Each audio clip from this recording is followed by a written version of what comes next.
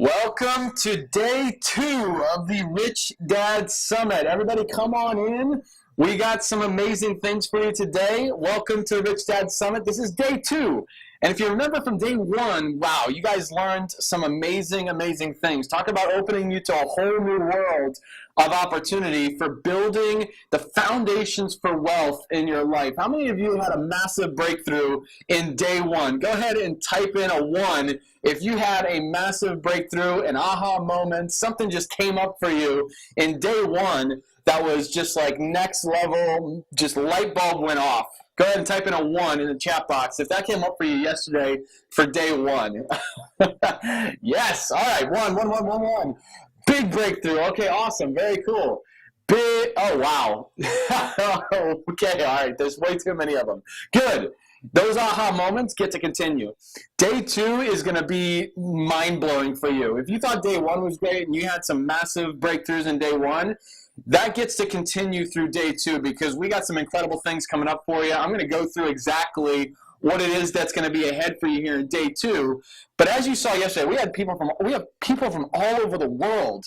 How awesome is this? Being able to share this with you and truly inspire people from all over the world to start stepping into your greatness, start stepping into the freedom that really building wealth in your life really allows you to create, being able to serve, being able to give, being able to take care of your family, create financial freedom in your life.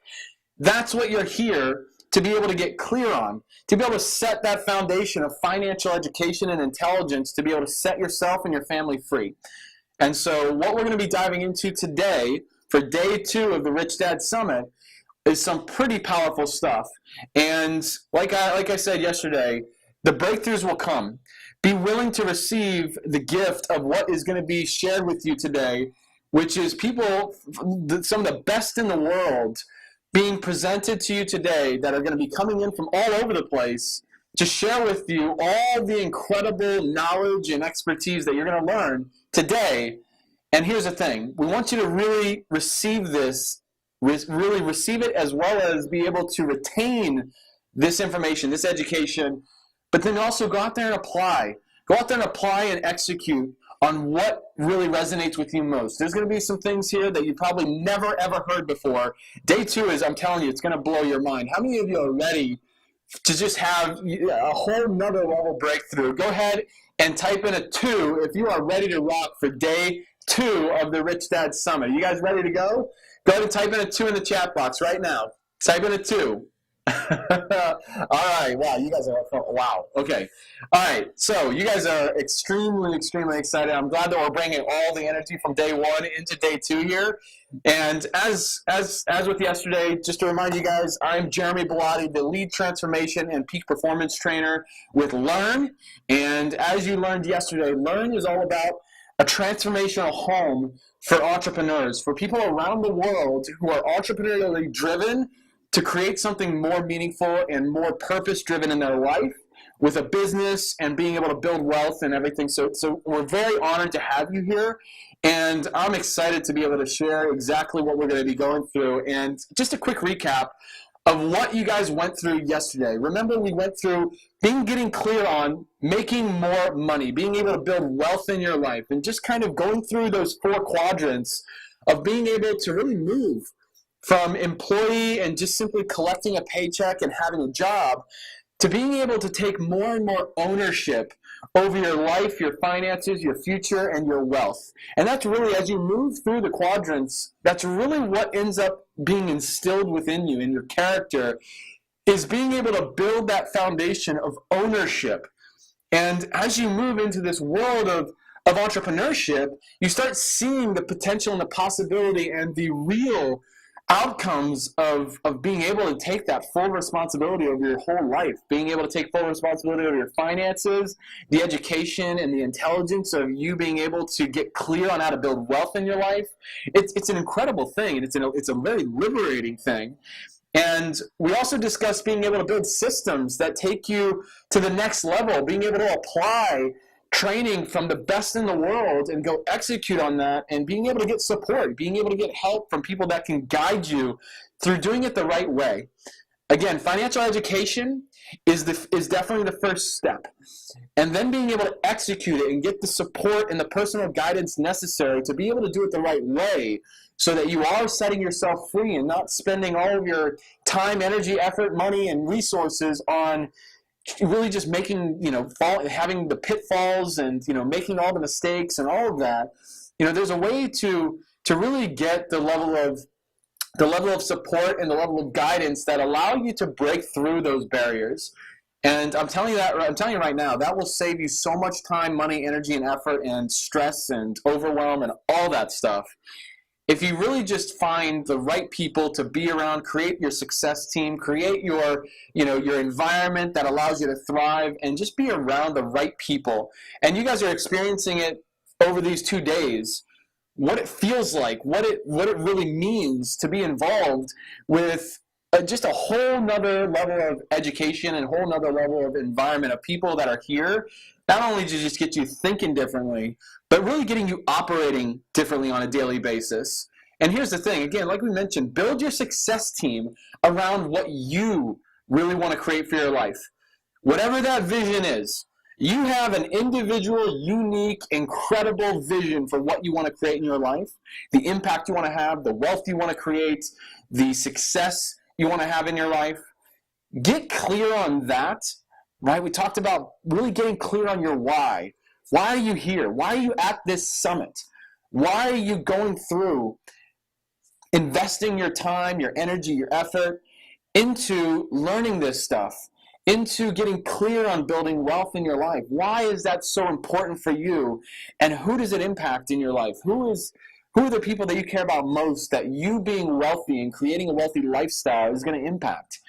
Get clear on that and start moving towards this bigger vision of you being able to create this in your life, and then build a success team around you.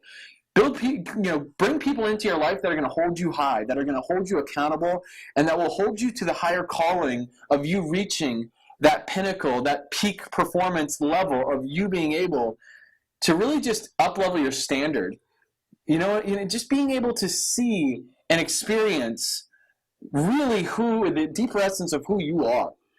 And I can tell you right now, and I think you would agree with me, that you have a lot more to give to this world in this lifetime than just simply collecting a paycheck every 2 weeks. Would you agree with that? Go ahead and type in a yes in the comment and check in the chat box if you agree with that. Go ahead and type in a yes if you know you have more to give in this world, in this lifetime, than just simply collecting a paycheck and having someone outside of yourself determine what you are worth. Would you agree with that? Go ahead and type in a yes. Yes in the chat box. Okay, well, all right, wow. Yes. Oh, goodness. I'm getting some pretty incredible comments. Guys, all you had to do is type in yes, but I'm getting some of you just going off. Seriously, this is awesome. I'm glad that this is penetrating. I'm glad it's resonating with you, because I'm telling you right now, get ready for what is to come for day 2, because I'm telling you this will just blow your mind with some of the things we're going to be diving into. I'm going to walk you through that in a second, because it's going to be all about how to have your money make more money. You want to get into the I quadrant and start becoming a real investor and taking full ownership over where your money goes, how it grows, and how to really build freedom and financial freedom in your life. This is the day. I'm telling you right now, you want to be here throughout the entire day to capture everything that is being shared with you, from the energy, the expertise, the opportunities that are available out there in today's economy, and really the opportunities that are giving you the ability to just put your stamp in the ground when it comes to building wealth in your life. You got that here today at day 2 at the Richdad Summit. This is all coming to you, and oh wow! All right, you guys are really, really excited. You guys are really, really excited, and here's why that's awesome. Because the enthusiasm, the energy that you guys are bringing, and like I told you yesterday, you know I'm going to be here bringing the energy. You know I'm going to be here getting you guys in the right state to be able to absorb and retain all the things you're going to be learning today, and all the things that you can truly, really just bring together and have as your wealth building toolkit for creating some special things in your life. You know I'm going to be every day, every minute here, bringing it to you guys, getting you guys psyched up, getting you guys clear on exactly what you need to do to be able to retain this stuff. I'm going to be bringing it. So I really appreciate you guys. I acknowledge you for being here, for bringing the energy. Go ahead and just give me a big yes, Y-E-S, capital letters, if you guys are excited for what's to come. Because today is going to be really, really powerful. You guys excited for that? Yes? Okay, awesome, good. Remember, there are two sides to success. There are two sides to success. And here's the thing, I want to reiterate this. Remember, success is innately simple. If you want to write that down, write it down. Because you do not get to forget this. Success is innately simple. I mean, why do people think that overcomplicating things is going to lead to some, dramatic breakthrough in success? Like, no, you really need to understand that success is innately simple. All these businesses and investments that you're learning about and all of these different opportunities to build wealth in your life, they aren't super complicated. Have you guys figured that out? These aren't super complicated at all. They're actually really, really simple. The key is finding the right system, building your success team, getting people around you that are willing to actually serve your higher calling and vision, and people that are just simply willing to tell you it like it is. And then also just understanding that success is innately simple. And remember, there's two keys and there's two sides to success. There's the method, or the system, or the tactics, or the blueprint. You have the method, which, let's be honest, you are getting a clear method for building wealth in your life over these 2 days. Would you guys agree with that? Go ahead and type in agree in the chat box if you agree that you guys are getting some powerful stuff here already, just within the first day, within the method of building wealth in your life. Go ahead and type in agree in the chat box, all right? I mean, this is just powerful stuff for you guys being able to get clear on what it takes. So the method is important, it's key. But the other side, remember, this is so important. And again, the reason we're going through this again is because repetition is the key to mastery, and you get to have this truly penetrating in your mind so that it can really sink in. Because if all you have is the method, but you don't know how to think and operate at the level that can get the most out of that method, it's not going to matter. You're not going to be reaching your full potential.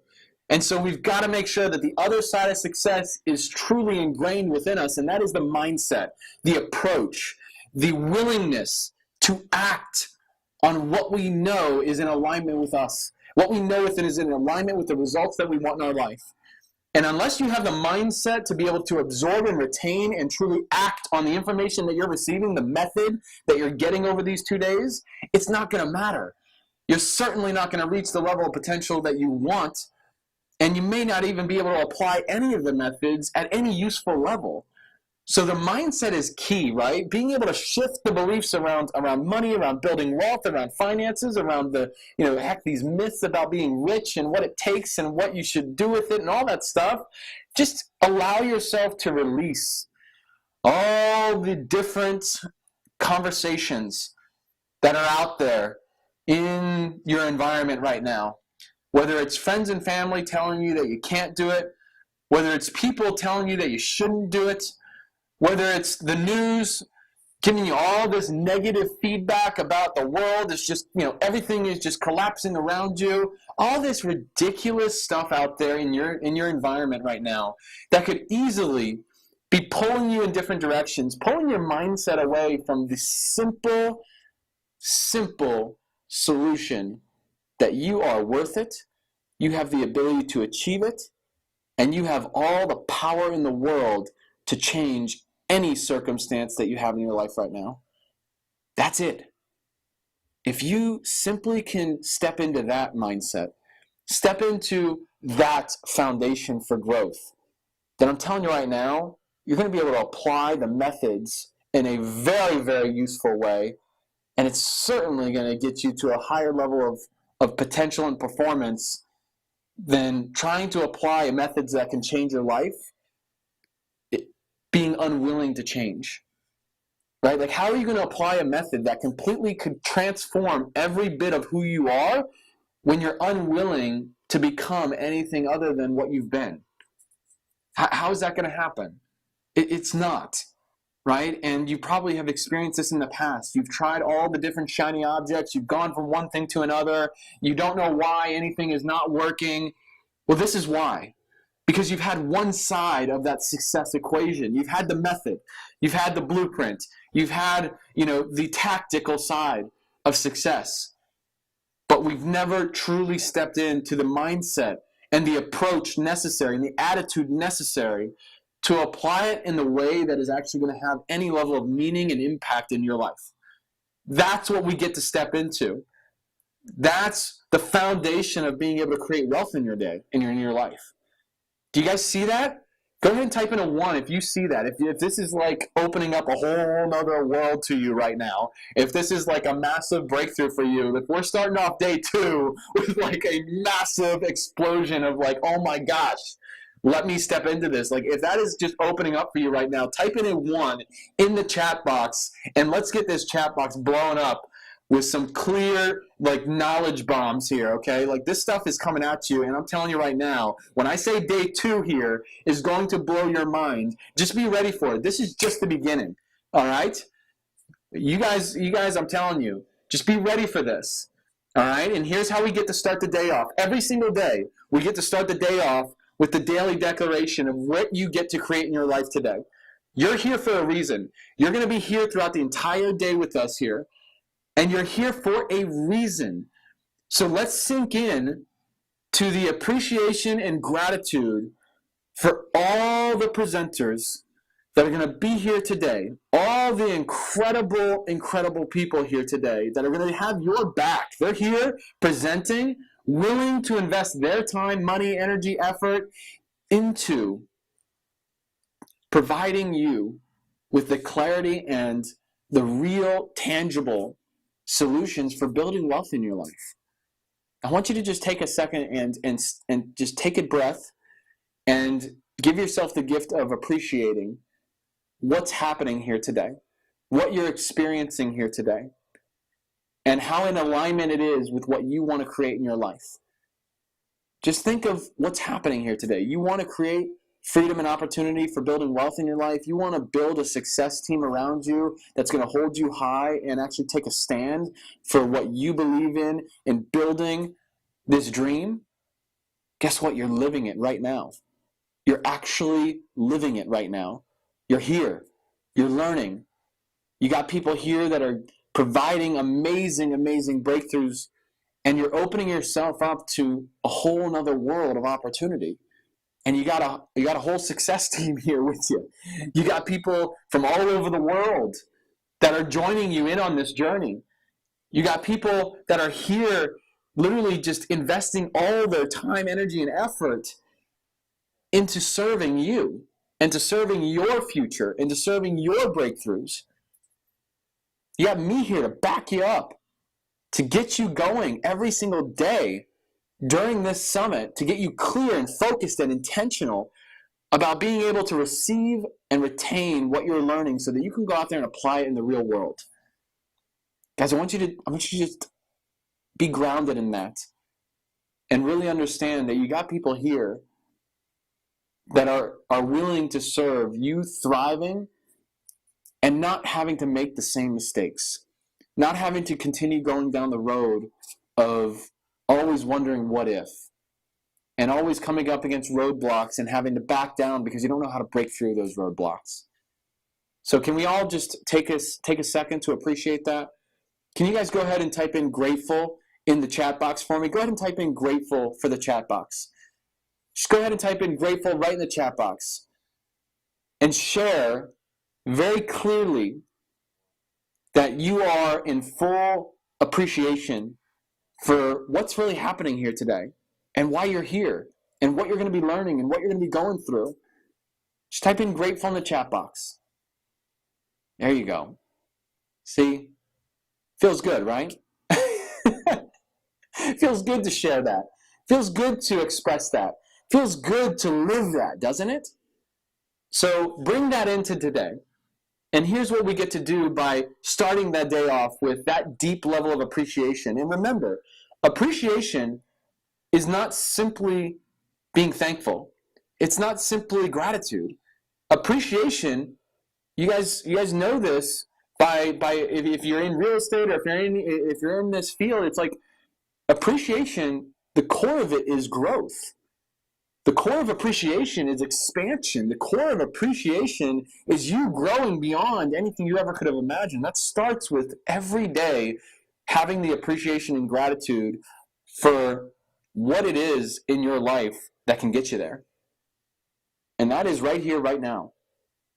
So the next step, now that you're grounded in that, let's get focused on what you get to create today. Let's get focused on the declaration that you get to make right now, the decision you get to make right now to change everything. I want you to write in the chat box, what is the one word that describes the declaration you're making right now today that is going to describe the rest of the day and the change that you're going to make and the breakthrough you're going to have? What is that one word, that one thing that describes what you are declaring gets to happen for you today? What's the one big breakthrough that you get to have? What's the one thing that's going to come up for you that's going to change the entire trajectory of you building wealth in your life today? I want you to just declare it right now. What is the decision you are going to make today the day that changes everything for you? The day that you look back on and say, that was the day. Day 2 of the Rich Dad Summit was the day that changed everything for me. It opened me up to what was possible. It opened me up to finally taking action on what I knew was possible in my life, but finally going out there and applying it, finally going out there and making a decision to act. What is that one word that describes what you're going to go through that's going to truly empower you and step into the willingness to take action? Go ahead and declare it right now and just commit to it. Commit to exactly what you get to achieve here today. You guys clear on that? We get to take the step towards that right now. You guys ready for it? You guys ready for the step to take into your breakthrough today? All right, we're going to go ahead and dive into it because day 2, I'm telling you, this will be mind-blowing for you. What we're going to go through today, we're going to be talking about investing in real estate, the opportunity in Bitcoin. Guys, this is hot stuff right now. You want to understand it. You want to be able to get clear on it. I mean, this is like next level stuff. This is stuff that you've never heard before. This is stuff that in ways that you've never heard it. This will blow your mind. I want you to make sure that you are committing to being here during this entire day, being focused, being intentional, and absorbing everything that you're learning here today. All right? We're going to be talking about leveraging the global economy, the power of soft assets, being able to get clear on tax savings and protecting your assets, and also the power of contribution, power of giving back and serving and impacting people's lives in a way that provides meaning and fulfillment for you, and also really provides meaning and fulfillment for the people that you touch, the people that you impact, the people that you really inspire. That's wealth. Right? That is true wealth and freedom in your life. That's financial freedom. And so the real core of this is understanding also how to execute on what you're learning today. The breakthrough of being able to finally go out there and execute on this stuff. And remember, all of the things that you're learning over these 2 days, all of them work. Remember, it's about truly aligning with what speaks to you. What really speaks to you and the direction that you feel confident in going, run with it. Run with it and go execute and apply this stuff in your life. Are you guys up for that? Are you guys up for doing that? Go ahead and type in yes, Y-E-S, capital letters, yes in the chat box. If you guys are up and you guys are committed to going out there and executing this in your life, going out there and applying this stuff, going out there and finding your path to wealth, going out there and finding people that are here to serve and support that vision for building wealth in your life. You guys up for that? You guys are 100% on board with that. All in? Yes? Go ahead and type in yes, Y-E-S, in the chat box. If you're all in, 100% committed to that. All right, because we're going to be diving into this. Okay? This is going to be really, really deep stuff. I want you guys to be taking notes. I want you guys to be giving your full attention to every person that's sharing this stuff with you. You're going to be learning from the best in the world. Okay? This is going to be powerful stuff for you today. So we're going to go ahead and dive in. Let's go ahead and get started with day 2 of the Rich Dad Summit. I want you guys revved up, ready to go, and ready to retain and get this stuff in your brain, ready to get going today. All right, you guys up for that? Yes? I want you to type in all in. All in right now in the chat box if you're ready. And that's when we're going to start going. We're not going to get started until you are all in 100%. You guys good? All in? Yes? Yes? Okay, good. So let's go ahead and dive in. Let's get started with day 2, Rich Dad Summit. We're going to go ahead and bring on Andrew Lance. He's the content director here with Learn, and he's going to go through the recap of assets versus liabilities and get day 2 kick-started. So everybody give Andrew a big warm welcome. Andrew, come on board. All right, what a great way to start the day, huh? Jeremy, man, I love the energy that Jeremy brings to this. He's such a smart guy, such a positive guy, and the impact that I've seen him have on students has been absolutely tremendous. So thank you so much for getting the day started like that, Jeremy. Thank you for having me on. It's great to be here on day 2. I had a lot of fun yesterday. I think most of you can agree that we covered some really cool stuff yesterday. I loved the people presenting. I loved what Andy was sharing. I love what Anik and Jeremy shared. You know, I thought it was all absolutely fantastic. So really excited to see what we got today. I mean, we got a lot of cool presentations coming up. I know you all are excited to hear those presentations, so I won't be on here too long. But I did want to remind everybody of something we talked about yesterday, which is the difference between assets and liabilities. And the reason why I wanted to talk about them is because it is the foundation for everything you're going to be learning about for the rest of the day. So, quick reminder, I'm Andrew Lance, Content Director at Learn. Really honored to be here. Let's talk about assets and liabilities. So, as we talked about yesterday, assets are anything that grow in value and they generate cash flow. Those are the best assets, the ones that both increase in value and they generate cash flow. Because at the broadest definition, assets put money in your pocket. That's what they do. And so the best assets grow in value and they generate cash flow as well. That's what real estate can do. That's what stocks can do. Profitable businesses are another great example of that. Precious metals, appreciating currencies might not be able to really generate a lot of cash flow for you, but they are examples of things that do increase in value typically over time if you make proper investments. Then the other hand, you have liabilities, right? Liabilities lose value over time. These are things like high interest debt, credit card, for example, paper money, which decrease in value every year because of inflation. If you have a big car loan, that can be a huge liability for you. An over-leveraged mortgage, employee wages, taxes, legal risks. All these things, again, like we talked about yesterday, it's not that you want to never have any liabilities. You almost certainly have to if you're going to, live a good life. Most of you are going to need to take out a car loan to have transportation. Most of you are going to need to take out a mortgage to have a place to live. Because in some places it's actually a better financial decision to buy as opposed to rent your home. It's problematic, though, if you have mortgages and car loans that are just not smart financial decisions. I personally know many people who are in the situation where they're basically house poor. They have these huge houses that are actually worth a lot of money, but they themselves have no capital, no working capital to work with every month because all their money is tied up in their mortgage and their property taxes and repairs that come up. So you don't want to be house poor, you don't want to be car poor, okay? So be mindful of liabilities, right? Be mindful of liabilities. Don't necessarily avoid them completely.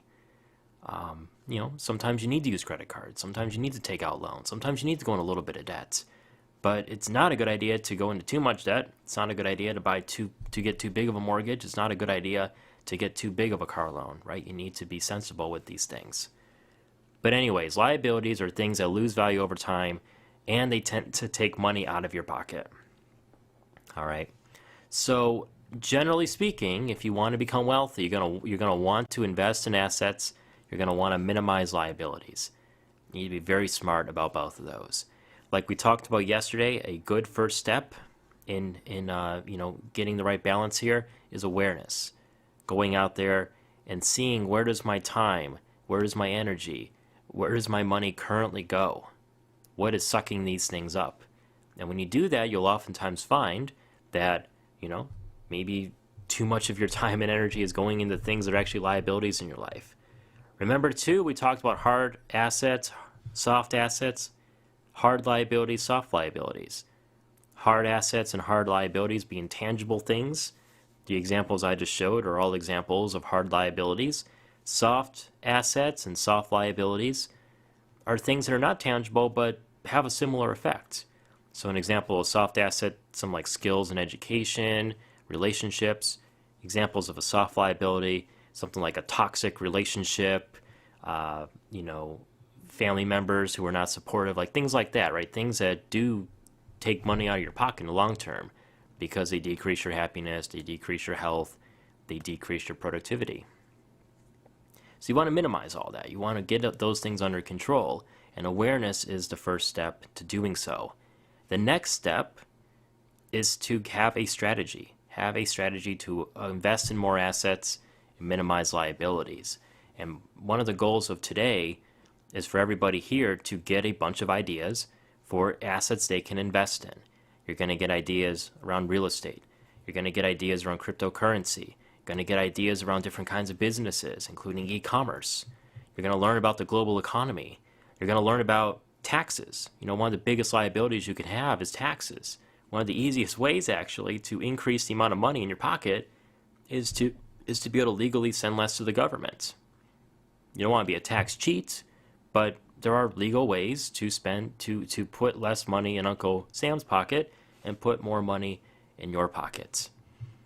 So you're going to learn about there. You're going to learn about how to protect your assets because, as I mentioned, a big liability for a lot of people are lawsuits, legal risks. You're going to learn about how to protect your assets and make sure that you have the best possible coverage against something that can be a very real liability. This is not something that we think a lot about, but when it hits, oh my goodness, it becomes all-consuming. So best to understand it and learn how to create strategies to mitigate that risk now when it's not an urgent concern than when it becomes an urgent concern and you could lose everything. You're going to learn all about that today. We're going to finish off by talking about some of those soft assets. We're also going to talk about the power of contribution. Anik Singhal, who's a fantastic entrepreneur, you heard him yesterday, very smart guy. He's going to talk about how becoming wealthy gives you opportunities to give more. And this is why we're so passionate about working with you, because the wealthier you become, the more successful you become, the wealthier and more successful everyone else becomes, because your success will enable other people's success.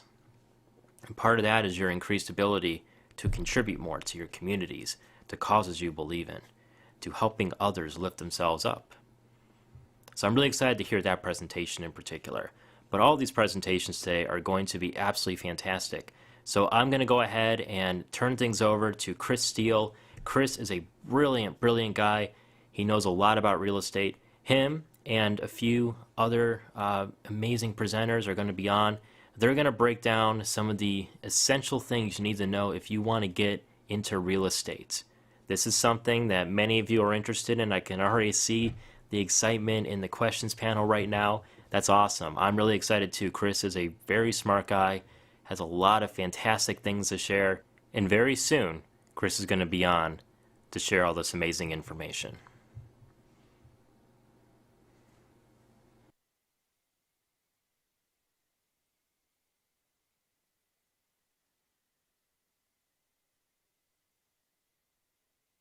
Hello and welcome everybody to this Coaches Roundtable. I'm your host Chris Steele, and I am honored to have with me a few of Robert's personally trained coaches and success stories, Allison Timothy, Daniel Ray, and Ken Lawrence. I'm going to let you guys go ahead and introduce yourselves.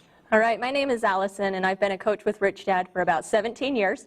I've invested in real estate for about 20, and I've had a lot of experience, different kinds of properties, different investments. I love coaching, though, because I love to take people through the different steps of real estate, just the different buying cycle, and really try to simplify it as best I can, yet still trying to give a lot of detail from my own experiences, things to do, maybe mistakes to avoid, and so that's one of the reasons that I love coaching, but I still love real estate because I get to do both. Right. Yeah. How about you, Daniel? I'm Daniel.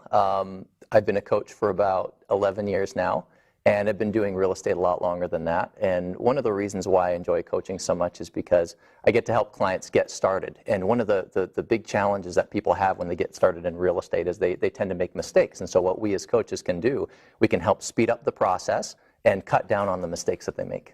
Yeah, that's a great point. And last but not least, Mr. Lawrence? Yeah, I'm Ken. I've been investing for a little over 20 years and coaching on and off for about a dozen. And yeah, as you said, you've got a great deal of experience, and that brings me to my next question before we jump into our favorite subject, real estate. Let's talk a little about coaching. What is that like when you're coaching somebody, for the first time? They're buying their first property. I mean, we'll talk a little bit about your first property if you can remember back that far, Ken. But what's that like when you're coaching somebody? For me, I think it's really exciting to be able to see somebody take those first steps. And it takes me back to my first property and some of the fears that I had, the challenges that I thought were going to stop me. And just be able to express to people, do you know what? There's a lot of different ways to be able to get to that final goal, being able to help them understand that there is more than one way to invest. Most people that jump into real estate say, well, I just want to buy the single family house, put a renter in there, and good is good. And so being able to coach someone and help them see other opportunities, help them understand building a strong foundation, it's really fun to see somebody build and grow from ground up. Yeah. Well, Ken, really though, you've been doing this for 20 years. Do you remember the hesitancy, the fear of your first property when you're coaching somebody on their first property? Yeah, I think anybody has a bit of fear when they do something for the first time, and I was no different. My first investment property was a little duplex, but I wondered about all the things that might go wrong, and there's a little bit of fear with the unknown in any time you do something. Yeah, absolutely. Daniel, why do you think it's important for people to get some guidance when it comes to real estate investing?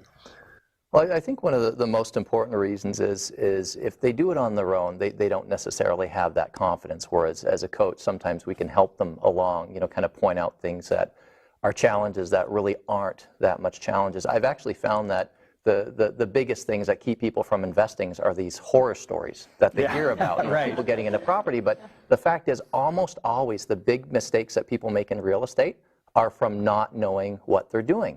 And when my clients will bring to me concerns, well, what about this? What about that? And I point out the reason for the mistake and how to avoid it, 95% of these problems can be avoided. It's not that there's not risk in real estate, there is. But if you do it right, you can eliminate most of those problems, and those horror stories that you hear about just don't happen as much. Right. Yeah. No, I love the term calculated risk. I can remember our first property too, and it scared my wife and I to death, really, because we had never done it before. But I can remember the satisfaction of doing that first one and thinking, wait a second, I can do this again. And that's how it got started. But let's talk about it, because really we love real estate. We know that Robert loves real estate. Right. It is the only investment where you really can generate some serious cash flow, but equity at the same time, long-term retirement, serious wealth kind of thing. Right. Talk a little bit about that, Allison, in regards to 4 greenhouses, 1 hotel. Yeah, I hear Robert talk about this quite often. He grew up playing Monopoly, which was probably the only financial literacy type game of the time. And so the premise behind Monopoly is you buy your 4 greenhouses and then you trade it in for a red hotel. The idea that Robert's talking about when he's referring to his 4 greenhouses red hotel is it's okay to start small. It's okay to start in your own backyard. Usually what he's referring to is let's start close to home. Let's start with an area that maybe property that you're comfortable with. And something I tell my clients is, hey, most of us have either tried to find our own property, since we're coaching adults usually.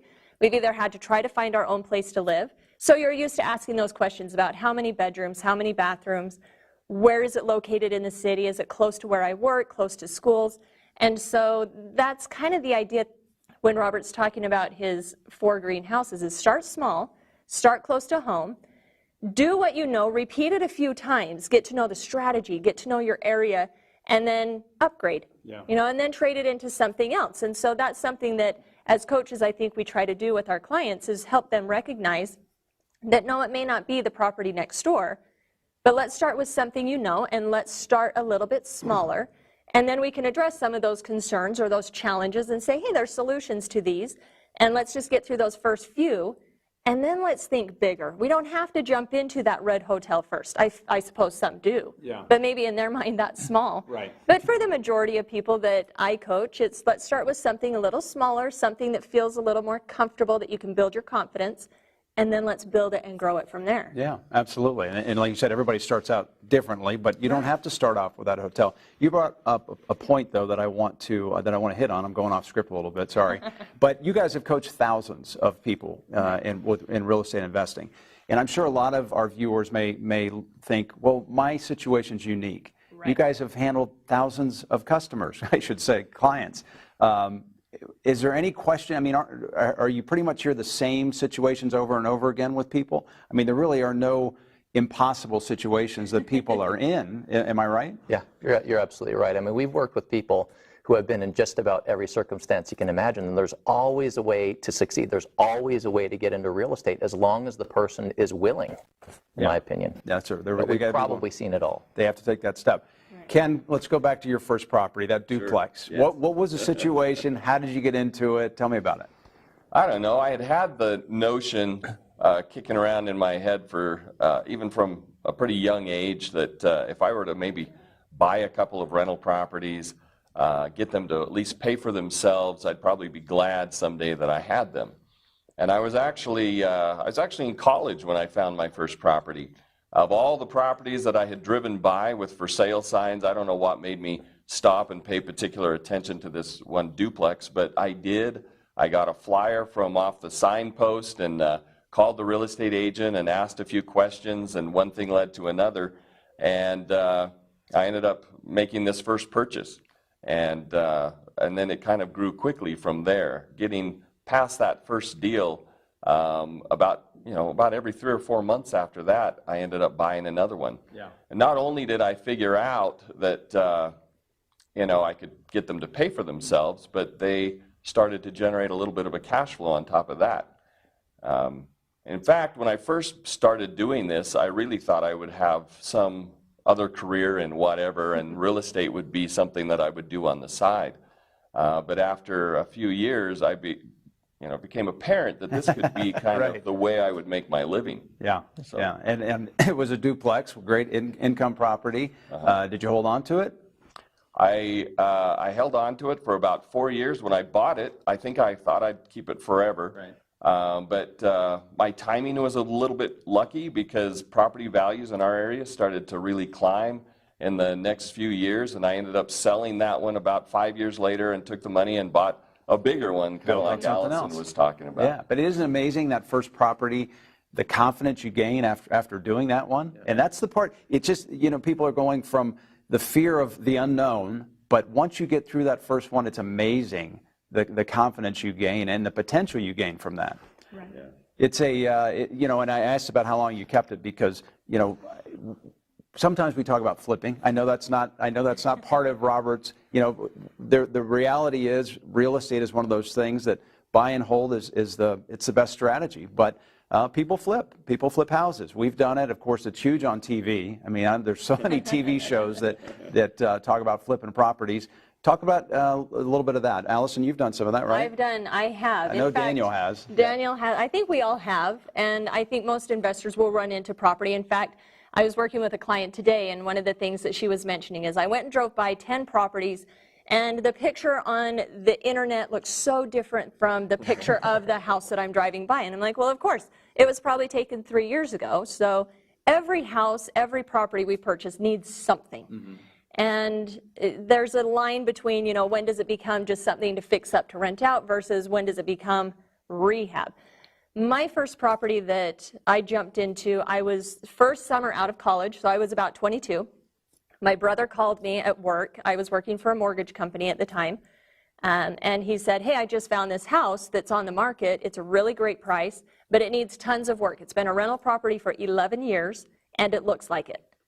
And so he said, I think we can go in. I think we can update the whole thing. He said, it's in a great neighborhood. Go drive by on your way home from work. And I drove by, and I said the same thing my client did. Holy cow, that thing needs so much work. I think just the bricks are the only part of the house that's probably worth saving. And so we went into this property with the intention of fixing it, and then selling it, that took a little turn because we had fixed the property, and when the property was finished, at the time I was renting a house with a bunch of friends, and our rent just got raised. And one of my friends came to me and she said, hey, don't you own a house a few streets over? And I was like, yeah, but my intention is to sell it and flip it. And she said, well, what if me and this other friend that we lived with, why don't the three of us move in, we'll pay you rent, and we'll come up with a fair price. And I said, well, that seems fair. We need a place to live, and I don't want to pay someone I don't know rent when I have a house and a mortgage. So I paid my brother out, and my friends and I moved into this house. They paid half the mortgage, paid half the utilities, and that was my aha moment of, wait a minute, if I can collect rent from people I know, why shouldn't I collect people from rent I don't know? Right. And so we started doing it. Next house, though, was, again, intended to be a flip. The thing with a flip, though, is it's time intensive. And it was like another job. Even though I didn't have to use a ton of my own money, it did take some of my money, but even more importantly, it took a lot of my time. And so I think that's one of the things that Robert cautions about, is we don't want to look for another part-time job, especially another full-time job. And sometimes a flip can turn into that. Mm-hmm. And so we have to be careful of that when we jump into flips. Yeah.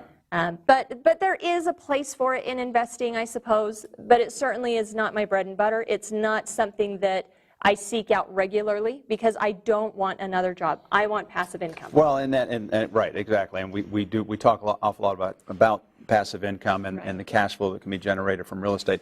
But I know, Daniel, you've done some flipping. I have as well. Where would you say, talk a little bit about the opportunity and the risk of Yeah, not a problem. And I've got the same problem as Allison. I buy properties to flip and I end up keeping them and renting. I know, I just That's a good problem to have. Right? Exactly, yeah, it's not bad. For those who don't know, flipping is where you buy a property, you do a lot of fix-up, and you intend to sell it for cash. And the benefit of that is if you need cash to spend, for your family, or if you need some cash to put in on another property as a down payment, that's a great way to do it. The challenge with flipping is the fact that it's more of a business as opposed to a real estate strategy. It is real estate, but it is a business because it does require you to get a lot of things right. You got to buy the right property at the right price, probably the right neighborhood. You got to make sure that your renovations are done, on budget and in time. And also you got to make sure that the property sells and that the market doesn't turn and that it's all done in the proper time frame. So if you're up for that and you want to learn that, we've done it. It does work nicely if done well, but there's a lot of things that you need to juggle. But one problem that I find with flipping that almost always happens is when I meet somebody who's done a lot of flips, they almost always have quit at some point. They've stopped either because of the bad deal, they ran out of financing, or maybe they, maybe they just stopped for some reason. But they almost always regret one thing, and it's they regret not having bought rental properties. Yeah. Almost every single time. Well, and I think it is a balance, really, when it comes down to it. I see a tremendous opportunity with flipping, but there are some risks associated with it that are not there when you're talking about buying and holding. One, you have to be very much in tune with the market, much more so than when you're talking about buying and holding. Market fluctuations, if you're talking about relying on the ability to flip a property, you can get yourself in a bind. Yeah. And that can cause somebody to stop real quick. Absolutely. One of the things I love about flipping is if you have your team in place, and we'll talk more about the team, and if you have them in place, you're just replicating, on each property. Mm-hmm. And I love I really get a tremendous amount of satisfaction out of providing the work for some of these guys, and to be able to come in, whether it's a plumber, electrician, to be able to give them ongoing work. But if you've got that team in place, I mean, man, it's awesome to be able to go and say, okay, go in, the deal, we're doing. I mean, it is a little bit about the TV, like the TV show. We're going to go with this floor, we're going to go with this countertop, that kind of thing. So it really is. I don't want to say it's easy, but you get a system in place, and if you're in tune with where the market is, there are opportunities there. But we don't want to get away from really. The real opportunity is in that buy and hold. That's where you're generating your cash flow and that long-term equity. Exactly. My very first deal was actually a fix and flip. I had a friend of mine come to me because he was interested in real estate, and he saw that I'd been reading all these books and going to seminars and things. So he was going to buy a property, but he wanted a partner to help him, kind of coordinate this stuff. And he said, well, if I buy the property, will you come in as a partner and help me out? So he bought the property, paid for all the renovations, and we did a little bit of work in the property. We sold it. We ended up splitting the winnings 50-50. We made about $10,000 each. Yeah. And in your early 20s, that's a good That's paycheck, great. right? Yeah. I love that you call it winnings, too. That's good. Well, one of the things, too, that my wife loves, and I think, I don't know, it's maybe a personality thing, I get a kick out of it, too, is that before and after. When you Right. go in, and we've taken, oh my gosh, we've taken properties that were so nasty. I mean, literally, we have pictures of just taking stuff to the dump. And then when we got finished, we had a great rental property that people loved living in because it was in a great location. So we enjoy that. We like taking the ones, my wife always says, that nobody else wants. Right. Because that's where the opportunity is, So, but let's get back to buy and hold and real estate in general. Ken, there's a myth out there that you got to have a bunch of money to get into the game. And of course, Robert says that's not the case. You don't have to have a lot of money to get into real estate. Why is that true? Well, I said that I was in college when I bought my first property. Yeah, and I where'd you get all surely your didn't millions? have a lot of money. Yeah, there are so many different ways to get started without a lot of cash. Creative financing strategies, finding sellers who just want out of a property and are willing to let it go. Sometimes just taking over their payments. I don't know how many of you have ever found someone who, for whatever reason, just wanted out. And would gladly walk away from their property if there was just no consequence, if they could just walk away and be done, or get a couple $1,000s and walk away. I purchased some properties that way. For a first-time home buyer, we talked about starting small. I think there's some merit to starting small, but I wouldn't want anybody to feel like they couldn't start with something a little larger. Right. And one of the things that I suggest to a lot of my students, especially if they're renting, is to maybe consider buying a small multifamily property, maybe a duplex or a fourplex where they can live in one unit, rent out the other 1, 2, or 3 units. Because first of all, there's some great easy financing programs if you're going to be an owner-occupant where you can buy it with 3 or 4%, sometimes even nothing down. Especially as a first-time home buyer. As a first-time home buyer, for sure.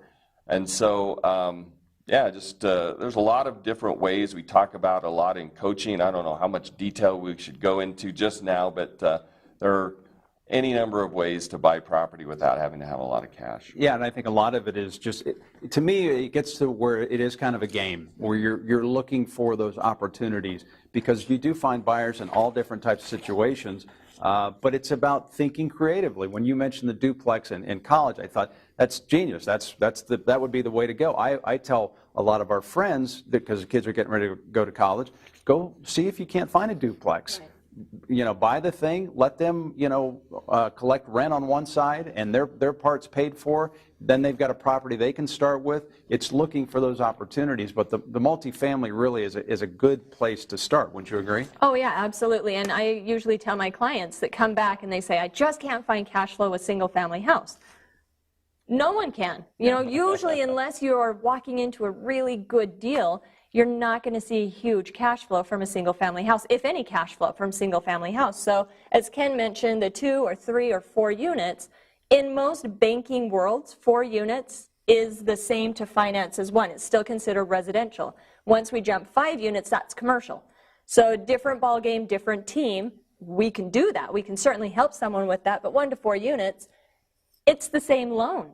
And so, as Ken said, buy 4 units, live in 1, rent out the other 3. You're likely to live there for free. Right. That's just it. Yeah. So yeah, there's a lot of opportunity. And as coaches, we can help people brainstorm these ideas that perhaps they didn't even think about yet. Yes. Because we know there are a few tricks that still work when you're trying to speak to banks. That is a great point, because a lot of times, for a new buyer, a new investor, they're not going to think of those creative ways to finance, or look for those, go knock on doors, see if somebody's interested in holding paper. A lot of times you'll find somebody that's had a property for years, they're willing to hold paper, and that allows you to get in there for nothing or next to nothing.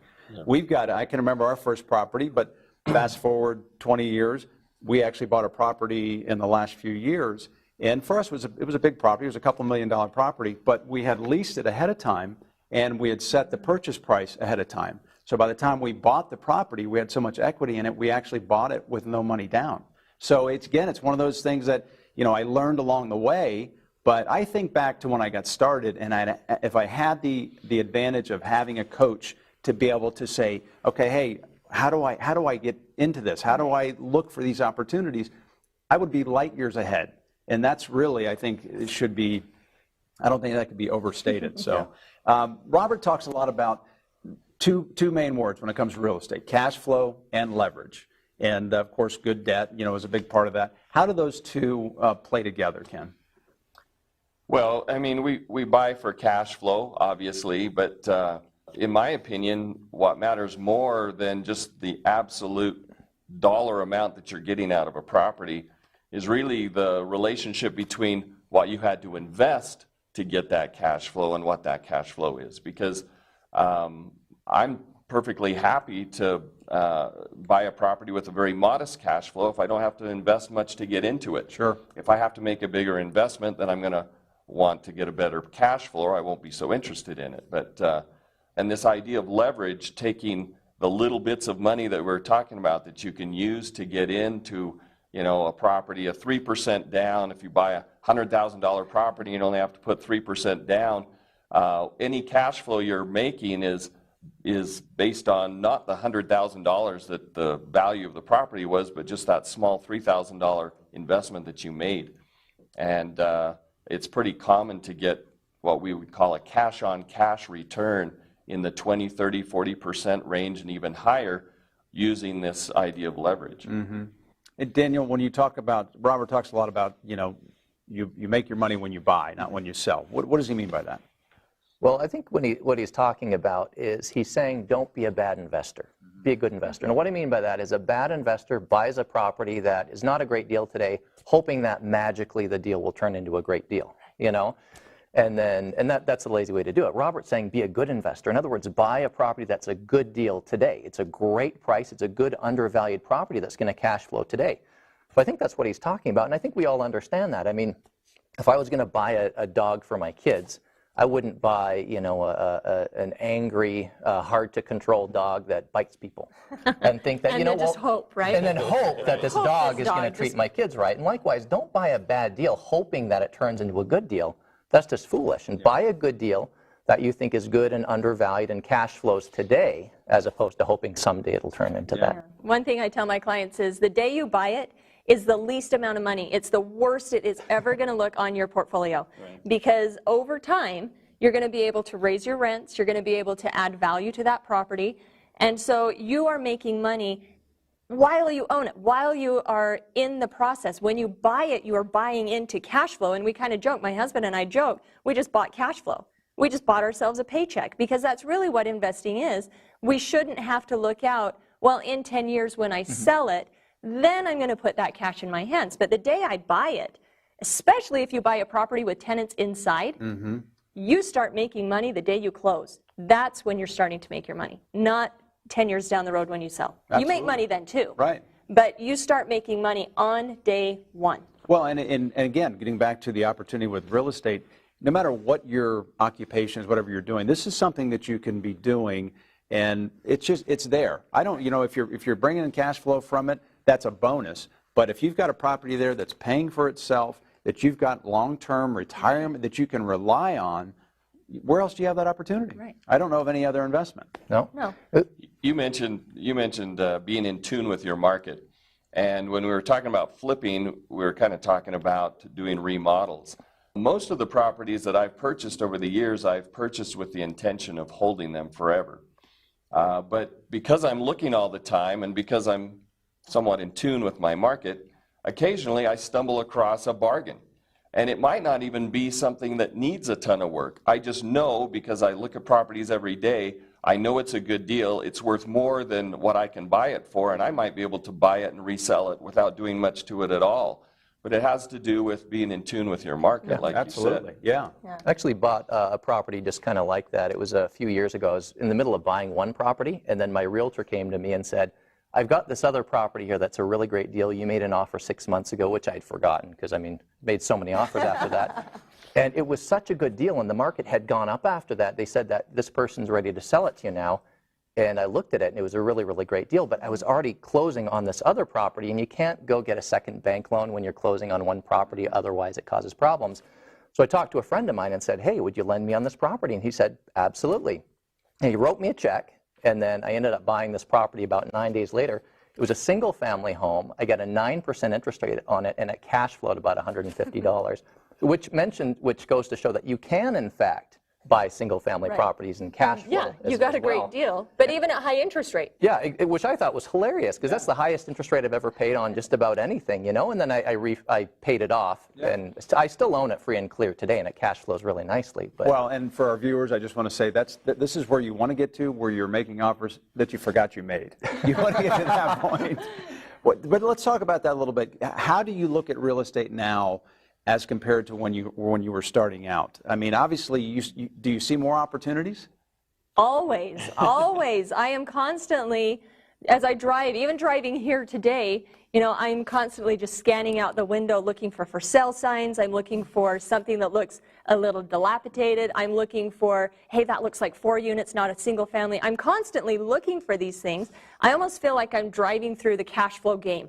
You know, where there are opportunities everywhere to the point that you know you can't take them all, so you're kind of cherry picking, like, this is a good one and this is a good one. And, you know, I always go home and I'm like, hey, we got to look at this thing, and, you know, I got to look up this property, and I'm texting my agent saying, hey, can you find me more information? I've got to go to a work meeting, but, you know, I've got to do this too, and I'm taking the kids here and there. But, you know, being able just to see it, it's like a game. Don't you guys feel like it's still kind of a game? In a good way that makes me real money, though. Oh, yeah. But it's a game. Yeah. I think the way that I think you described it perfectly, you know, it really does become, you know, somewhat like a game, and that you really see opportunities wherever you look. And I think a lot of it is the fear that was there is no longer there. You've done it enough. Of course, you guys have done it more than most. And so to be able to translate that to somebody who's just starting out, I think is just huge. Again, I go back to that first property and just how scary it was. So I can definitely appreciate that. Talk about a little about debt, because Robert, you know, is a fan of good debt. Does it scare you at all, or is it really just part of doing business? well, you know, I've got a thought on that. I really like debt more than the average person. I really do. I don't view it as risky anymore because I know what to do with it. But I think one of the huge advantages of real estate is when you combine appreciation and leverage together.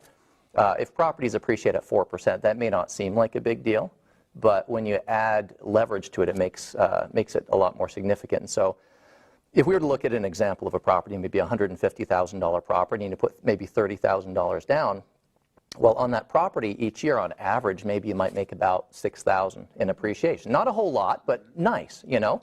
But if you consider the $6,000 that you made on the property and the $30,000 you put in to make it, 6,000 divided by 30,000, that's 20%. So we're not even talking about cash flow here. We're not even talking about the tenants paying down the mortgage. We're talking about this extra bonus appreciation. And sure, you can't take that money to the bank right away, but eventually when you sell the property or refinance it, you get the benefits from that. And that's why people get rich in real estate. Absolutely. Looking at more. Yeah. We had a house that we had as a rental property. And like we find another deal while we're kind of working on one, and you find the next opportunity.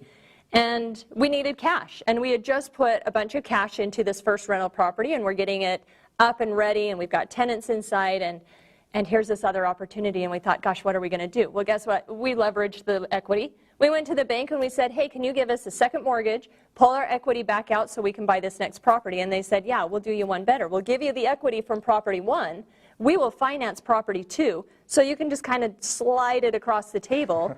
So we leveraged property 1 in order to buy property 2. No extra cash flow out of hand.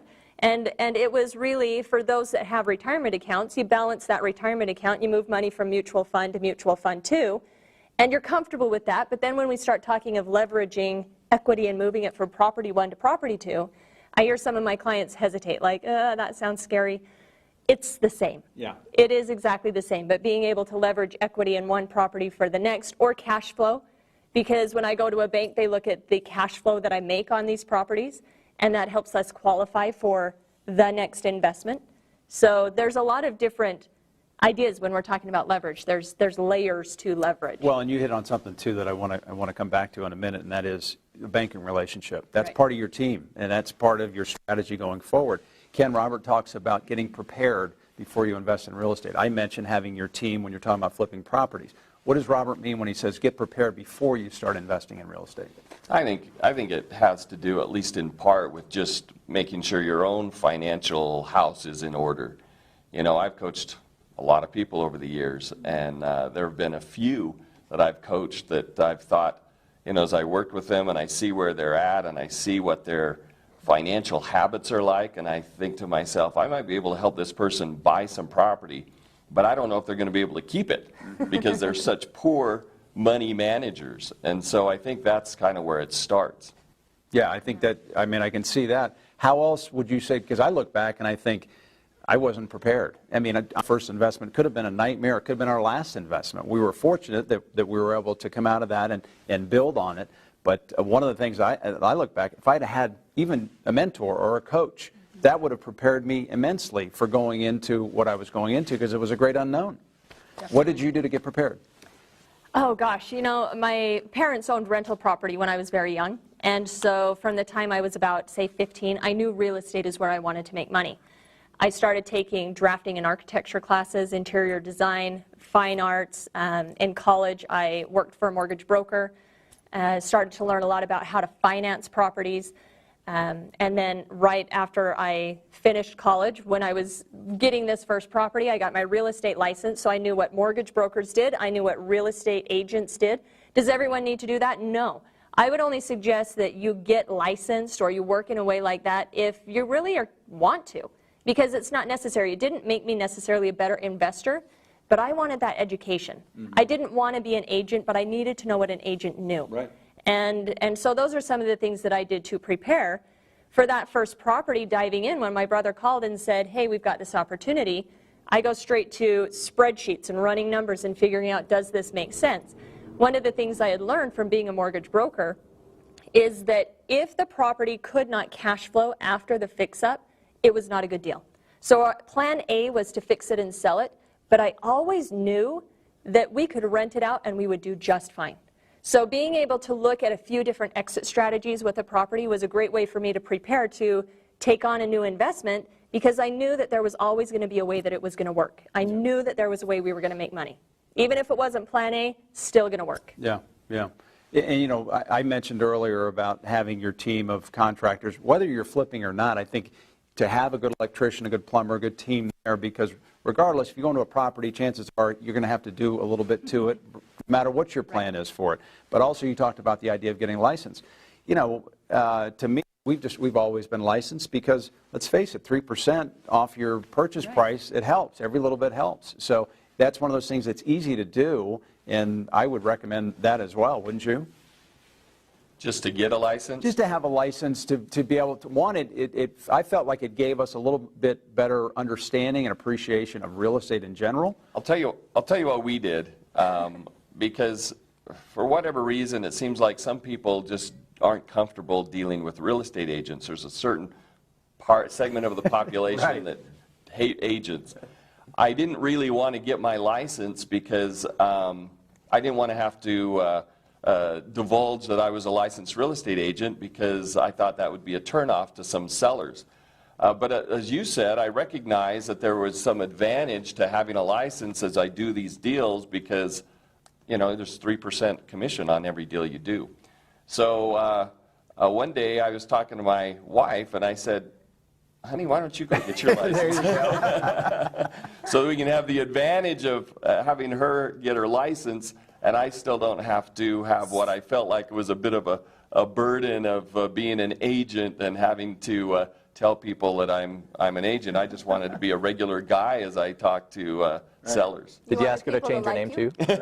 He doesn't care what his wife, what they think of his wife. What they think of his wife, but you wanted people to still like you. And so she was the heavy hand that was like, but I'm the agent. Right. But yeah, I think people can certainly be successful without having that license. And something I caution my clients about is, if you get your license and you have access to the whole of the MLS system, or whatever system people would have access to that has all the properties and all of the charts and graphs and stats, are you likely going to give yourself another full-time job? Are you the one who's going to be on the computer till midnight looking up all of this stuff? Or would it be better for you to look on a website, text your agent and say, you find the info. Right. No, and I then get you that. send it over. So I think you have to keep yourself in check, and people obviously know their personality and what they're likely going to spend their time doing. Yeah.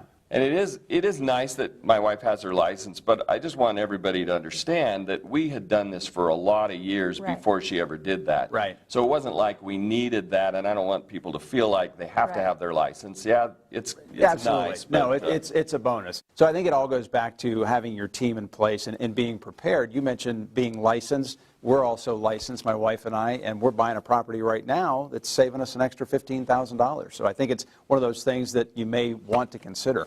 But let's talk about real estate in general. Why is real estate a good investment regardless of the economy?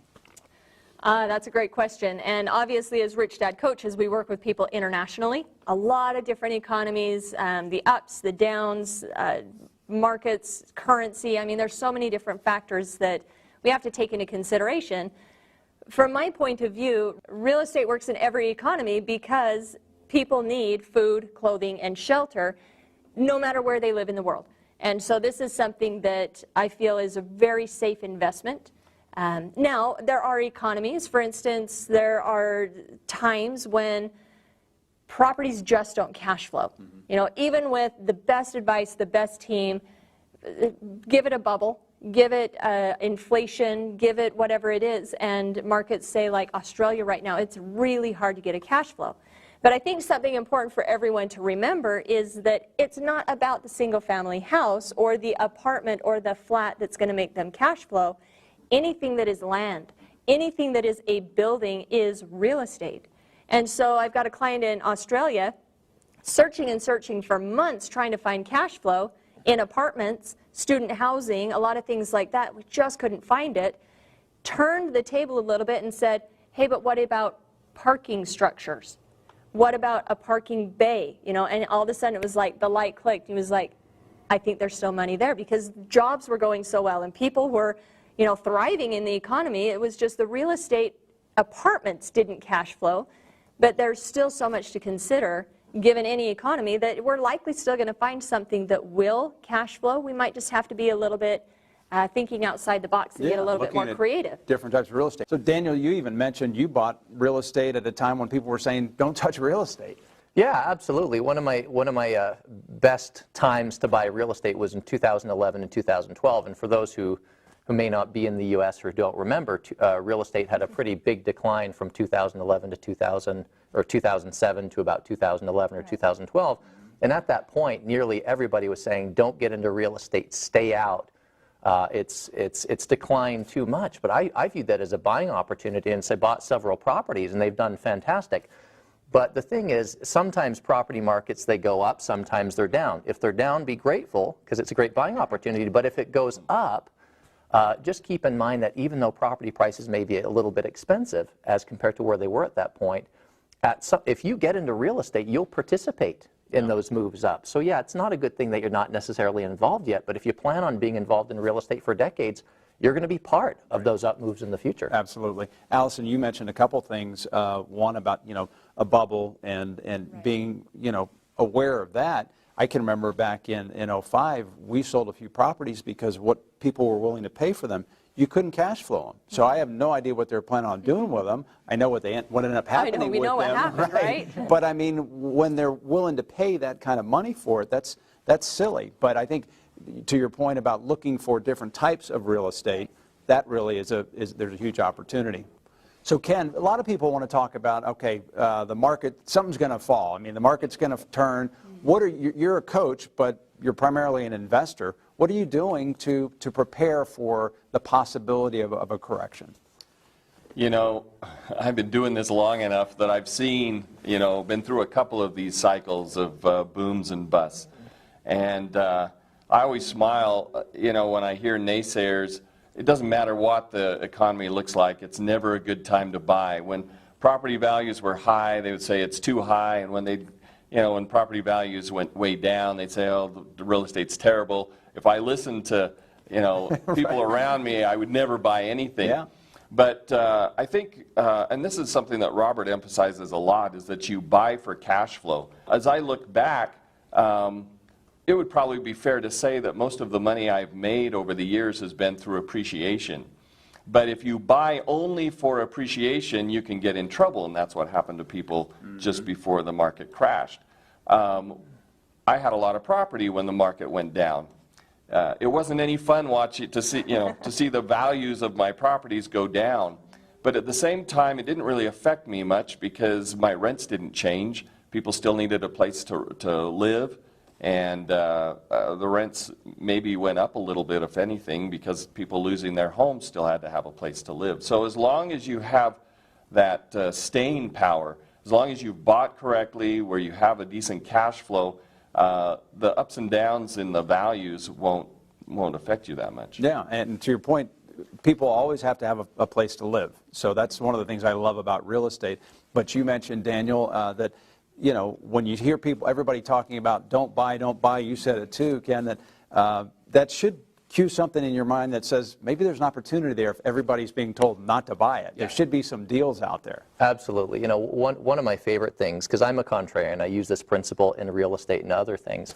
And I've got 3 things that I look for in being a contrarian. Number 1 is a nice solid price decline. Unfortunately, it doesn't happen in real estate very often, which is why real estate's so great, but in other asset classes it does. And in 2011 that had happened. Number 2, I look for extreme pessimism. So if everybody hates an investment, there's a good probability maybe it's going to do well. And then the third thing I look for is an objective measure of value. And where I was buying in 2011 and 2012, I could find 20, 25% returns on investment on average properties on the MLS. So it really wasn't that tough. But one thing to keep in mind in this context of the discussion about, kind of when is a good time to buy, is you almost never hear somebody say, oh, gee, I regret buying 20 years ago. You never see that. It's if people could go back 10 years ago or 20 years ago and buy, they would, because the values of properties almost always increase. And when I hear people lament, I actually talked to a real estate agent a few years ago he was still a real estate agent. He had been in real estate since the 1970s, and he said he had bought 10 properties in the 1970s, and in a moment of madness, he called it, he sold them. And had he owned those today, he said he would have been completely rich. He would have been completely financially free. But he sold them. And again, that regret from selling rental properties or not getting in early is usually the big regret I see people have. Absolutely. And I think it's important for our viewers to understand, because there's no shortage of people out there that are going to say, oh, real estate, I'd stay away from it, something's going to happen, it's a bad deal. You are 3 of many examples of people that have been successful over years, fluctuations in the market. It goes back to, I don't know who said it, or if it's scripture, I don't know, but a man with an experience is never at the mercy of a man with an argument. And that's the reality. You all have experienced it, you've been successful, you're living proof that regardless of what the market does, you can make money, and you can make crazy money in real estate. And I think that's important for viewers to know. Ken, I want to ask you, though, we were talking about being prepared and also the idea of risk in real estate. Why is it, Robert says that really there's not a lot of risk involved if you know what you're doing. Why is that? Well, there are so many things that you can do as far as getting familiar with your market and learning how to make evaluations of the property and the cash flow. But when I hear the word risk, I think of so many of the clients that I've worked with at the beginning. They're afraid, like anybody would be, I guess, to starting something new. And a lot of what they see, what their fear comes from the money the debt that they'll have, as they get into property. My background was different from Allison's. Allison said that her parents had been investors before. My parents hadn't invested at all. My parents were both school teachers. And I can remember at a family gathering, I'd probably been investing for 4 or 5 years, about that. And I think I had maybe 8 or 10 properties, all small multifamily properties, all of them generating some positive cash flow. And I felt pretty good about what I had going on. I didn't feel wealthy by any means yet, but I could see that I had these properties that were paying for themselves and generating a little bit of money. Well, we were at a family gathering, and I happened to be talking to my dad. And my dad knew that I had been investing, but I guess he hadn't realized how many properties I'd accumulated over the last few years, because as we were talking and he was asking me what I was doing and what I had, and I kind of told him I felt a little proud of my accomplishments, and he started acting more and more annoyed. And I could tell he was getting a bit aggravated. And at some point in the conversation, he said, "Ken, I don't know what you're trying to accomplish by getting yourself into all this debt." And it occurred to me that he saw what I was doing in a completely different way than the way I saw it. All he saw was I had signed my name to mortgage obligations, and what I saw was I had debt, but other people were paying for it for me, and these properties were growing over time. Because I could be a bit of a smart aleck when I was a young kid, when my dad asked me what I was trying to accomplish by getting into all that debt, I said, "Well, you know, Dad, some people have a goal to be a millionaire by the time they're 30. And he said, "Yeah." I said, "Well, my goal is to owe $1 million by the time I'm 30. And of course, you know, he reacted like I thought he would, which is to shake his head and walk away. Right. But the reason, I mean, part of that was just to get a rise out of my dad, but part of it too was there was some truth to that, meaning that I knew if I owed $1 million, then I would have at least $1 million in real estate. Sure. And even though that wouldn't necessarily make me a millionaire, it would guarantee that someday I would be, because eventually that property would be paid for. It wouldn't be me that paid for it, it would be my tenants, and it would be worth a lot more down the road anyway. Yeah, absolutely. And I think it goes back to perspective. I mean, it's really, you were looking at it one way, your dad was looking at it totally different. And Daniel, for our viewers that maybe are just thinking about real estate, and maybe the risk is a little bit too overwhelming for them. Obviously, you have a different perspective. Yeah. What would you say to them? Well, I think people need to understand there's a big difference between risk and being risky. You know, everything has risk. Every investment has risk, but you don't have to be risky. And one of my favorite discussion points by Robert Kiyosaki was when he would say that investing is like driving a car. You know, there's risk involved, but, you know, if you follow the rules of the road, you take some lessons, you put on your seatbelt, there's less chance you're going to get into an accident, but there's still risk. And it's the same thing with investing, but I mentioned before that one of the things I've noticed is that people who get into trouble, into real estate, almost always make big mistakes that the pros, the people who really know what they're doing, don't get into. Mm-hmm. And one common mistake, or one common concern that people have is that, what if I buy this rental property and nobody rents it? You guys hear that all the time? Yeah. But the fact is, if you buy a good rental property, if you've got the right rent, you've got the right condition, and then you market it properly, unless you royally mess up on one of those three, somebody's going to rent it. It's just going to happen. So it's not a concern among professional investors at all, but it's a concern of people who don't own rental property generally. Another one is, what happens if I get a problem tenant? The tenant moves in, they do a bunch of damage and move out. And that happens in real estate. Right. We've all heard it. But it doesn't happen a whole lot when you screen tenants regularly. You know, when you screen tenants, you do a credit check, you do a criminal and background check, you call previous landlords, you check their employment, you do debt-to-income ratio analysis. And what are the chances that a nightmare tenant is actually going to pass all of that? Right. It's just not going to happen, no. You know? So you're going to see that beforehand. So if you do those screening of tenants, you're going to have good tenants go into your property, and it's very, very rare when you have those big challenges, you know? So my point is, if you know what you're doing and you put those proper things into place, the risks in real estate drop tremendously. Right. And don't you hear often those horror stories are from people who have horrible tenants inside, and you say, well, but did you check their credit? It's like, well, no, I didn't have time to do that. You know, well, did you check to see if they could hold a job? Like, no, I just had to get someone in. I was so worried about having a vacancy, and so I just put someone in. I'm like, and how's that working out for you? You know, how's that not getting rent for 2 months, 3 months, and having to fight to get this person out that you probably shouldn't have put in the first place? But yeah, if you go through the correct steps, and that's something that we hear from clients is, you know, well, what if I'm not going to rent it? Well, then buy a property with tenants inside that have already been screened, that have months of credit history living in that apartment. You're going to lessen that risk significantly than if you just try to jump in the race car and head down the street without really gaining any knowledge or education or lessons. You know, start with something that has already proven itself and then build from there. Yeah, and here's the reality. This is what I'm hearing and what I've experienced.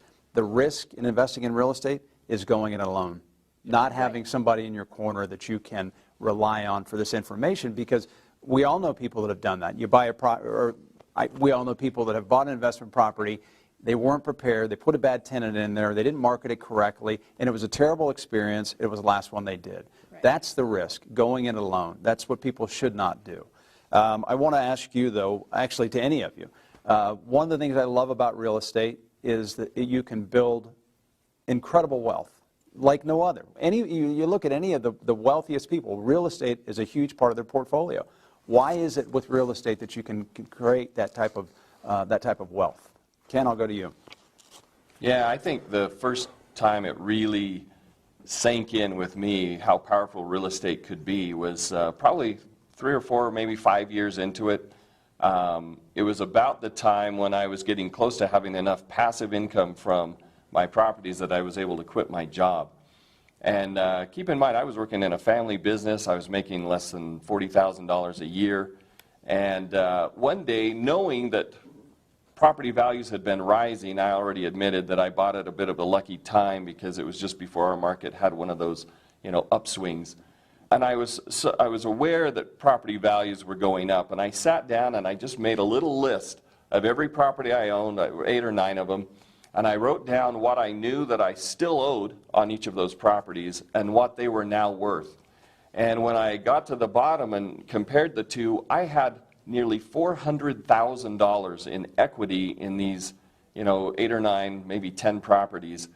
And it was startling to me to think that just by buying these properties and sitting on them, that I could have accumulated that kind of wealth. There's no way I could have ever saved that kind of money from the income from my job. Sure. I hadn't even made that much over those years. Yeah. But it was almost effortless, to just, I'm not that clever, and I'm not that creative. I don't know what else I might have done in life to, earn a good living, but I can buy some property and sit on it while my tenants make the payments. Exactly. Right? Yeah. And so, that was the first time I really realized what this was going to do for me. It's amazing, and I want to build on that too. But we were talking a little bit about politics, and regardless of where you stand in political party affiliation, but we hear Social Security there's a good chance we may not be able to rely on it. And so retirement is something that everybody should be thinking about. Why is real estate such a good investment when it comes to retirement? Well, let me give you an example. A few weeks ago, I started putting together, for some of my clients, an analysis of what it would look like if we put a number beside each of real estate's advantages. Because we know cash flow, and we know appreciation, tax reductions, tenant paying down mortgage, leverage and stuff. But I actually took an example of a single-family property and put numbers beside it. Maybe $200 cash flow, for cash flow. Appreciation, maybe on average, maybe $500 a month on this one property. Tenant paying down mortgage, maybe $150. Tax advantages, and I was so embarrassed by what I saw. Can I show this to my clients? Because it's so high. I didn't know if I could do it. It was something like $900 in cumulative benefits. So yeah, you can only take the cash flow to the bank. But the other stuff over time really builds, and after a few years you look at your net worth and you say, holy cow, what happened? How did I do that? But if real estate can also be a fairly simple retirement or way to retire, and if you think about it, your tenants are paying off your property. That's one of the biggest benefits of real estate. And so imagine if you're 25 years old and you set a goal to buy one property a year until you're 35. So you're 35, you have 10 properties. Well, 35 to age 65, which is when most people retire, you'd pay off all those properties, you'd pay off all those mortgages, and you'd have, what, $6,000, $7,000 in today's value to cover your retirement. You wouldn't be rich. I'd say buy more properties than that, but you could do that. Sure. Or if you're 40 years old and you want to buy 10 properties a year for the next few years, and then maybe double up your payments, take your cash flow, put it into those mortgages. By the time you're 65, you're the same. So again, there's a lot of different ways you can do it, but even buying a property every once in a while, even simply not selling the home that you just moved out of and keeping it. The average person probably owns about 4 or 5 or 6 homes during their whole career. Sure. So you just hold on to those. It won't necessarily help you or guarantee retirement, but might give you $3,000 or $4,000 passive by the time you retire. Absolutely. Well, here's what I love about it when it comes to, when you talk about retirement, and I think you guys would probably all say the same thing. We have this thing in our mind, we retire at 65.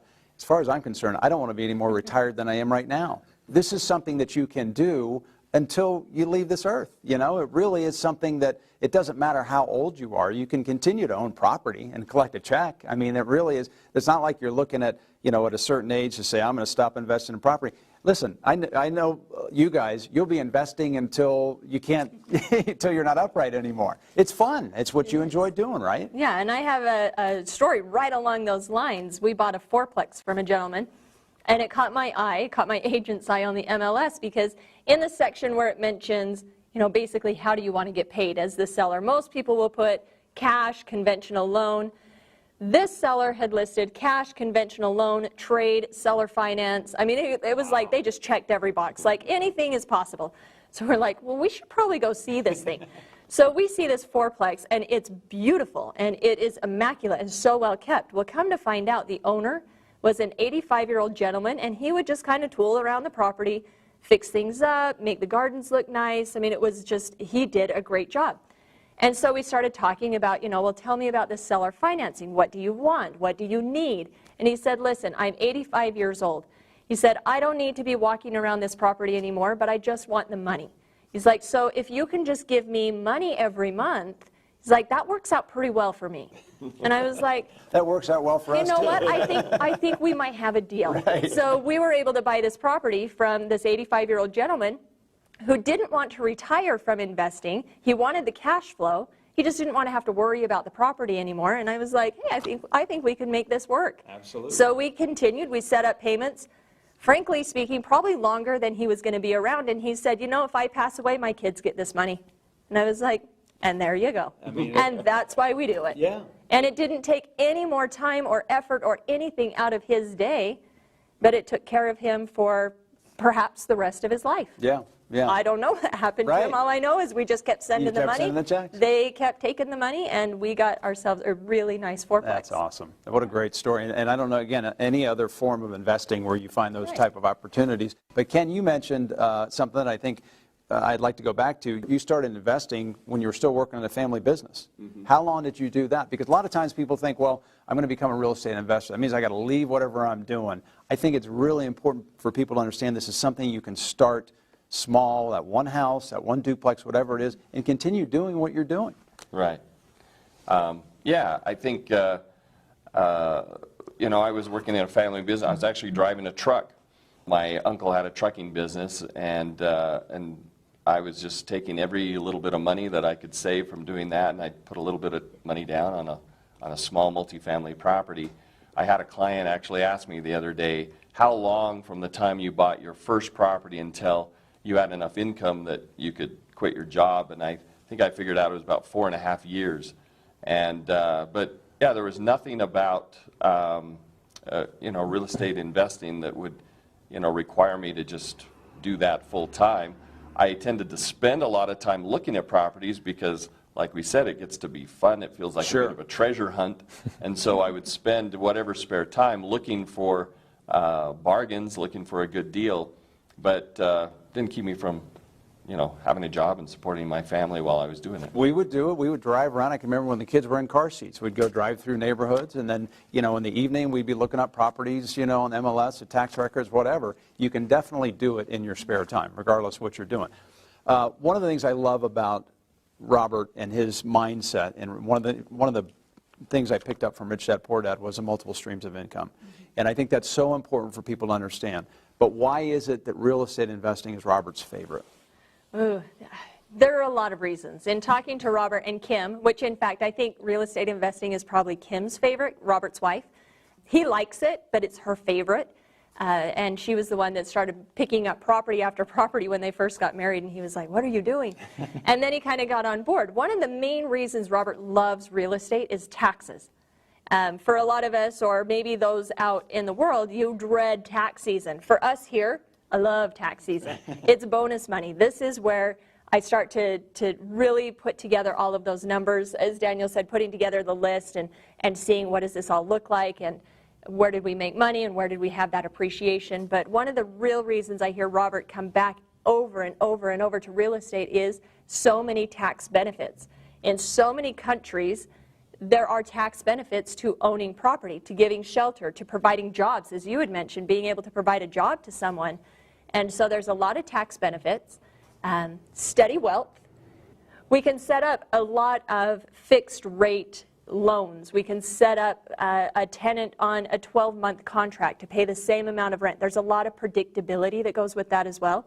And for Robert, you know, that's just more cash flow. It's passive income. It can be easily delegated to many other parties, yet we still get tax benefits. We still appreciate, the properties still appreciate. We still get cash flow from those properties as well. So there's a lot of different ways to build wealth and completely be hands-off. Yeah, I think it's a great point. And Daniel, we were talking before, I mean, you've done other things besides real estate investing. Why do you go back to real estate? Well, you know, I like trading the stock market. I invest in precious metals and commodities, and I do real estate. And one example that I might share that just kind of explains why I end up going back to real estate. Many years ago, there was an investment that I was involved in. It was a paper asset investment. And I bought it, and I thought it was going to do really well. And then I saw some real estate that I wanted, and I got out of that investment and bought the real estate. And the investment that I was in before I got into the real estate tripled in value. And I'm thinking, oh, had I only held, you know, for the next couple of years, I would have done so well in that, because it did exactly what I thought it was going to do, but I wasn't in it. But turns out I did better in real estate than had I watched that investment triple, you know, because of the leverage and the appreciation and things. So when done right, real estate can have so many huge benefits that it's better than most things. So as much as I love the stock market, I think real estate is probably the better investment. Yeah. If that well, I makes think sense. you have a lot more control over a real estate investment. If I want to add value to my real estate property, I can finish a bathroom. Sure. I can add a bedroom. I can put on a new roof. I've got a huge amount of control over my return and how I build the value of that. Whereas on a stock or being involved with paper assets in some way, you kind of let go of some of that control over what that company may choose to do or whether or not they may choose to do those improvements. And so that's what I like about real estate is, you know, it's going to have this infinite return as long as I still maintain that property. Yeah. And I've got a huge amount of control over whether I do or whether I don't. Yeah. Ken, do you know any other form of investing that you prefer over real estate? No, like Daniel, I've invested in the stock market, and there are some things that are fun about doing that as well. And I've heard people say, well, the stock market goes up on the average by around 10% a year, and real estate only goes up by 4% a year, and so they say, well, then the stock market is better. But they ignore some of those things we've been talking about, like the leverage. If I want to buy $100,000 worth of stock, for the most part, I need to have $100,000. But I could buy a $100,000 home with maybe only $2,000 or $3,000 or $4,000 down. So if it goes up by just 4%, and I only put $3,000 or $4,000 down, I doubled my money. Every year. Every year. Every year. For as long as I hold that property. Right. That's exactly right. And maybe one other point, too. I think the last time I looked, IBM stock was trading at around $180 a share. What are the chances that you could find somebody that would sell you a share of IBM stock for $150? You can't negotiate, right? It wouldn't happen, would it? Right. Because they can sell it for $180 by clicking a button on their computer. But how often have you found properties that might be $180,000 or worth $180,000 that for whatever reason you could buy for $150 or maybe even a little less? Yeah. Much more likely to happen. So, yeah, I prefer real estate. Yeah. And it's fun. You know, again, I've done very little in the stock market, and I just know that I feel so much less control than I do in the real estate market. It's been much more beneficial for us. Let's talk a little bit about the benefits. Let's talk about the passive income. Tell me just any of the fun things you've been able to do with that passive income over the years since you've started investing in real estate. Yeah, go ahead. You know, one thing I love about passive income is it's passive. I know that's kind of obvious, but I want to take a minute and talk a little bit But you know, about it's one of those things that until I read Rich Dad Poor Dad, it's a mindset, you know, and when you start playing cash flow and you start getting this idea of what really passive income is, it's kind of mind-blowing. Yeah, you know? it's addicting too. Yeah. So typically with my rental properties, the rent comes in between the first and the 5th of the month, usually the 5th. And then my management companies, write up a statement, they email it to me, and then usually the 11th or the 12th of the month, the money just shows up magically into my account. Yeah. And sometimes I'm not even expecting it because I lost track of time. And I look and say, oh, there's a whole bunch of money in my account, And that's what happens. And so I like that. But another thing I like about it is it frees up my time that I can be doing other things.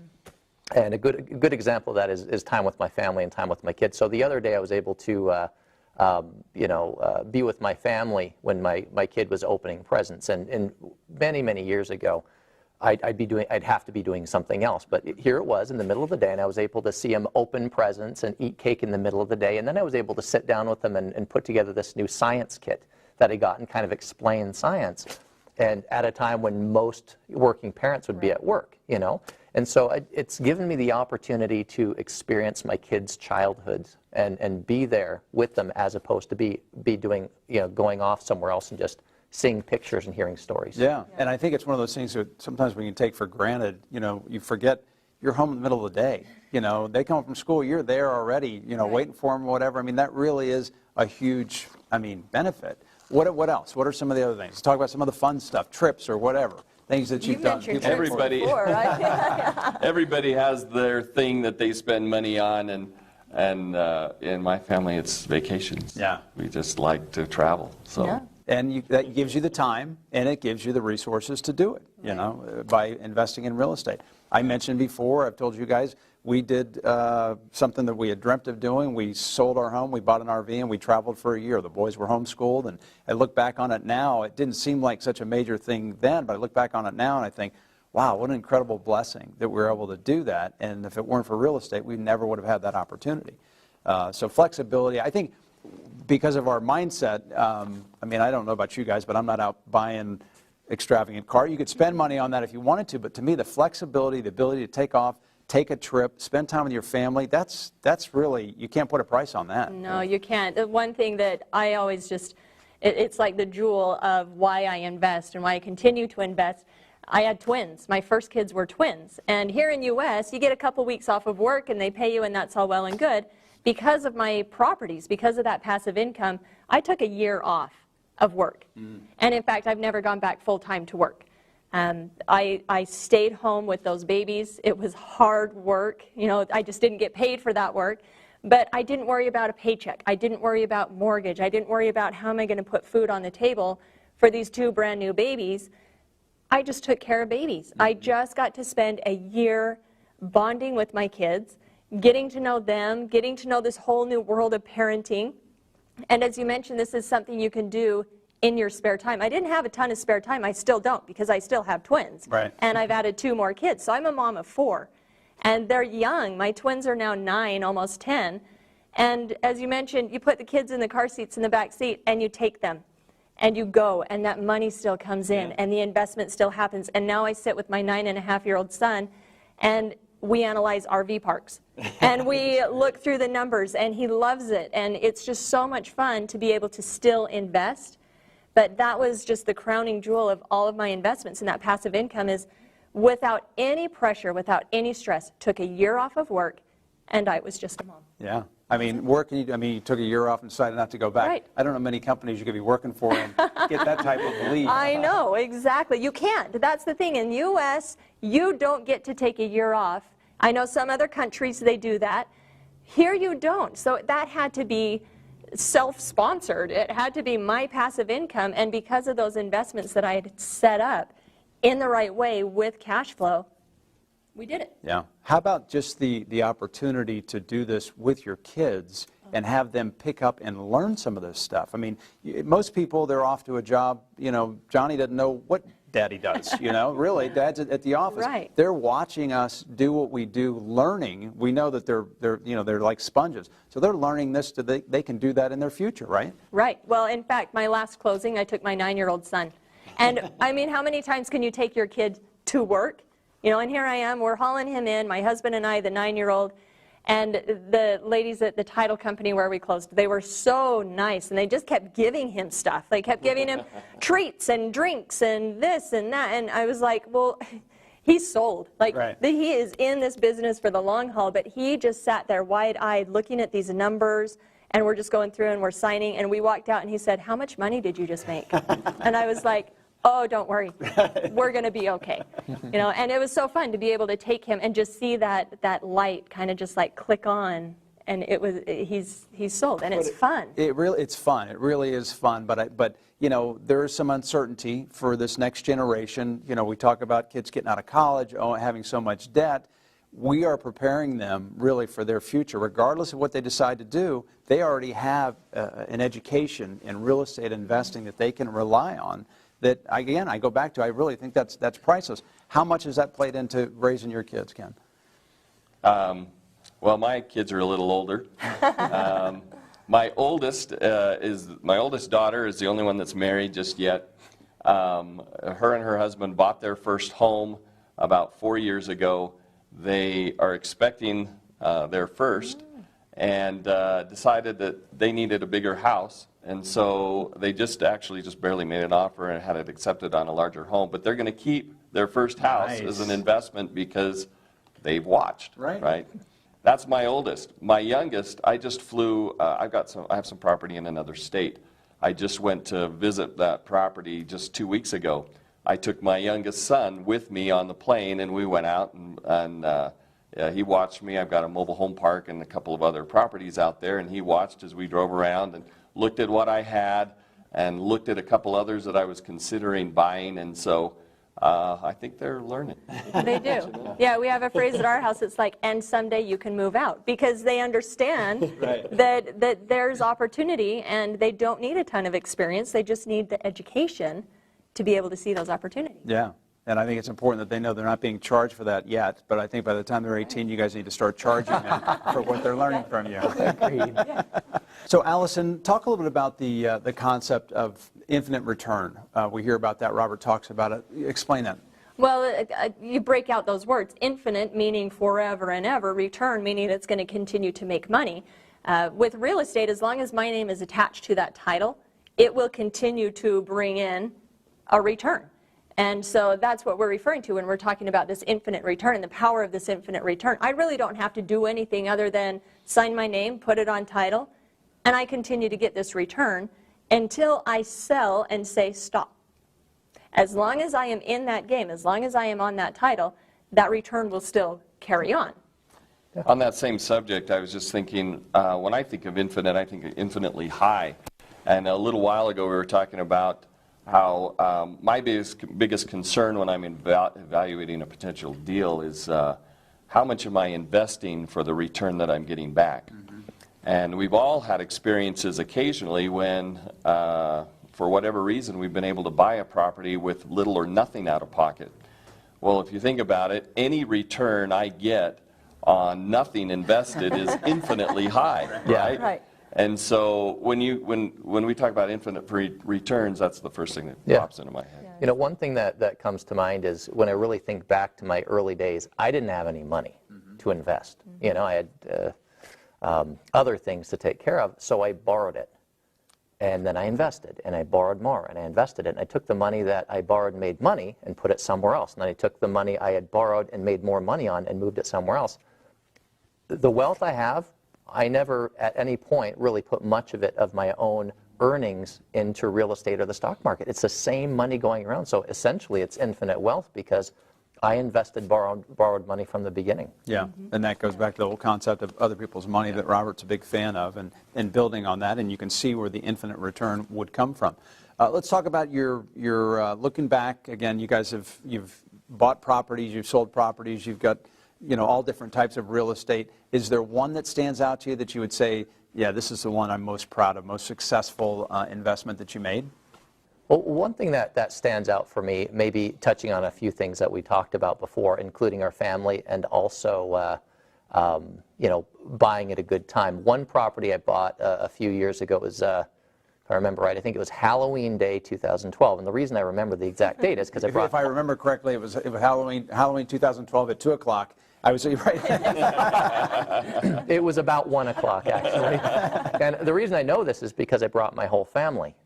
And we had 3 kids at the time, and we had a newborn baby, and we were trying to feed the baby at the same time as signing documents. It wasn't a great idea. And the kids were actually really excited about going and trick-or-treating and stuff. So, we just wanted to take them to a closing and see how that happened. So it was kind of fun. But that deal was a property that I bought in 2012. And it was it was a single-family property, yet another one.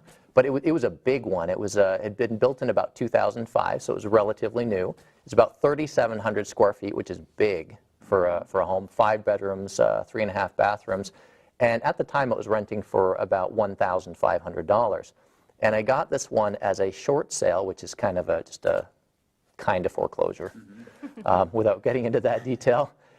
For about $87,000, and it cash flowed really well, and cash flows very, very well to this day. And I like it because I brought my family to that closing and have busy but nonetheless good memories about it, and the fact that that was one of the properties that I had acquired in 2012 in that area, and that property has more than doubled. It's worth more than $200,000 at this point. Nice, nice. That's great. Ken, how about you? You mentioned mobile home park. I don't own any, but I would love to. which well, I'll be cornering you when we're finished here to ask you some questions about that. I want to glean some information. But do you have a favorite? I don't know. Some of them were properties that I bought at a great price and knew I'd made a lot of money the day I bought it. Some of them had great cash flows. Maybe one I might mention, there was a property, I'd actually purchased a mobile home park. I found it on vacation, actually. And You never quit working. and anyway, the agent, it was about 3 hours from where I live. The agent who had helped me buy that mobile home park called me a few months later and said, hey, I just wanted to let you know, I don't know if you're still looking for other investments, but my CPA, her own accountant, I just found out wants to sell his 20-unit apartment building. And I said, oh. And she said, and he'd be willing to finance it as well. And I said, okay, well, tell me a little bit about it. And she said, well, he wants $450,000 for it. And when I heard $450,000, 20 units. That's really cheap for 20. That's $22,000 per unit. And I thought, okay, this building's probably some old, terrible place, And I said, well, tell me, how old is it? And she said, well, it was built, it's actually 5 fourplexes that were all together. They were built in the 80s. And I thought, well, that doesn't sound so bad. But it was in another city, again, about 3 hours away, and I didn't know the market that well there. And she told me enough about it that it piqued my interest. So I said, well, why don't we do this? How about if I drive up, we can spend a day, we can look at everything in the area so I can get a feel for the market, and then maybe we'll make an offer. So I went up there, I met with her, she showed me everything else that was for sale and some of the things that had sold recently in larger or medium-sized multifamily properties. And there was nothing that had sold for less than $30,000 a unit, anywhere that I could see. And I kept thinking, she's a real estate agent, I kept thinking, why is she telling me about that? Why isn't she buying this property? Is there something I'm not understanding? Because it looks like this should be worth $650,000 or $700,000. And but I couldn't see any reason not to, and so we wrote up an offer, and I bought it. And they held the paper. And they held the paper. That's right. And I still to this day wonder, why would she not have purchased this property? It was undervalued by at least $150,000. And we talked earlier about, do you need a real estate license? Well, sometimes having a real estate license doesn't necessarily make you a great investor either, because if I had been in her shoes, I'd have never passed that deal along to somebody else. But all she could see was, oh, I'm going to get a commission. But again, that goes back to that perspective. Some people are meant to be investors. Some people are meant to, to have a job. And you talk about a diamond sitting there, right? That fortunately you grab. So that's great. Allison, what about you? Oh, there's always stories with properties, but no, there is one that I think of often when somebody's like, hey, should I get into it? And I'm like, well, there's this one deal.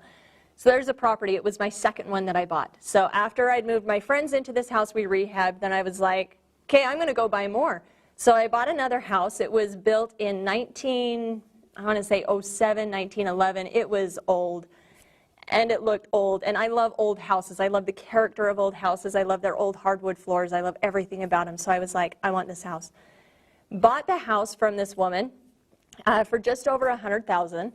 It needed some work. She'd started to do some renovations, but in my opinion, kind of cut things short. So went in, we put on a new coat of paint, put new kitchen cabinets, kind of fixed up this house, put tenants inside, rented it out. A few years down the road, we decided, okay, well, let's turn this house into it had 2 bedrooms. We thought, let's do a third. It had this garage kind of space that was really unusable space because the house was so old, a modern car doesn't fit in it. So we thought, well, let's just turn that into a bedroom. Well, it was so old that we had to go to the city, get our permits, and they said, you know what, it's not up to code. You can't make that a bedroom without tearing it down and putting in solid foundation, building this up again. So we did. We got our permits, went in, tore out the garage. Well, this old house, as most old houses, the fence was about 2 inches from the garage. And so we took down the fence, we tear out the garage, we're doing our work, all permits, the city inspectors were all over there. Neighbor next door throws a fit, sues us and says we're encroaching on his space. And we're like, we could be, you know, there was like 2 inches of leeway right there. So he sues us, we have to pay a surveyor, we come out, and surveyors, they are ridiculous with the amount of money they charge. The question was your favorite property house. I know, I'm getting there. Wait for it. I hope you made a lot of money on this. He sues us over this lot line. Turns out the lot line is 5 feet over on his side. So he lost. So we're like, oh, it looks like we own 5 feet. He threw a fit. He's like throwing things in the street. So we're like, hey, you know what? It looks like here's the lot line. It was pinned in the ground. And we said, you can buy it back from us if you want. So he bought the land back. He sued us, and then he had to buy back his own land, which he thought was his driveway. A few years later, after we had rented this out and he bought the land back from us, we sold the house for over $300,000. So we made money on the cash flow. We made over $200,000 on appreciation, and we made money off of selling the guy's driveway back, which he thought was his to begin with. Yeah. So yeah, so see, it is my favorite property. It was so many learning experiences in one little bungalow that it by far was probably one of those that I look back and I learned the most, and I made a lot of money, and I was still in my young 20s at the time, too. Yeah. So You should have charged him rent on his driveway. I should have. I should have, like, hey, retroactive, we've owned this for this many years, and you've been using our driveway. Yeah. So. Well, and they do all have a story. One of my favorites was a house that we bought that we actually lived in, and it was in Utah, but it was built during the Olympics, and it was owned by the U.S. luge team. So it was really built to house, you know, a lot of people. And it was in Park City. It was in a good market. And when we looked at it, it had a rental apartment above the garage, and then it still had a 4,500 square foot house besides that. And downstairs was just like room after room after room. Well, we started looking at it, we think, well, we could carve out another property, income property here. So we put in an entrance on the other side. So we actually had 2 income properties. We lived there for 8 years, paid the mortgage the whole time. We had still a 3,800 square foot house, never made a mortgage payment on it, you know. So those type, and we had, you know, historic property too. We did something similar, and that's, to me, I always love the idea of having a property and having somebody else pay the mortgage on it. I know. That's the best part, right? Yeah. That makes every property your most successful property, is while somebody else's money is paying for all of that. I love it. And it's perfect. Well, listen, this is all great information, and I hope, if nothing else, that our viewers understand this really is fun. I understand the fear when you're starting out, and again, I go back to the risk in real estate is going it alone, not having somebody in your corner to work with you. But I think you guys have demonstrated, we've talked about, it really is a good time. It's a game. I suggest jumping into the game. That's going to do it for us. Thanks for joining us today on the Rich Dad Summit. Now, I know there's a large amount of great information to process right now, so let me leave you with a few parting words. One of the best things you can do today is to get educated by people who are active, successful investors themselves and experienced at helping people just like you achieve their biggest goals. Aligning yourself with the experienced Rich Dad coaching team will enable you to minimize your risks, accelerate your learning, and help guarantee your profits. Robert and the other members of the Rich Dad team produce massive amounts of cash flow from investing because they have the financial education and experience required to develop successful investing plans for the current market. They also have the motivation and dedication that's necessary to follow through and see those plans to completion. Now, a big secret to their success is the fact that they didn't do it alone. They used an experienced coach who helped them achieve their goals faster and easier than they could have ever done on their own. You can help guarantee your success as an investor with an experienced Rich Dad coach. Our coaches will work with you one-on-one to create and execute a personalized cash flow plan. They'll help you develop the skills you need and hold you accountable to your plan to achieve financial freedom. Most people never have the chance to work with someone who really knows the ins and outs of investing, someone who will help you avoid costly mistakes and maximize your cash flow. Your experienced Rich Dad coach can help you get the financial education you need. However, the determination to succeed has to come from you. Now is the time when you must decide, is what you currently have all you ever wanted? Or are you ready to be successful and live the life you really deserve? To learn what Robert Kiyosaki's coaching team can do for you, we have a few special offers for all of our viewers today. First, get a free special report. Rich Dad's Top Real Estate Wealth Strategies is ready for you to download right now. Second, you'll get a free strategy session so you can learn about Rich Dad coaching for yourself. Robert's team will take the time to understand your personal goals and situation and discuss how you can build a plan to get out of the rat race once and for all. And finally, as a part of this special event today, if you decide to enroll in a new coaching program, you'll get an additional 6 months unlimited access to Robert's coaching team for free. Just click on the button on this page or visit richdadcoaching.com/summit to take advantage of this exclusive live stream offer. As you can imagine, Robert's personal coaching staff can only accommodate a limited number of free one-on-one personal strategy sessions. So this offer is only available on a first-come, first-served basis. When we reach that limit, we'll be forced to pull down this exclusive offer. So take a minute right now and click the button or go to richdadcoaching.com/summit to claim your free strategy session and special bonuses from Rich Dad Coaching right now. Don't miss this limited time opportunity to dramatically improve your life and the lives of your family. You owe it to yourself and your family to see what's possible. On behalf of everyone here at Rich Dad Coaching, I want to thank you again for joining us today. Take control of your financial future right now and achieve the success you really deserve. And now, back to Jeremy. All right, thanks, Chris. Awesome stuff, man. Very good stuff. So, guys, I'm glad you guys are loving this stuff. This is pretty incredible when it comes to the opportunities in real estate and really just where you can focus your intention when it comes to investing at this level. So, great stuff there with real estate. And what is coming up, I know a lot of you are really excited about. It's kind of the talk of the town when it comes to investing and the opportunities out there right now. And that is the opportunities with cryptocurrency, specifically with Bitcoin. And, you know, some of us who did not get started in Bitcoin when it originally came out, we're kind of scratching our heads now because when you could buy a Bitcoin for $100, those people have now made a lot of money because of the boom, obviously, with Bitcoin and what's going on with cryptocurrency. There's just some exciting stuff happening. How many of you are excited about the opportunities with cryptocurrency, with Bitcoin specifically, and the opportunities moving forward when it comes to just the blockchain and everything? How many of you guys know about it and are excited about it? Go ahead and type in a 1 if you have some level of familiarity or understanding about the massive, massive opportunity with Bitcoin. Go ahead and type in a 1. All right. Okay, good. Like I said, I knew a lot of you were just waiting for this presentation. So we're going to go ahead and bring on Max here. He's going to talk about the opportunities that are really ahead when it comes to Bitcoin and what's happening now and really the opportunities that are ahead for you.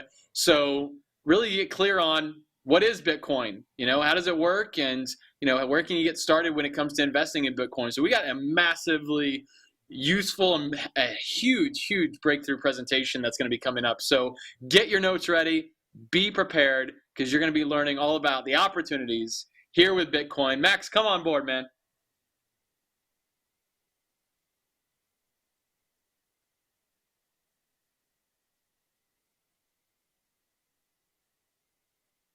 All right, welcome back. So we are now going to talk about a really cool topic. It's cutting edge, it's in the news, it's timely, and that's cryptocurrencies and Bitcoin.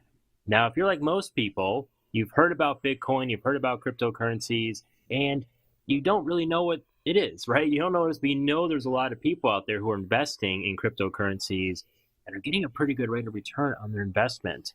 So I wanted to bring on Max Wright.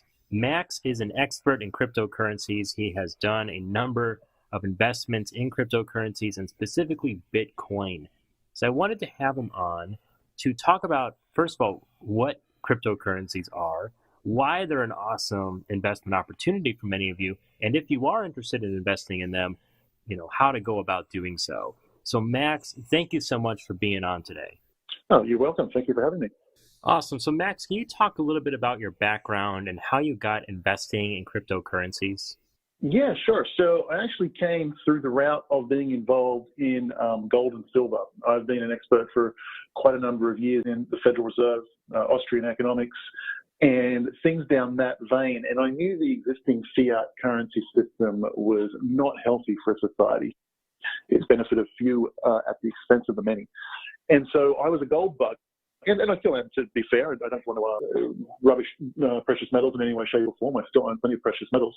But it was because of that background that I took an interest in Bitcoin and blockchain technology. And actually, specifically, the only reason I got involved was arrogant me, was to tell the silly person who told me about this magic internet money called Bitcoin. I was just going to tell them why it was a silly idea and why it wasn't going to work. And so I went into the path of investigating it for the pure reason of trying to save my friend his time, energy, and money from falling for such a silly scam. And as I went into it and got deeper and deeper and deeper, I just could not fault it. And I realized we were onto something very, very special. It has the ability, and I think it's kind of even, I'm talking about 5-6 years ago when I got involved. At this point, I think it's plain to see that this is the beginnings of an absolute tech revolution and a change in the way the world handles money, which is pretty hard to imagine anything else as profound as that. Money is 1/2 of every transaction on the planet. So if there is a massive technological leap in the field of money, it's pretty hard to imagine anything else that could happen in society that would be more profound than that. And so I was very, very lucky to be part of this from relatively early on. And it's been an amazing and profitable ride ever since. That's interesting. So, to kind of start the conversation, I'd like to define two terms that so far I've been using interchangeably, but they are different. So what is cryptocurrency? What is Bitcoin? Sure. Now, a little bit of we're talking about a brand new technology, and if I do my job poorly, I can go very, very tech and lose everybody and talk about cryptographic codes and all kinds of funky things.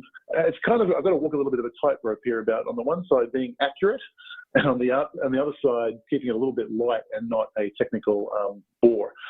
So we'll try and keep it light. So cryptocurrency is the genre, and the genre is a new technology, in layman's terms, is a way to decentralize databases. Well, what the hell does decentralized databases mean? Maybe with an example, we can broach that subject. So you and I, we could start a database, right? And we could track it. We could invent a currency, and then we could start tracking, I owe you X, and your bank balances are Y, and my balance is Z. And if I pay you, we subtract from my balance and we add to your balance. And we could, run a currency this way. It's kind of what the banking system does, doesn't it? Keeps track of all our deposits electronically and how we pay, and it manages those databases. Well, the problem is that you have to give the money to the person who's managing the database. He needs to have it in order to have, ownership of the currency, so that he can send it to anybody else that he wants to pay. You have to trust them to manage the database, that you don't lose, that he's being honest about what your balance is. You're also at risk of governments stealing it. They might deem you owe the IRS or something, if they want to confiscate some of the money in your bank account. If they want to do that, there's nothing you can do to stop them. So when you trust these databases, which obviously, it's a huge advantage to be able to transfer money via wire internationally over a few days. Obviously, that's a lot better than putting a sack of gold on a ship and sailing it there, which is what we used to do a few hundred years ago. So this electronic money was a big advancement. The problem is it also created an incredible amount of trust that we have to have in third parties, like the SWIFT system and the banking system. And these people have effectively became gatekeepers to our own money. And we lost a lot of privileges, a lot of ownership, and we had to put a lot of trust in third parties that could, some would argue, and certainly in some countries, blindingly obvious to see, that the governments in those countries abuse their citizens by confiscating their wealth at certain times. So, we can go down the list of some of the third world countries where dictators do those kinds of things, but we all understand that that kind of thing exists. So enter now the concept of the decentralized database. It's the same kind of concept of the database that the banks manage your money. The problem is that the improvement is that it's decentralized and you don't have to trust any third parties. So in a way to kind of say that in layman's terms, there is a database out there that exists. And it's useful to think of BitTorrent as an example for people who are familiar with that. If you've ever downloaded music from BitTorrent or downloaded a movie from BitTorrent, the movie file is on thousands of computers all over the world. And the authorities can't attack it, can't attack the database, they can't delete the database, they can't do anything because if you delete 900 of the 1,000 copies of the movie, it doesn't matter. There's still 100 copies, and by the next day it'll be back to 1,000 copies. So that's a similar kind of thing with this database. It is located on thousands of computers all over the world in all different jurisdictions, and it basically can't be attacked for that reason. And I don't have to trust anybody in order to manage the database because the database is decentralized across thousands of computers with thousands of copies of it anywhere. And the reason the word crypto is in there, the cryptocurrency, is that in order to send any funds, you need to have the cryptographic key, which is just a big long password, like about 30 letters and characters. And if you have that key, you and only you can send money. No one can confiscate your money. No one can change your balance without your permission. So this is a big change from the old system where with trusted third parties that had a lot of leverage over us, and in some instances they abuse those privileges and steal from us, take our money, etc. We now have a system where we have a decentralized system. We don't have to trust anybody. We can trust the laws of mathematics that our Bitcoin, our currency, is safe and cannot be stolen as long as we do the proper thing and take protective custody of our special password that we keep. So that is cryptocurrency in a broad nutshell. Bitcoin was just the first iteration of that. It was the very first example. So the cryptocurrency, when Satoshi Nakamoto invented cryptocurrency, he did it by inventing Bitcoin. Now we have over 800 different cryptocurrencies out there. Bitcoin is the largest, most used, highest market cap, over $100 billion in value in the Bitcoin network. But there are over 800 what we call altcoins, which is all of the others, alternative coins. There's Bitcoin and about 800 altcoins. And so all of those things belong to the category of cryptocurrency, but Bitcoin was the first, the largest, etc. Does that kind of clear it up a little bit? A little bit. So I want to go a little bit deeper in the weeds here, just so we can kind of be a little clearer on exactly how cryptocurrency works. Right now it's difficult to explain, I know, because I've tried to explain it before as well. So talk about database, right? So what does that mean? What is the database that you refer to? The database, a database is just a record of different data. So it holds basically everybody's account. In the instance of Bitcoin, it holds everybody's account balance. So there's a list of millions of accounts and a list of millions of account balances. That's all it is. In the world of Bitcoin, we generally call it a ledger because we're talking about Bitcoin as a currency. So we call that database a ledger. So maybe ledger and database, those words are used interchangeably. But it's just a list of account numbers and account balances. And think of it as a big reservoir, or like a Swiss bank account. Account numbers and account balances. That's what it is. Mm-hmm. So I think when people think of database, they think of like a server sitting somewhere with all this information. And that's not really how it works with cryptocurrencies, right? Well, that is the decentralized component. Yeah, once upon a time, a database it's sitting on a server somewhere, maybe at Chase Bank or maybe at the Federal Reserve or whatever, and they've all got their servers maintaining their balances. They can be hacked and they can be, the administrators can steal and all those kinds of things. But the magic and the beauty of cryptocurrencies of Bitcoin is that only the account holder can move funds. There is no administrator. There is no bank. There is no Federal Reserve. There is no person who has ownership over the currency other than the account holder. And each individual account holder, they control their balance and nobody else. And that's the big technological leap. It's putting power back in the hands of the users and taking it away from the centralized authorities that currently manage our money. Okay. And then the currency itself is basically numbers in an account. Right? There's not Correct. like There's nothing physical here. There's no gold bar that you can go and see that's my money. That is correct. It is just a digital account. So I'd like to talk about that a little bit if I can, because that is quite it breaks our mind a little bit. Certainly did the first time I heard of it.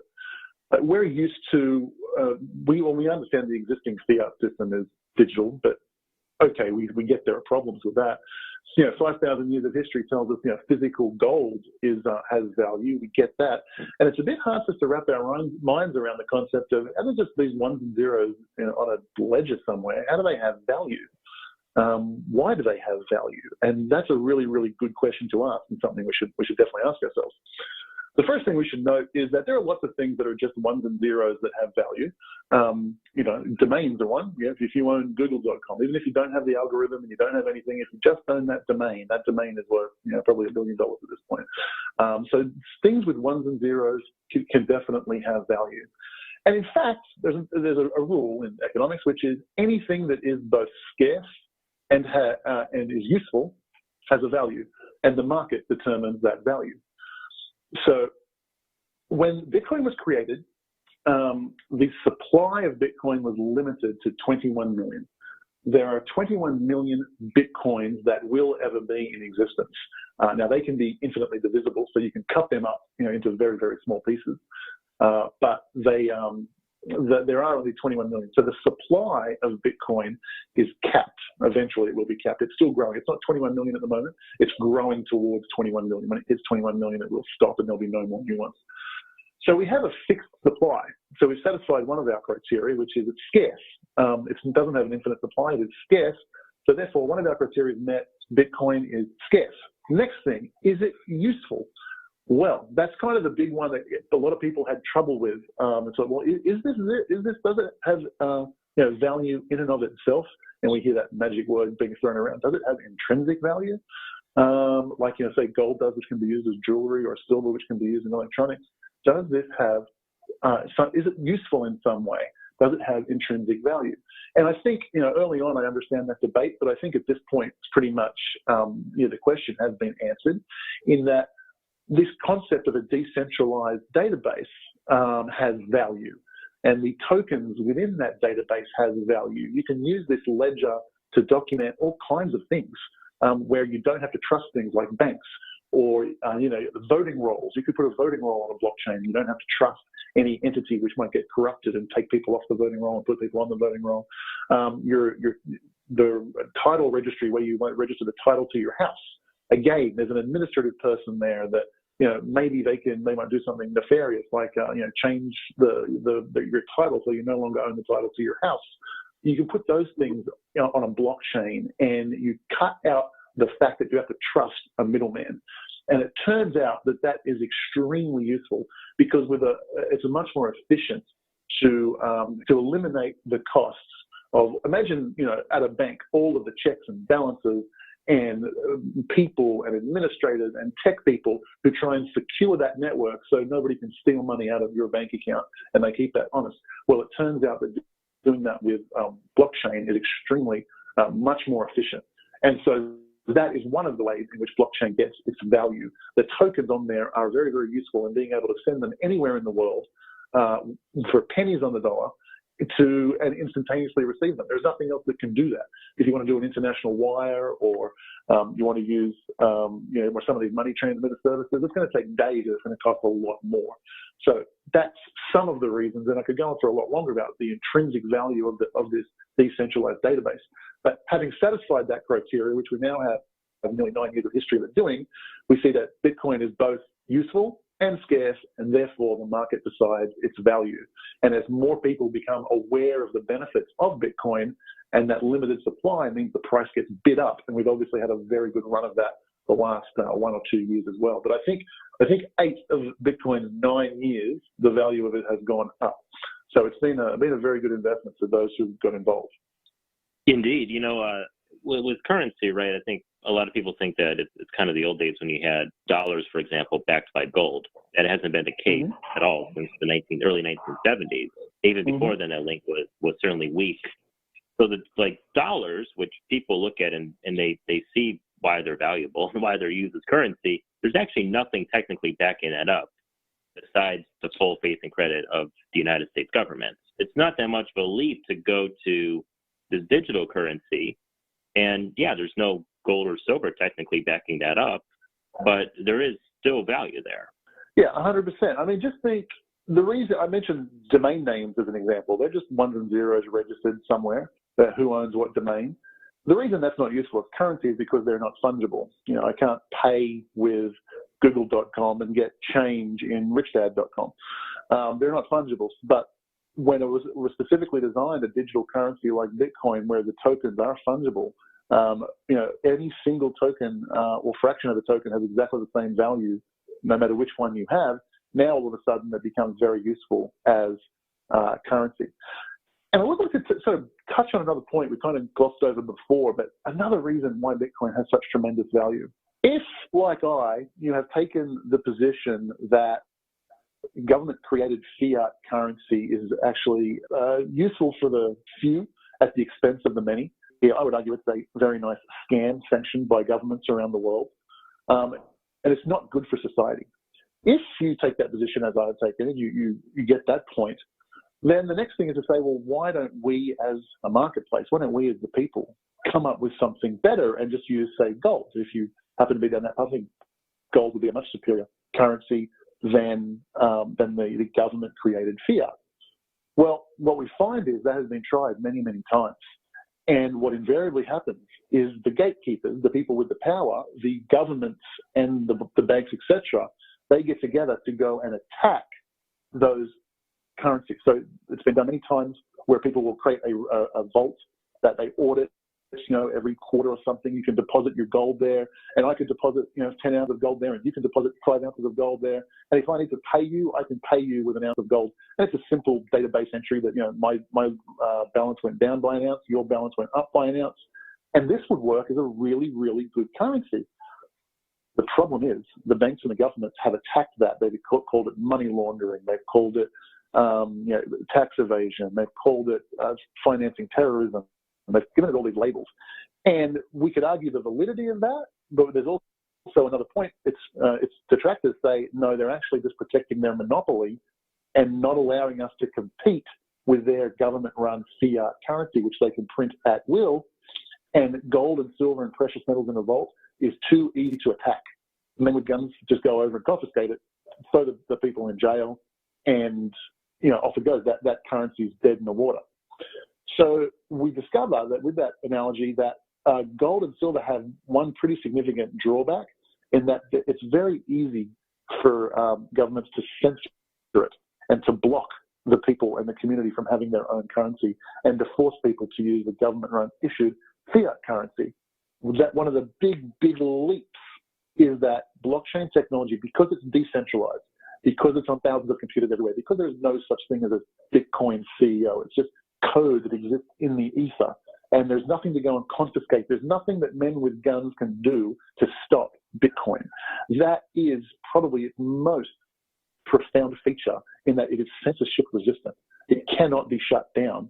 And I think that's why it has prospered, because in my belief, the community, the marketplace, the citizens of the world are craving a sound money solution. They would love to choose gold and silver. They can't because it's too easily censored. And Bitcoin has stepped in as the uncensorable solution. And that is probably why it is most profound and will be incredibly world-changing. Another clarifying question here to kind of get at, what's the value of Bitcoin, right? How are new Bitcoins created? So you mentioned there's going to be a cap on the amounts of Bitcoins in circulation at some point, but we're underneath that cap. So at the time, how do new Bitcoins enter the marketplace, enter the money supply? Correct. So, I'll go a little bit technical here, but we'll try and keep it fun and light and see how we go. If I make a transaction, I need to explain a little bit more about the protocol to answer your question, so bear with me.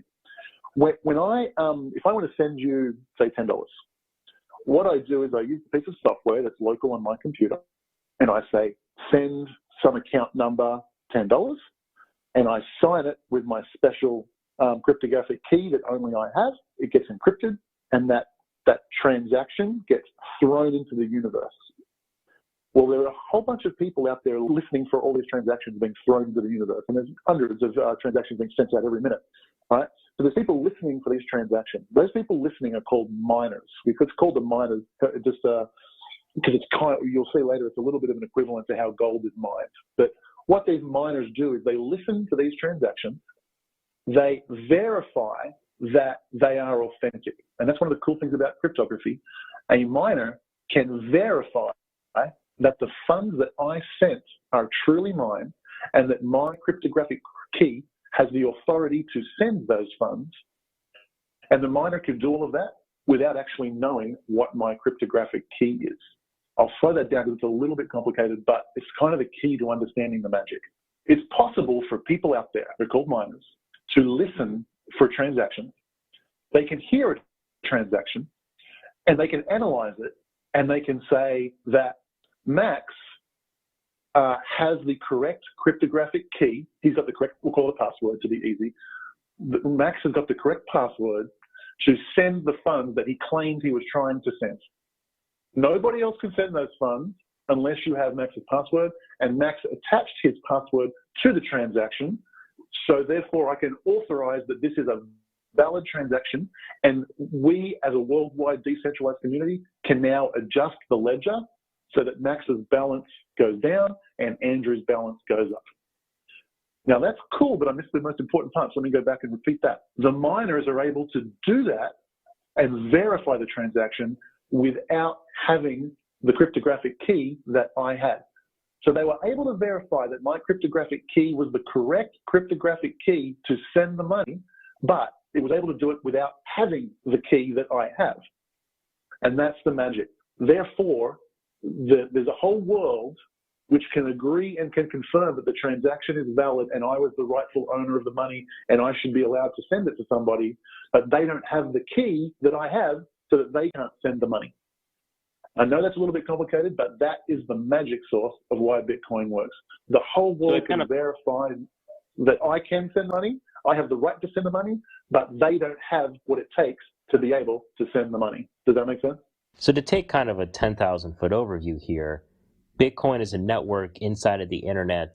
What makes Bitcoins different from other things on the internet is that it can't be copied. And because they can move and they can't be copied, they're a good way of keeping track of value, like money. That's correct.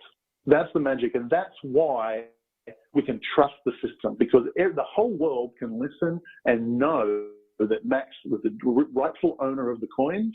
When he sent them to Andrew, they can deduct Max's balance, they can add to Andrew's balance, and they can manage the ledger. But they did not have to be trusted with the key, with the password.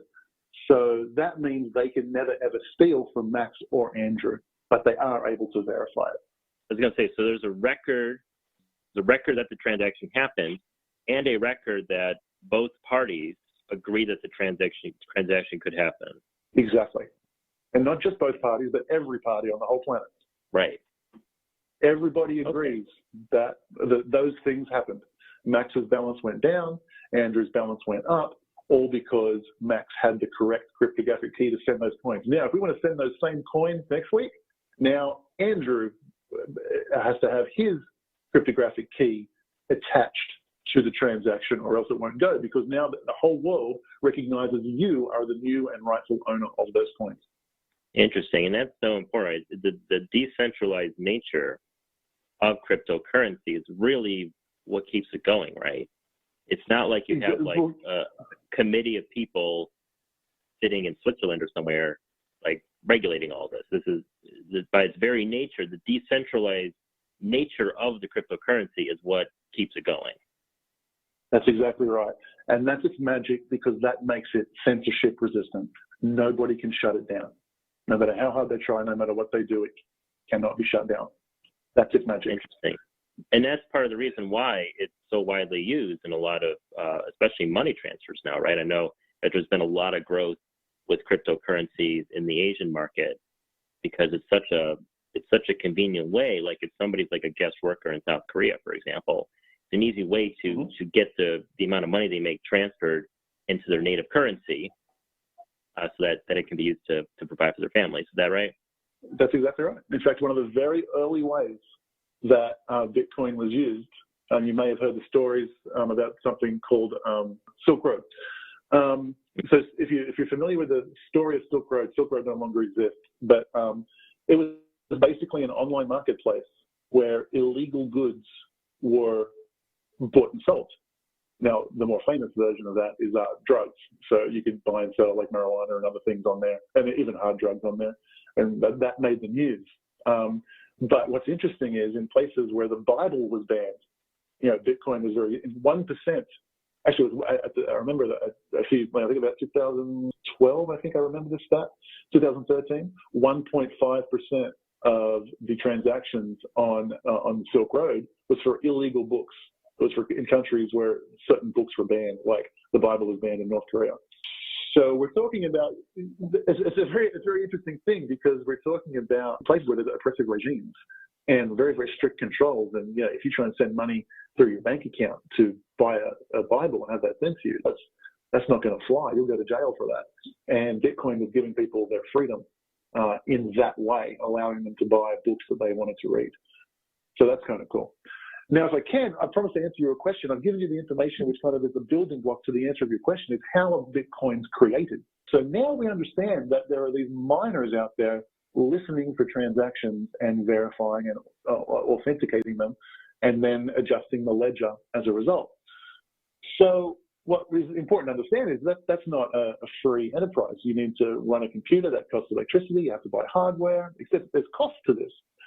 So in order to encourage people to do it, they need to be rewarded. The way that they are rewarded to do it is that every 10 minutes or so, it's an approximation, there is a lottery among all of the people listening for all of the transactions, all of the miners. And every 10 minutes, that reward is given to the miners. And the way it works is, how big is that reward? Well, when the Bitcoin blockchain first came out, it was 50 Bitcoins. Every 10 minutes, there was 50 Bitcoins given away as a reward. And people were listening. Now, the value of a Bitcoin was, maybe less than a penny. So you'd get 50 Bitcoins, you'd get a couple of bucks, and it was worth you having your computer on and listening to these transactions. Well, as the value of Bitcoin went up, it ended up being that people were getting paid hundreds of dollars of rewards. And so as it went up, people started investing more and more money in what's called mining equipment, specialized computers that do the job that miners do, listen for transactions and authenticate them. And you now have a whole industry built all around the world. In every country in the world has representatives of people listening for these transactions so they can offer them, hoping to win the lottery, which is the block reward. Now, a little bit more on the block reward. The block reward started off at 50 Bitcoins every 10 minutes, and it was that way for the first 4 years. Now, what's written into the Bitcoin code is that every 4 years, those block rewards halve.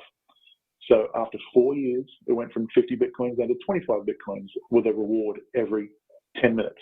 Now, the value of Bitcoin had gone up significantly. So in terms of US dollars, the rewards were much higher, when there was 25 Bitcoins than when it was 50 Bitcoins. That's what happens. Now, approximately 4 years later, the Bitcoin reward gets halved again, and it's now just 12.5 Bitcoins get released every 10 minutes. Every 4 years, the block reward, the number of Bitcoins that miners win in the lottery, goes down by half. And if you keep halving, what you get is that after many, many years, the rewards become so infinitesimally small that you get a hard cap of 21 million Bitcoins. That's the reason why we'll never have more than 21 million Bitcoins. Now, because of that same, geometric progression, we find that we've already, if 3/4 of all the Bitcoins that will ever be in existence are already in existence, and the rewards start to get pretty slim from here on out. So what we find here is that the rewards go, even though the rewards right now, because the price of Bitcoin is so high, once again, the amount of rewards people get now in US dollar terms is much higher now than when it was 50 Bitcoins. But what we see now is that in addition to the block rewards, and eventually there will be no block rewards. The system has a backup, which is, well, eventually when we run out of these block rewards, why will miners be encouraged to do their job and maintain the system? And the answer is there's a secondary revenue source for the miners, which are transaction fees. If I launch a transaction now and I pay no transaction fee, it might take several hours, maybe even a day for the transaction to get through and for the network to pick it up and put it in the ledger. But I can include a small fee and something in the order of pennies. I think I can transfer $1 million, but pay a fee of like 30, 40 cents. And that transaction will be included in the blockchain immediately because the miners will give that transaction priority. So there's a built-in system to have longevity so that even when the block rewards run out, which is many, many decades from now, but even when the block rewards run out, the miners will still be encouraged to do it because of these transaction fees. So the system has longevity as well. Interesting. Okay, so for all these reasons, there is value in Bitcoin. And can you talk a little bit about kind of the growth of Bitcoin? You see a lot of stories in the news about how the price of Bitcoin has been rising. So people who bought it when it was much less expensive are now have seen a substantial rate of return on their investment. Can you talk a little bit about that? Sure. Probably the most valuable component to the Bitcoin network at present, after all of the things I've discussed, which is why it fundamentally has value. But why does its price go up and down? Well, of course, the reason the price goes up and down is supply and demand. Now, contained in the supply we've spoken about, there's a very fixed, I can tell you precisely to the Bitcoin, how many Bitcoins will be in existence 40 years from now. So the supply is set in stone. At the moment, it's increasing. It's increasing at a decreasing rate until it stops increasing altogether when we hit 21 million. So supply side is very, very clear and it obeys the law of math. Demand side is obviously very different. The question is, do you want it? Do I want it? What the hell do we want it for? And if we want it, we got to buy it. And if we buy it, we pay market rates. Depends on what the person's willing to sell it for, who already owns it. So the demand side is kind of where all the action happens. Let's say you, for example, you want to do a money transfer. You have a relative living in Zimbabwe. You want to send them $100. You could go down to Western Union. You could send a money transaction. I'll probably charge you $15 for it. Put your friend in Zimbabwe. Your friend in Zimbabwe can go to their Western Union store, go and pick up the cash. They've got to show their ID. They've got to do this. They've got to get taken away from their home, et cetera, et cetera. So maybe there's a more efficient way to do it in Bitcoin. And so what you do is you jump online, you pay $100 and buy $100 worth of Bitcoin. Doesn't even matter what the price is. Doesn't matter if it's $10,000 of Bitcoin. Doesn't matter if it's $2 per Bitcoin. You just buy $1,000 of Bitcoin because that's what you want to send. So you buy $1,000 worth of Bitcoin. How many Bitcoin you get depends on the price at the time. You send it instantaneously. 2 minutes later, it's in Zimbabwe. Your friend now does the reverse transaction. He finds somebody who wants to buy the Bitcoin because he wants the cash, and he sells it. And throughout that total transaction, I'll get to that in a moment. Throughout that total transaction, you guys, between the two of you, only held Bitcoin for 5 minutes. Right? You don't care what the price is. Doesn't matter if the price is $10,000 or $2. You just bought $1,000 worth of Bitcoin, you sent it there, and the guy sold it. And it cost, and the commissions and everything else along the way, cost less than the $15 that Western Union was going to charge you, and it took 5 minutes instead of 3 days. That is one of the use cases of Bitcoin. So given that there's a fixed supply of it, and I just told you one of many, many, many different use cases for Bitcoin, the question is how many people are out there who want to do a transaction like that? So as word of Bitcoin grows, as more people want to use it, as there are more places to want to exchange the Bitcoin on this end and in Zimbabwe, the more value each Bitcoin has.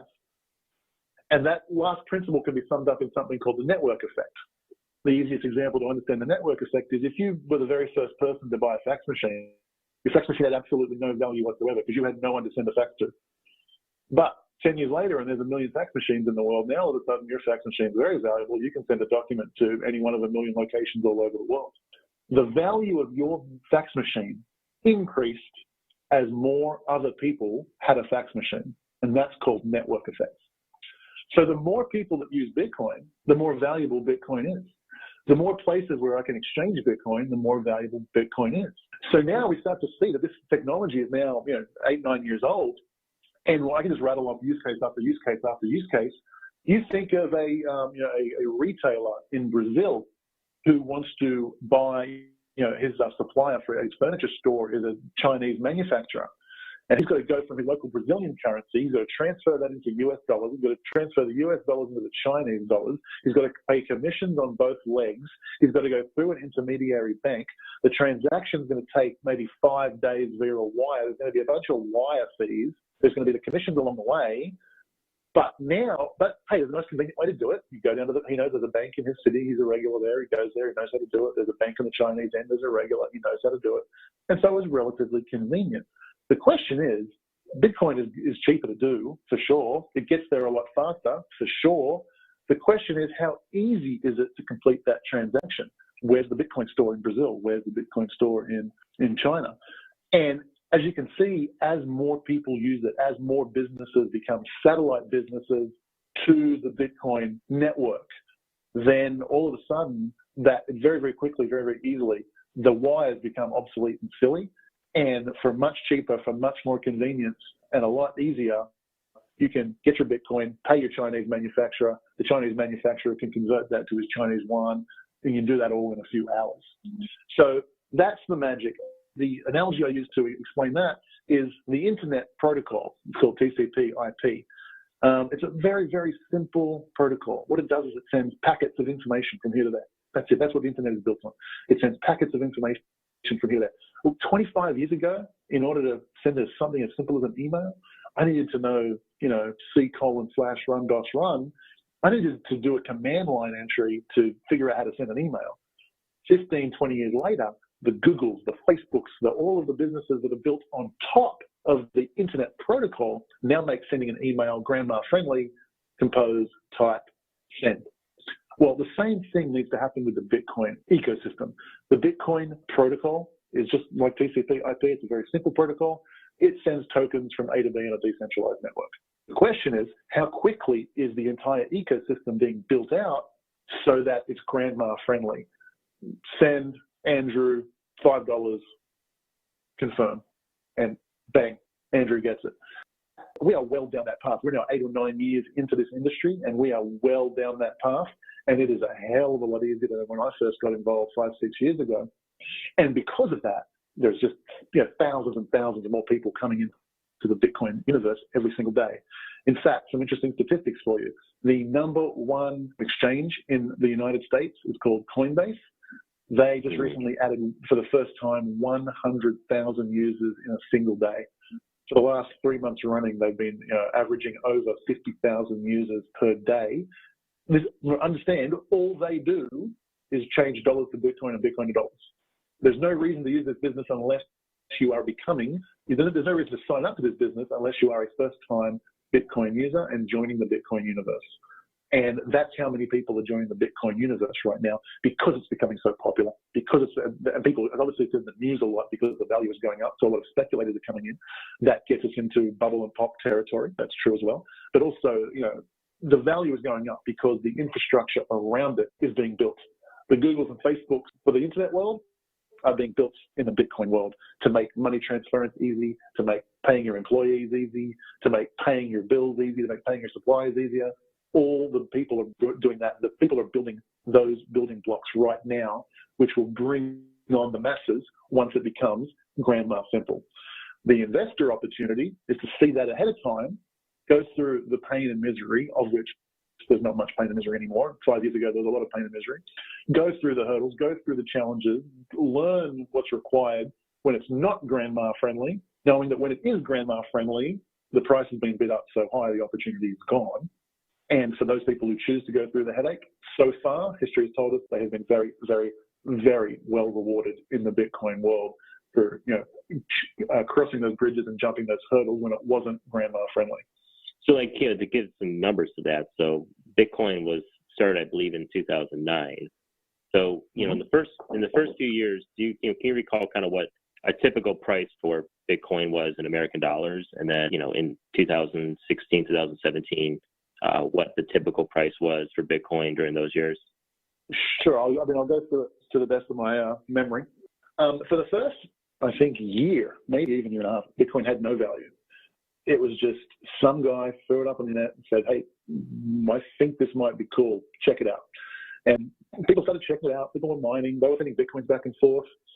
And then one guy, some guy, I believe he was in Florida, he said, hey, I've got 20,000 Bitcoins here that I've been playing with and mining. I'm a tech geek. I didn't have any value, but I was interested by the technology.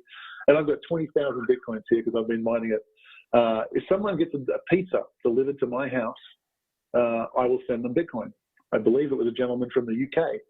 Put his hand up and said, I'll do that. He called Pizza Hut or some pizza store in Florida, had the pizza delivered. It cost him $20, and the guy sent him 20,000 Bitcoins. Hey presto, Bitcoin has a value for the first time ever. That's the famous story about how a Bitcoin very first was given a value, and it was a slither of a fraction of a penny. To jump forward to now, it's Bitcoin's worth $7,000 per coin. But I'll go through a few milestones because they're kind of interesting. The first big bubble occurred in, I believe, 2011, and Bitcoin went from about, I think, 10 cents per Bitcoin, and it jumped up to $30 per Bitcoin. Massive gains, and then plummeted back down to $1. So I'll repeat those numbers because they're kind of familiar. Like you'll see this pattern get repeated. It went from, I think, about 10 cents up to about $30 and crashed down to $1. So if you're not one of those people who can pick the top and bottom, understand just if you held it during that bubble, you went from 10 cents to $1. So you're 10 times your money. Bitcoin price kind of stayed a little bit boring for a little while, for another year and a half or so. It crept up a little bit. So it went from like $1 to, I think, $10 over the next 2 years. And then at the end of 2012, in the first few months of 2013, it went from $10. And that was about the time I was fortunate enough to get a prize of Bitcoin and get involved. And I sent out an email to, once I like I said it earlier, I only got involved to warn people about it, about why it was a silly idea, but I realized its benefits, and I sent out an email to my paid subscribers when it was $10 and said, guys, get on top of Bitcoin, it's going to be huge. And I looked like a genius because the following 4 months, it went from $10 to $266 and then crashed back down to $100. A few months later, we went through another bubble almost on top of each other. They were both in 2013. And we went from $100 up to over $1,000, 10 extra money. At that point, I realized that Bitcoin had got completely bubblicious. It had gone up 100x within that 12-month period.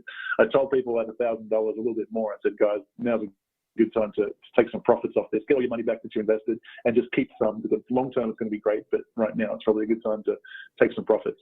Well, it turned out that was true as well. Bitcoin over the next kind of 6 months went down from $1,000 down to about $200.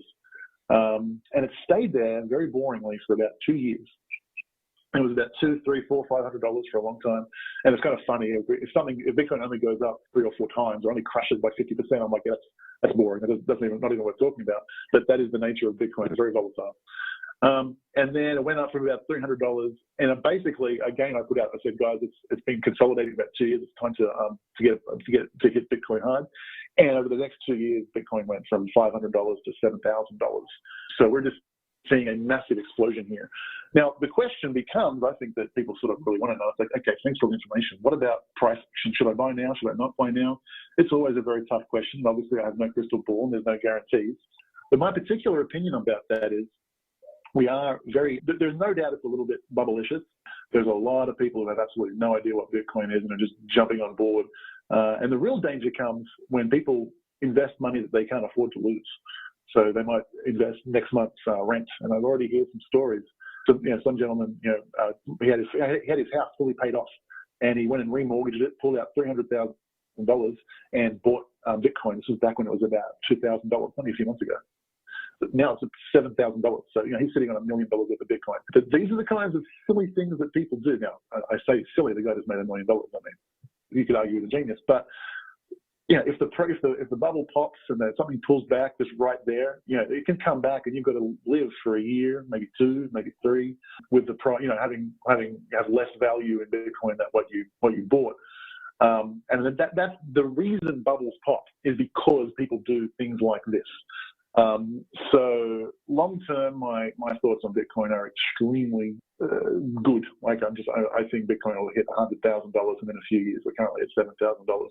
My long-term projection for Bitcoin is excellent, but between here and there, we're probably going to go through a few bubble and pops. So if people do want to get involved, my suggestion, again, disclaimer, no crystal balls, no guarantees.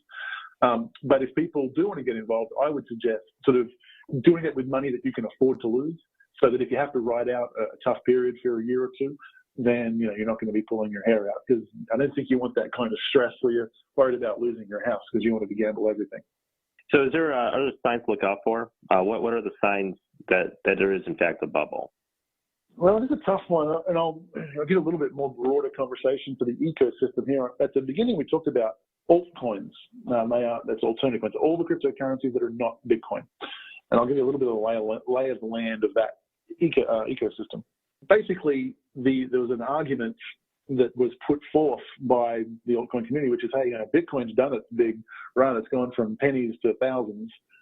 Get on the next Bitcoin. Bitcoin's not going to go to $10 million, although maybe it might eventually. But definitely, I would agree that the big 1,000x move of Bitcoin has already happened. I don't think it's going to happen 1,000x in the time frame that the first 1,000x happened. So people thought, well, I'll try and I'll throw some money at these altcoins, and it just got ridiculous. All these altcoins and what's called an ICO, initial coin offering. It's kind of like an IPO, but in the world, someone launched a new blockchain, a new altcoin, and people were saying, oh, it's the next Bitcoin. And people would remember, the Bitcoin universe is full of unsophisticated investors who were lucky enough to get involved in Bitcoin very early on, and they knew whatever. Maybe they were just tech geeks who don't understand anything about investing, but they were playing around with the technology, tinkering with it. All of a sudden, they're sitting on 10, 20, 30, 40, $50 million worth of Bitcoin. So these people now are like, well, whatever, I'll throw $1 million at this ICO. Maybe it'll go up 100x like Bitcoin did, and they're throwing money around like crazy. And I would argue that the altcoin universe is in a crazy bubble right now. We've seen it pull back a fair bit already, but I think there's probably more drops to come. You've got instances where people create a white paper. They'll say, they'll write an 8-page document. They'll say, here's what I intend to do. Here's what I'm going to do. And I've got, me and my buddy Bob are going to do it. And they raise like $30 million, $40 million, $100 million. It's insane.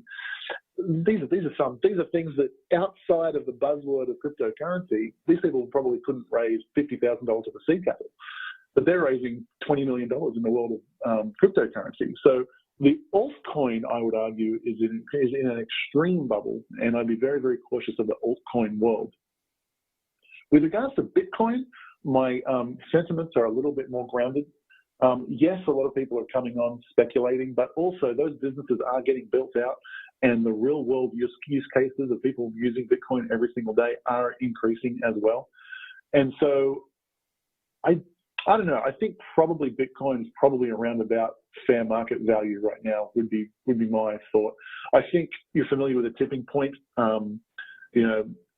When phones or digital cameras or fax machines or any of these kind of inventions come out, there's a year or two, where there's like an initial period where the uber geeks get involved, the early adapters, and those guys the pioneers get involved, and then it hits a tipping point where it becomes the must-have device, and all of a sudden everybody on the planet's got a cell phone in the pocket, or everyone's got a digital camera, or everyone's got the whatever it is. That I think we could be very, very close to that tipping point. And we'll see a significant price increase here over the next couple of years is my best prediction. Again, disclaimers, but that's my prediction. I think Bitcoin is a very high price right now at 7,000, but I also think it's a fair price and probably going up a lot higher over the next couple of years.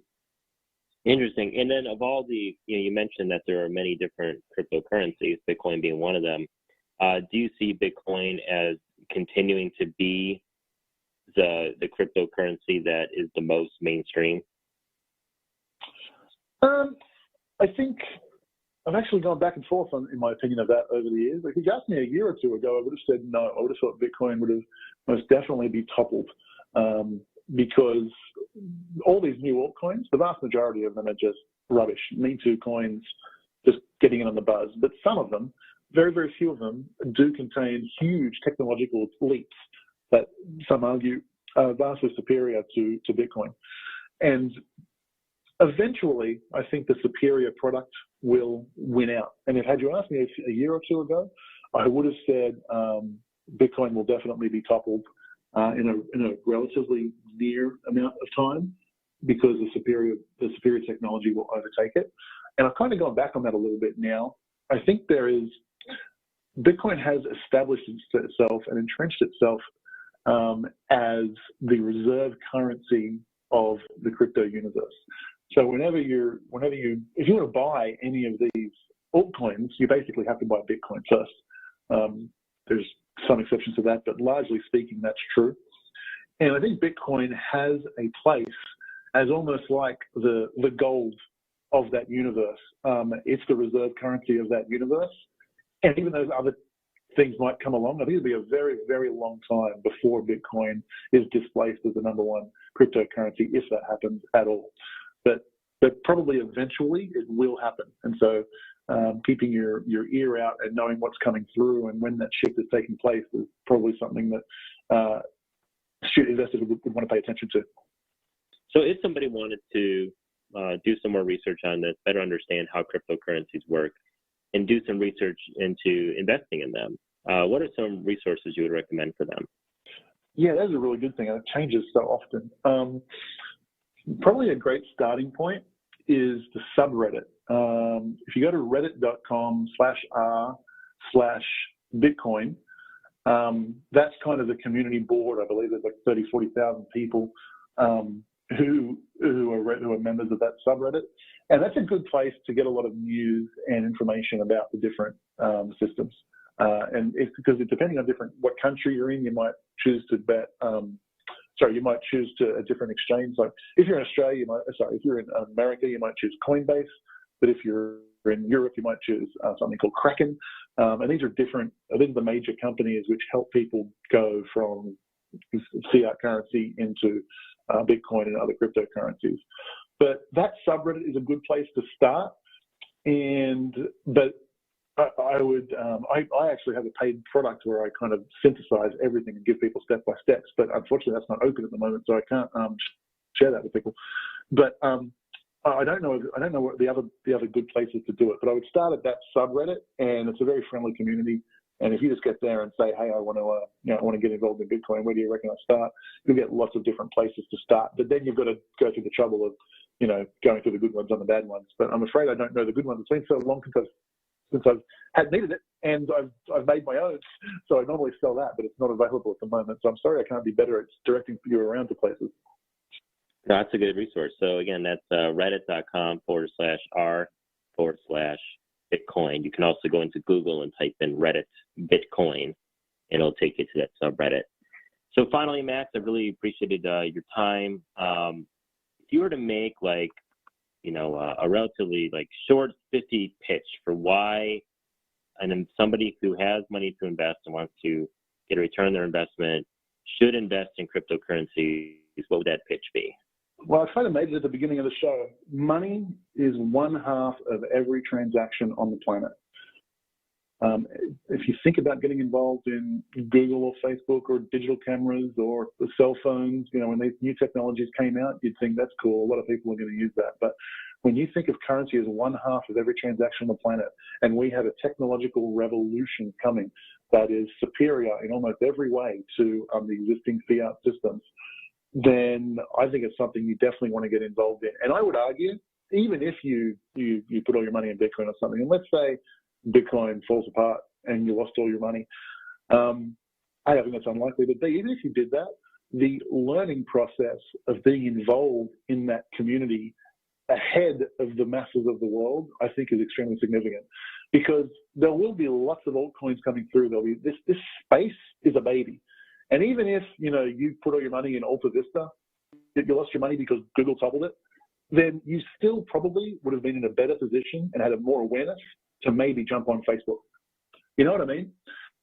So even if you get it wrong, even if it's a bit scary, and even if something bad goes wrong as you mess around with this new technology, I think the actual big benefit is the intellectual learning that you will get from being involved in the community, staying abreast of some of the news sources and articles coming out about Bitcoin, because it's going to put you in a good position to not miss out on the most significant technological revolution in the history of the world, which is a revolution in the field of money.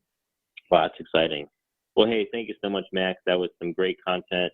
Stay tuned. We got Jeremy coming back on. He's going to introduce our next speaker, but we're going to be talking about a really, really powerful topic, So stay tuned for that. Jimmy's going to be on in a second here.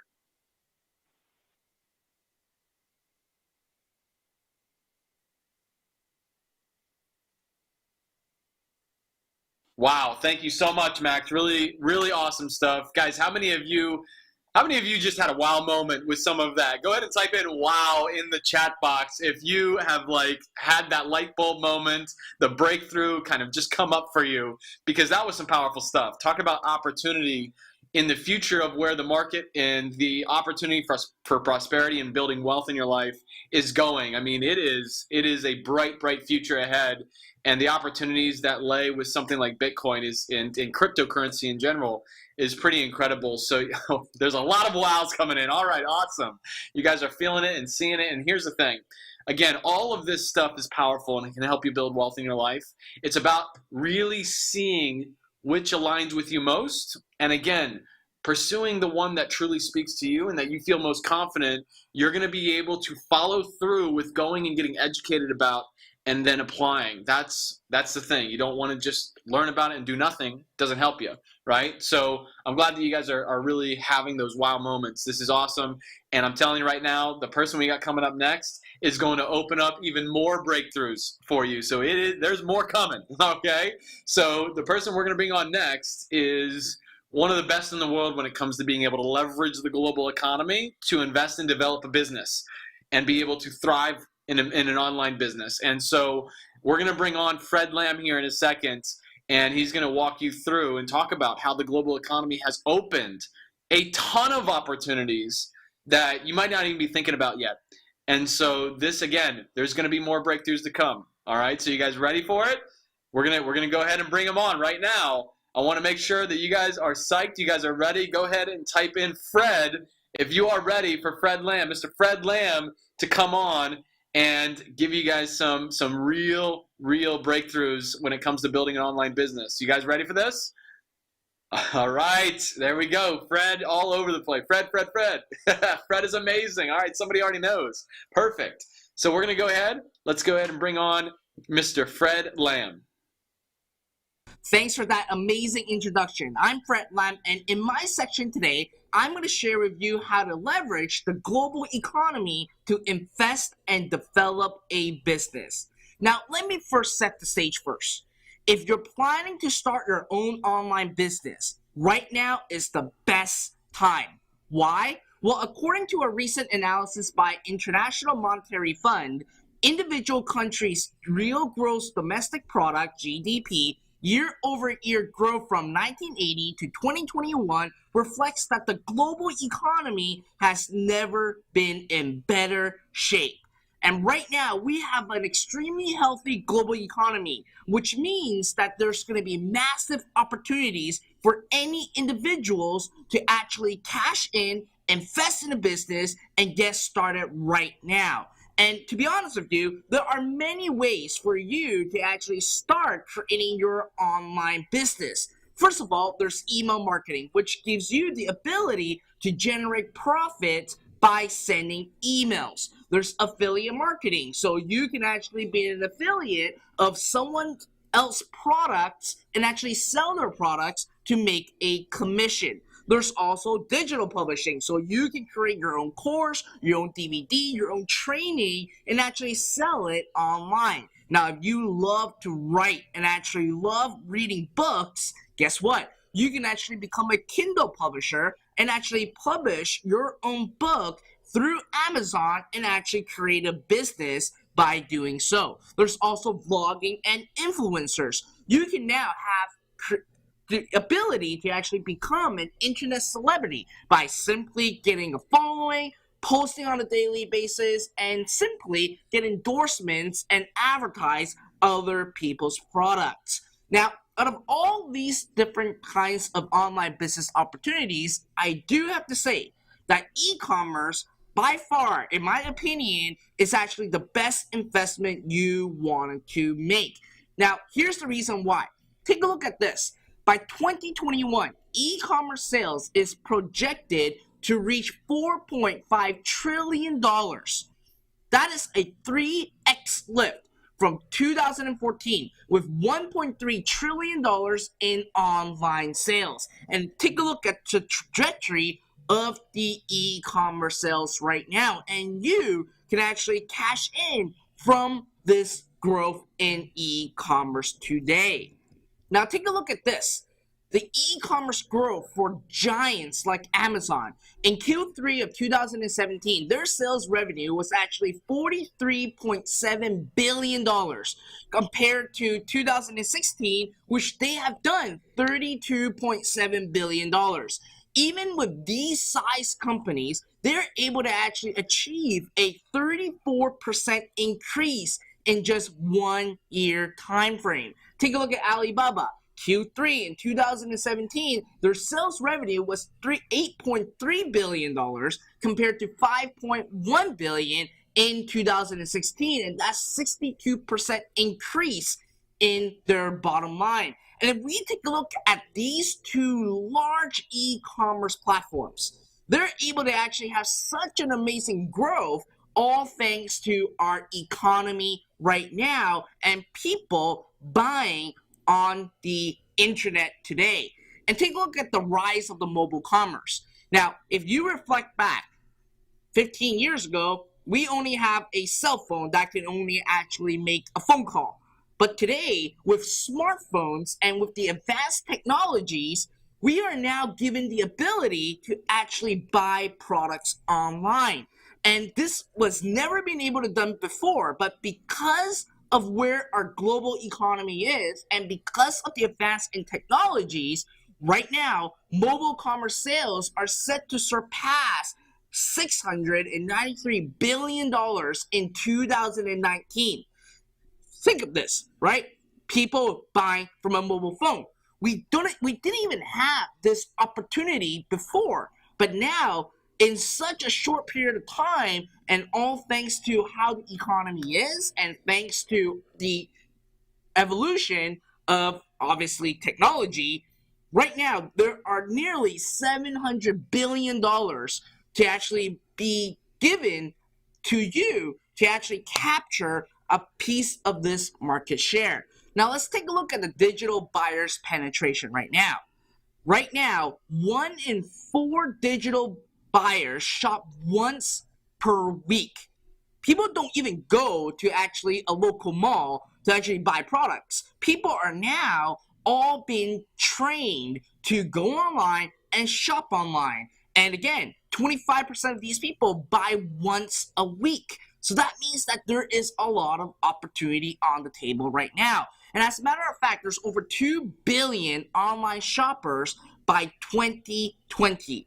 2 billion online shoppers. That is, again, a lot of market cap that you can actually go after. And we look at the global demographic of online shopping, it's basically almost, I can say, mass marketable. It's like male and female are the same, the income level are the same, the age from 16 all the way to 64 are all buying online.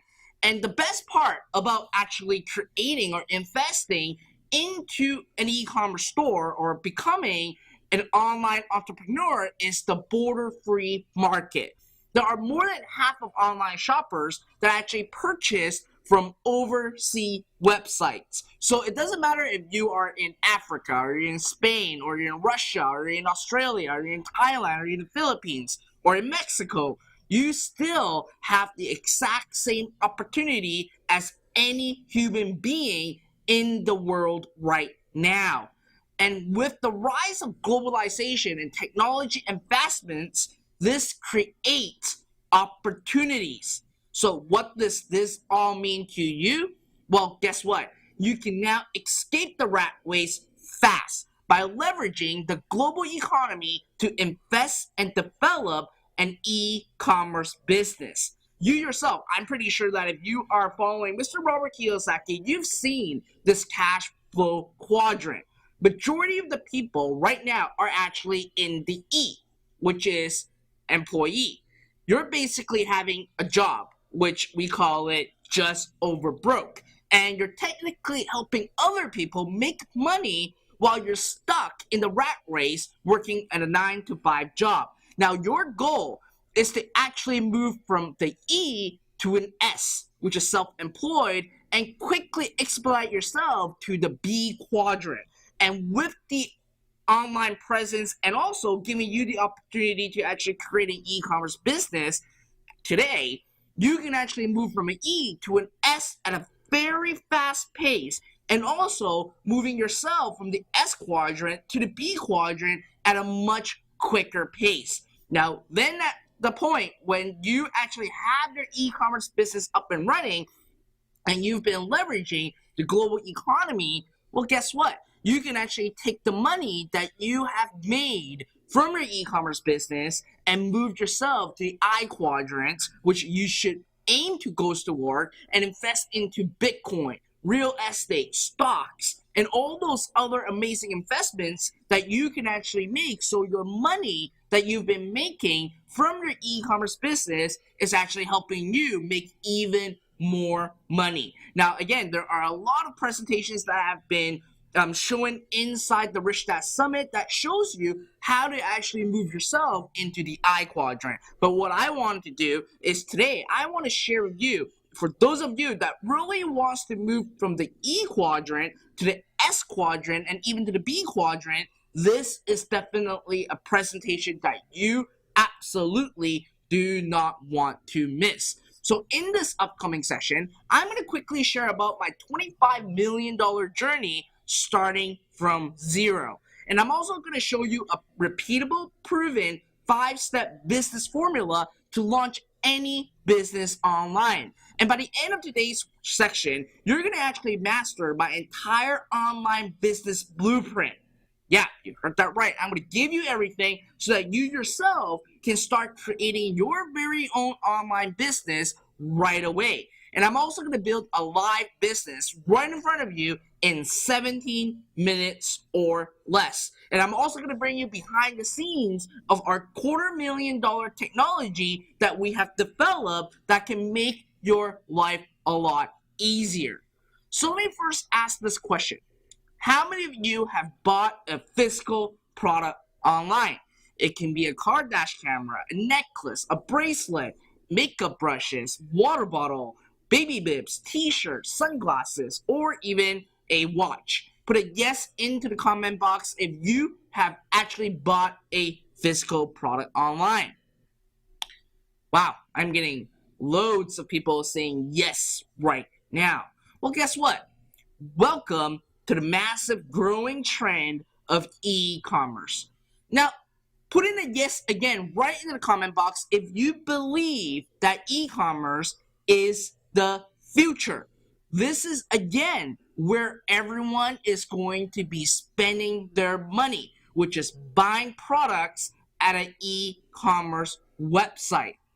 Now, the reason why e-commerce is the future is, again, take a look at this statistics over here, okay?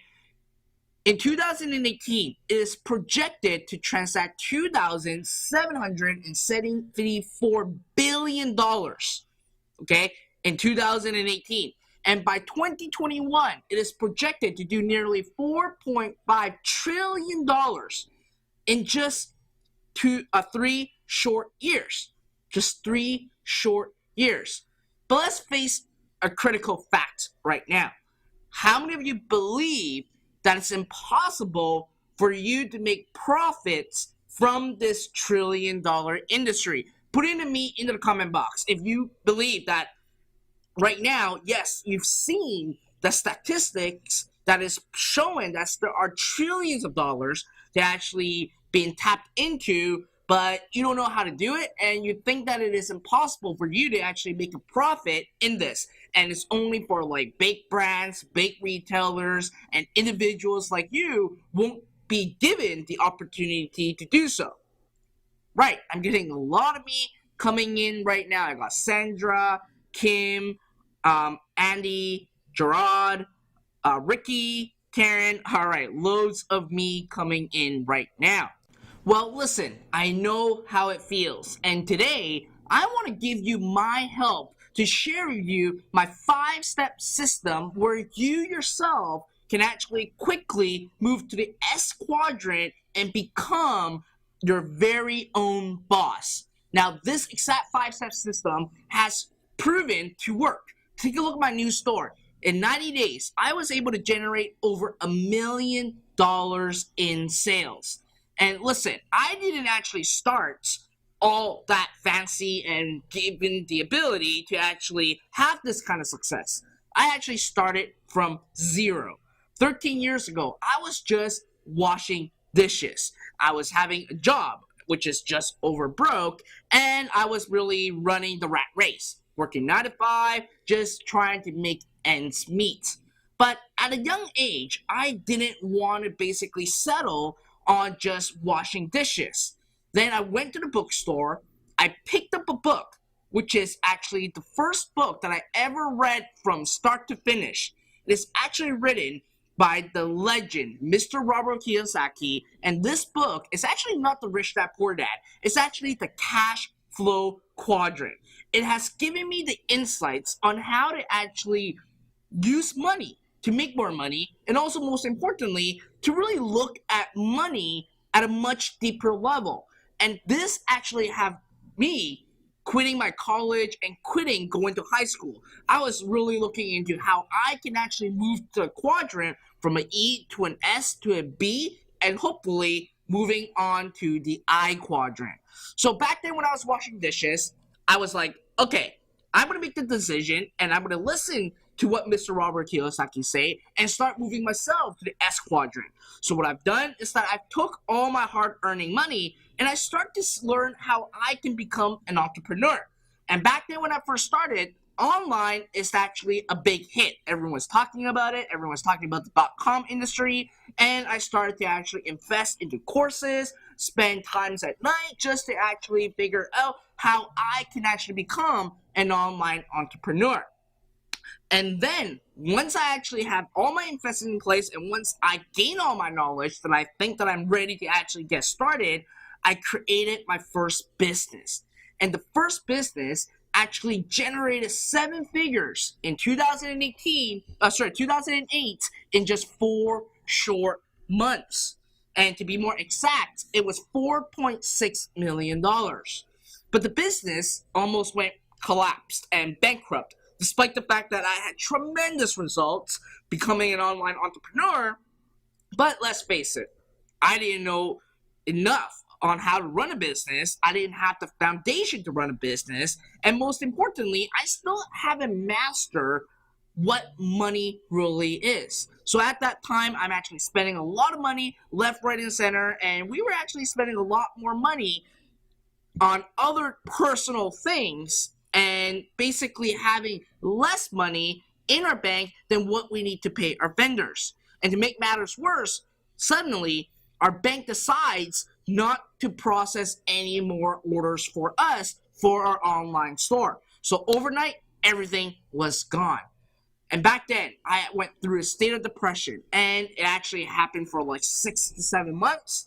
But I need to get my act together. So now, instead of going back into becoming an employee, I've decided to actually take what I've learned from my first multi-million-dollar business and created my own agency so I can actually help other people basically advertise their business online. So what I've done is I took my skill set, went and incorporated a new company, and still be in the S quadrant and not needing to move back into to become an employee working 9 to 5. So back then when I first started my agency, using all the skill sets that I've learned through the first business, I was able to acquire clients like BMW, Mini, and even Rolls-Royce.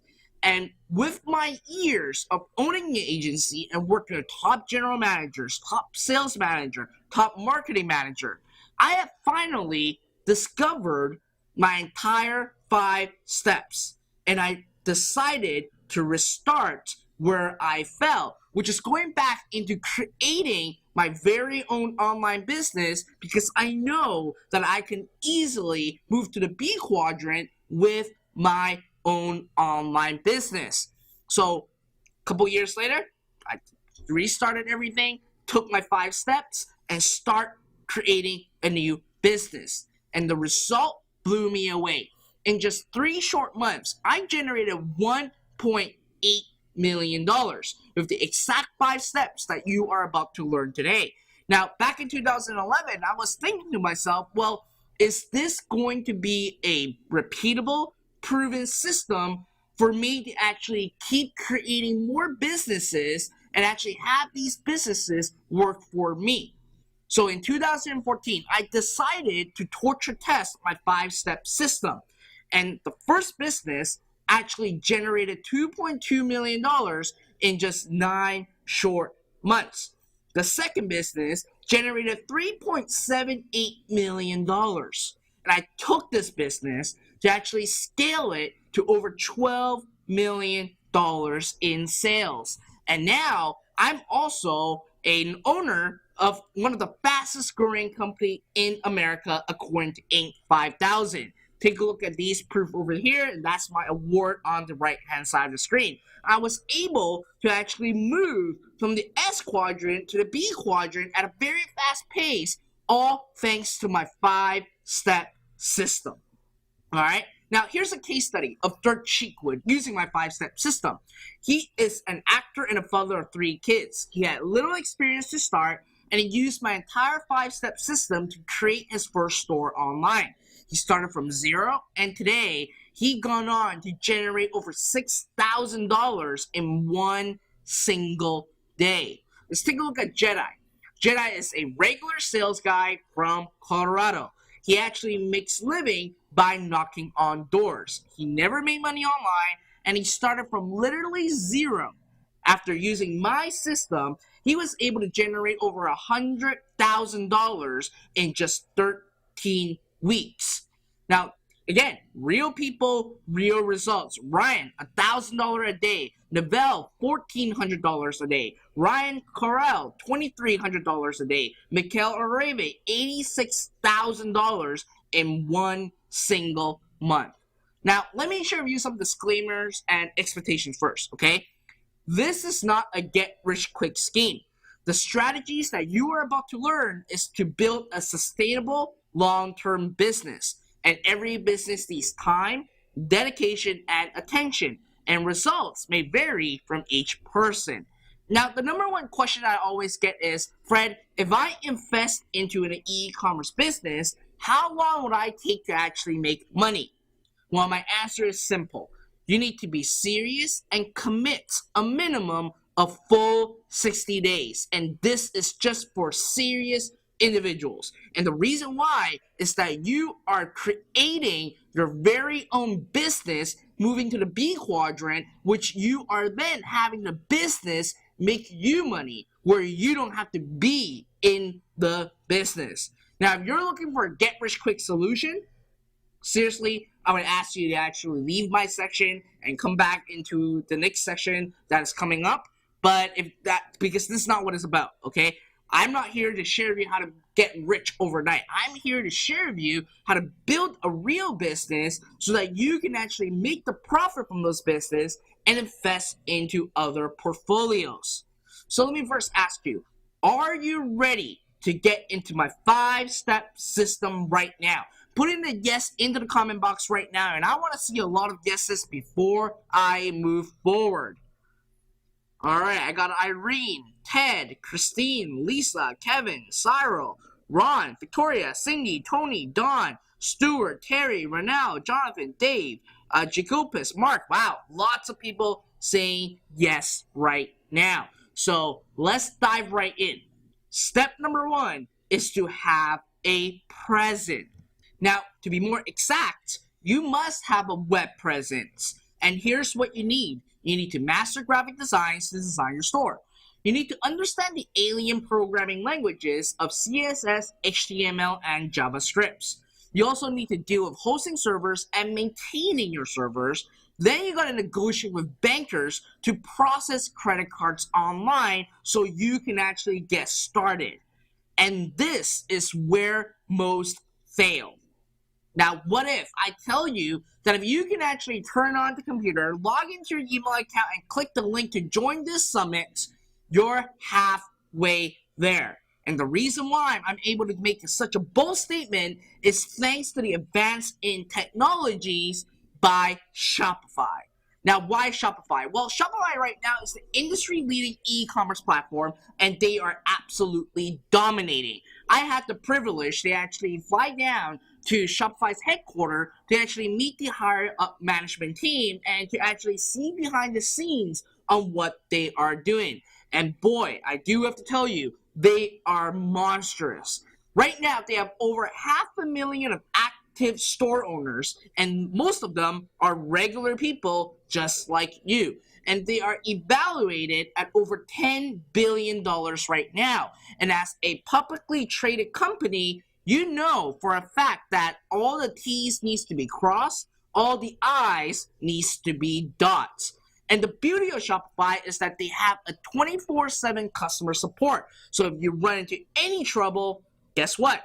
Simply go onto the live chat or give them a call, and you will have real people helping you with your store. Last but not least, with Shopify, everything is just click, click, click. So you don't have to worry about all those HTML, CSS, JavaScript. All you need to know is that if you can actually click a few buttons or simply create a Microsoft Word document, type in some words, and upload an image into that document, you're literally given the opportunity to start creating your first e-commerce business. But let's face a reality. If you first log into Shopify, or if you're brand new to a platform and you log in, it looks confusing. You don't know what to do. There are a lot of things that you got to actually click on, and you are just simply lost. Now, you maybe take some time to go into forums or watch the video training, and it may take you a couple months to a couple weeks just to actually have your store up. Now, what if I show you a way that used to take weeks to have your store up, now takes 17 minutes? I'm talking about 17-minute stores like this, and like this right now. And I'm going to actually build a store live right in front of you right now in just 17 minutes or less. How many of you are excited to see that? Put in a yes into the comment box. I'm actually going to build a business right in front of you and show you how you can do it too in a very short period of time, so you can quickly move inside the quadrant of the cash flow quadrant right now. Wow, I'm getting loads of yeses coming in. Joe, Sabrina, Michael, Christine, Mark, Miriam, Pedro, Sandra. All right, loads of yeses coming in right now. All right, I'm just going to quickly go to my browser and show you this website right here, fishingyard.com. And if I refresh this, you can see that this is a default Shopify store that you will have once you actually have an account with Shopify, okay? To prove to you that there's nothing inside, I'm just going to log in to show you that there are nothing inside. So we're going to go to the online store and then take a look. There are nothing in here. And if I go to products, there are nothing in here right now. So before we begin, I'm going to pull up a timer, and I'm going to challenge myself to do this in 17 minutes or less, okay? I'm going to have a stopwatch, and we are officially going to start right now. So the first thing I'm going to do is I'm going to log into our technology called Zero Up Lab. And the first thing that I'm going to do is actually synchronize our store with our technology. I'm going to install this. Install. And once this is done, all I have to do is head over to the top and go over to settings. And inside of settings, you'll see a link that says build your store with Site Wizard. Click here. Now on this page, there are 3 steps. The first step is to select a theme that you would like to use. We have over 13 themes for you to choose from. So let's say that I'm going to actually choose this first theme over here. I'm going to select the theme, click on continue. Now, the next step is to choose your store's niche. You want to actually have a niche store. So it can be about event decor and supplies. It can be in the pets industry. It can be in the exercise and fitness. It can be under survival, photography, women's jewelry, men's apparel, accessories, men's jewelry, etc. Now, since that we're using the domain fishingyard.com, it is wise for us to go after the sports and outdoor.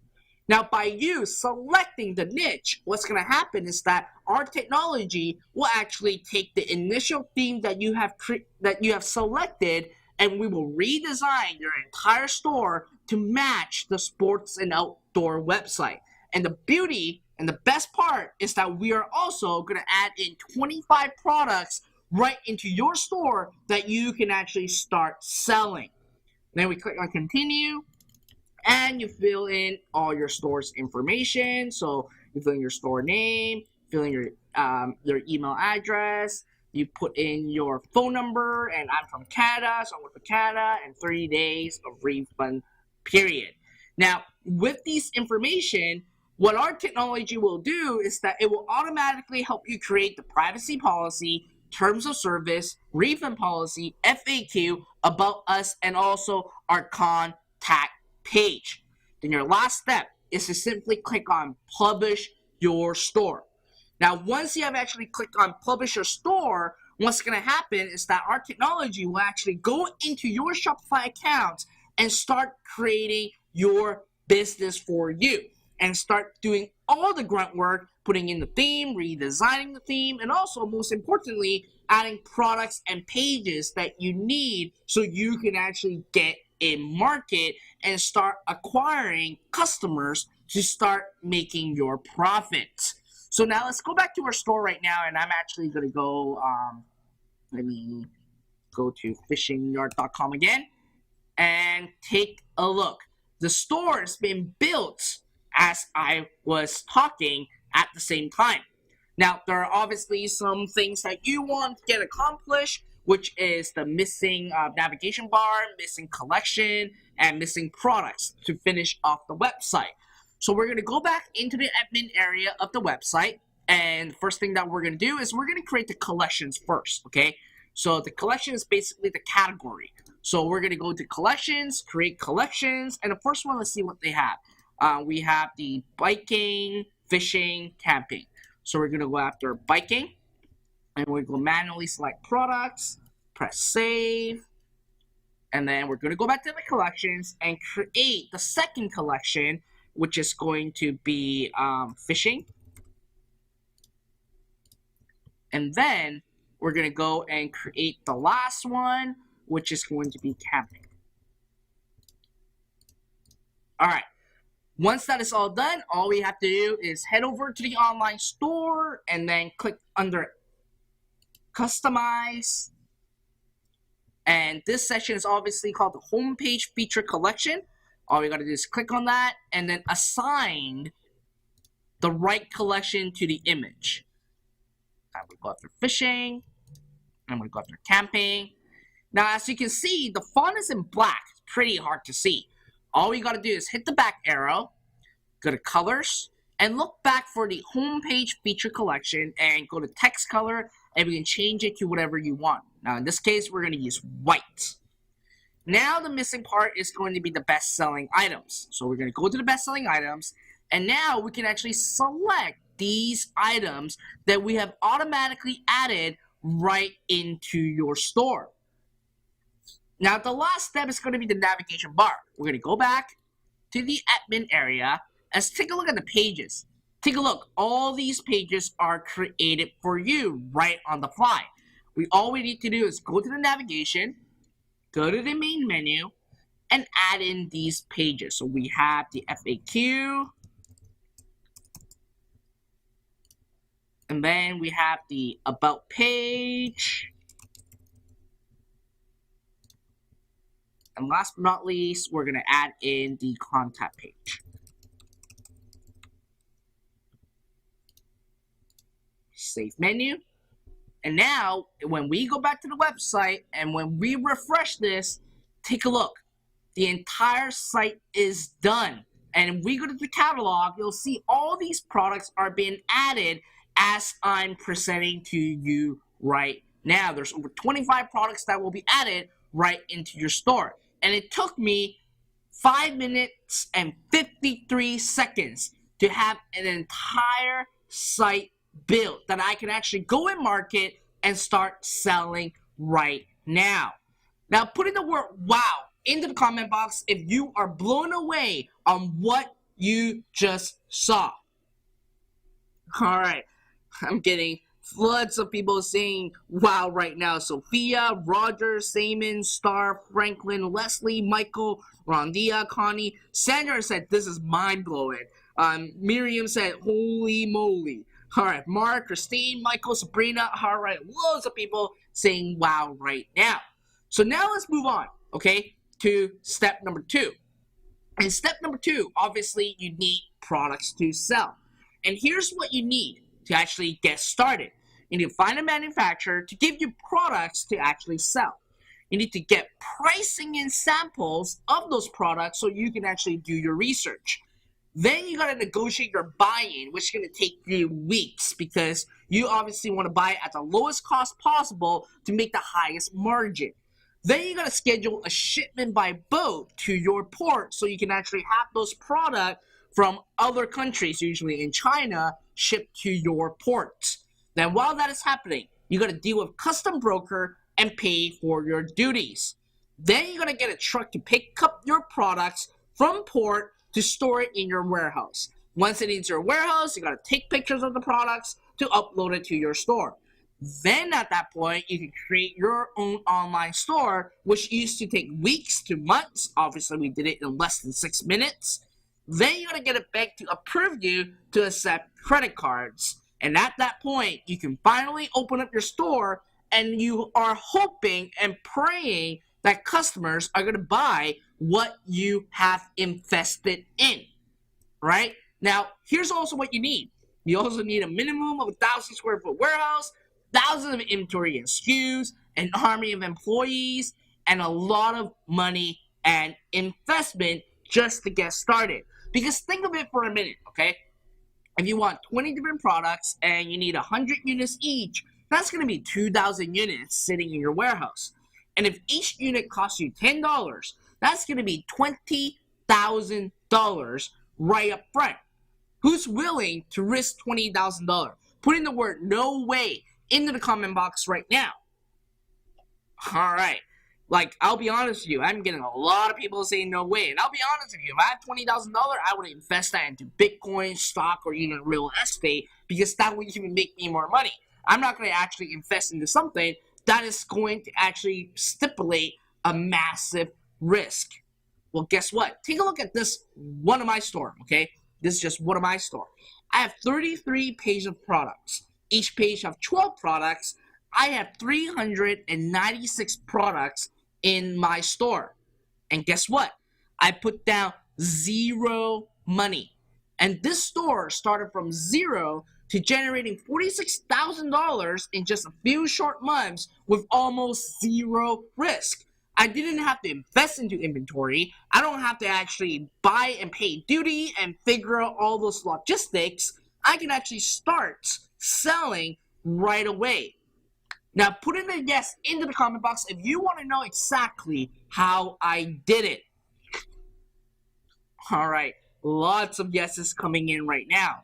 Well, let me introduce you to step number 2, which is inventory arbitrage. And I'm going to actually jump to my virtual whiteboard to walk you through how all this works. Now, let me open up my virtual whiteboard and walk you through exactly how all this works. So, first of all, you need to have an online presence. And we actually just created one in less than 6 minutes, okay? So, once you actually have an online presence, then what you want to do is go and find a vendor or manufacturer that can actually give you the following information. You want to actually get the photo of the product.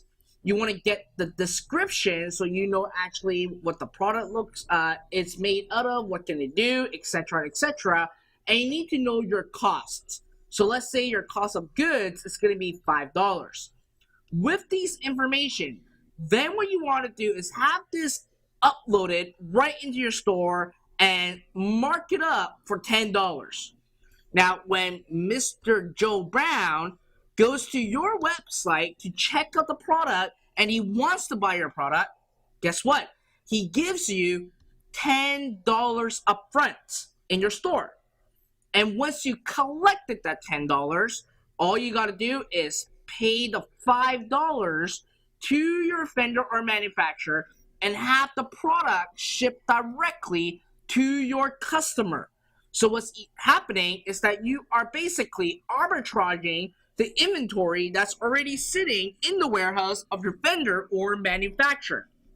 And ultimately, what happened is that you just simply uploaded the product and you collect the money first. So your risk is very, very, very low. So right in between, you made a $5 profit by simply just having a web presence and having the image uploaded right into your store. And for those of you that actually ask, well, does this really work? Well, let's reflect back earlier inside my section. I asked you if you bought a physical product or not. And I got almost everyone saying yes.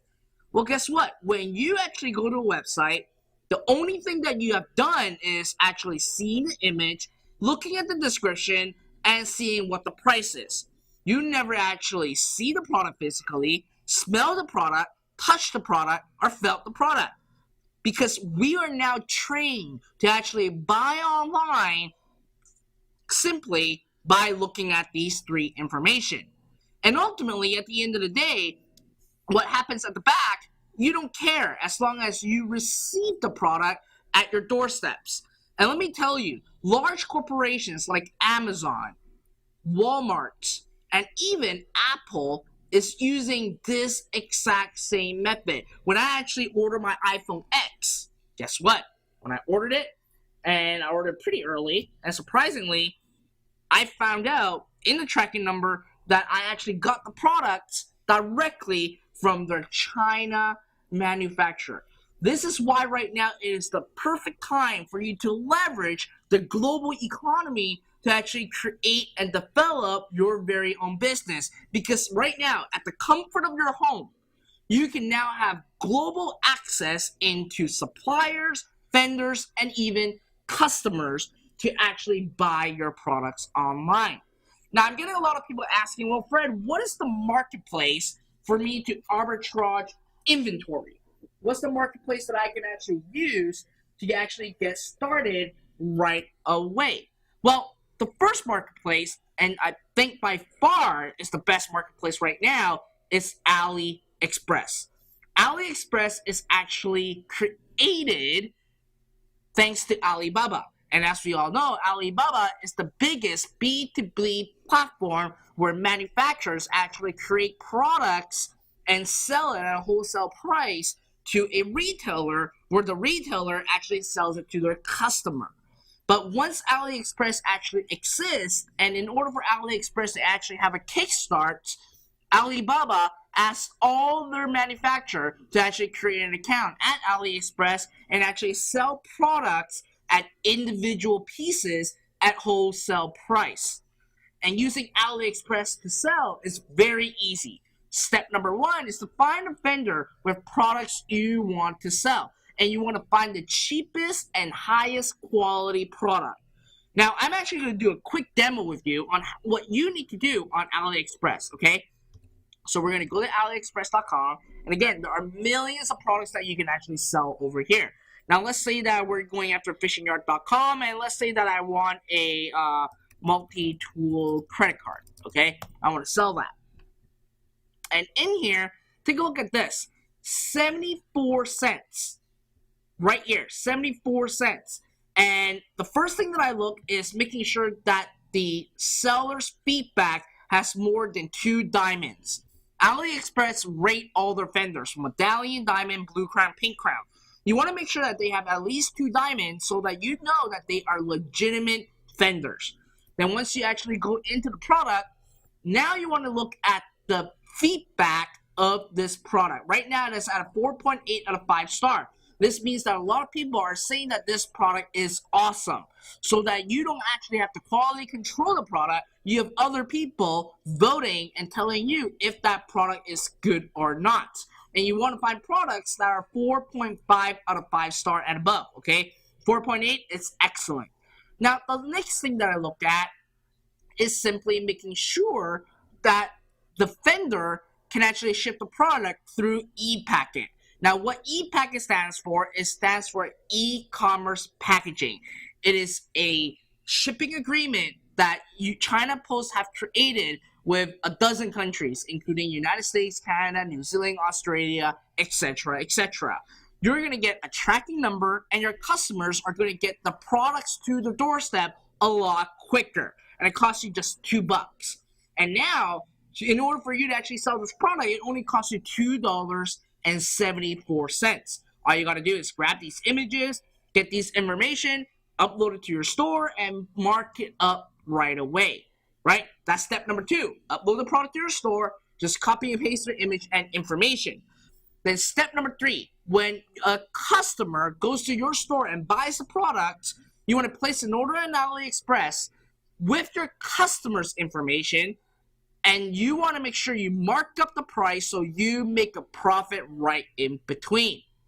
Now, obviously, it may take you, 20 minutes to actually have a product up right into your store. Now, what if all this can be done for you with just one click of a button?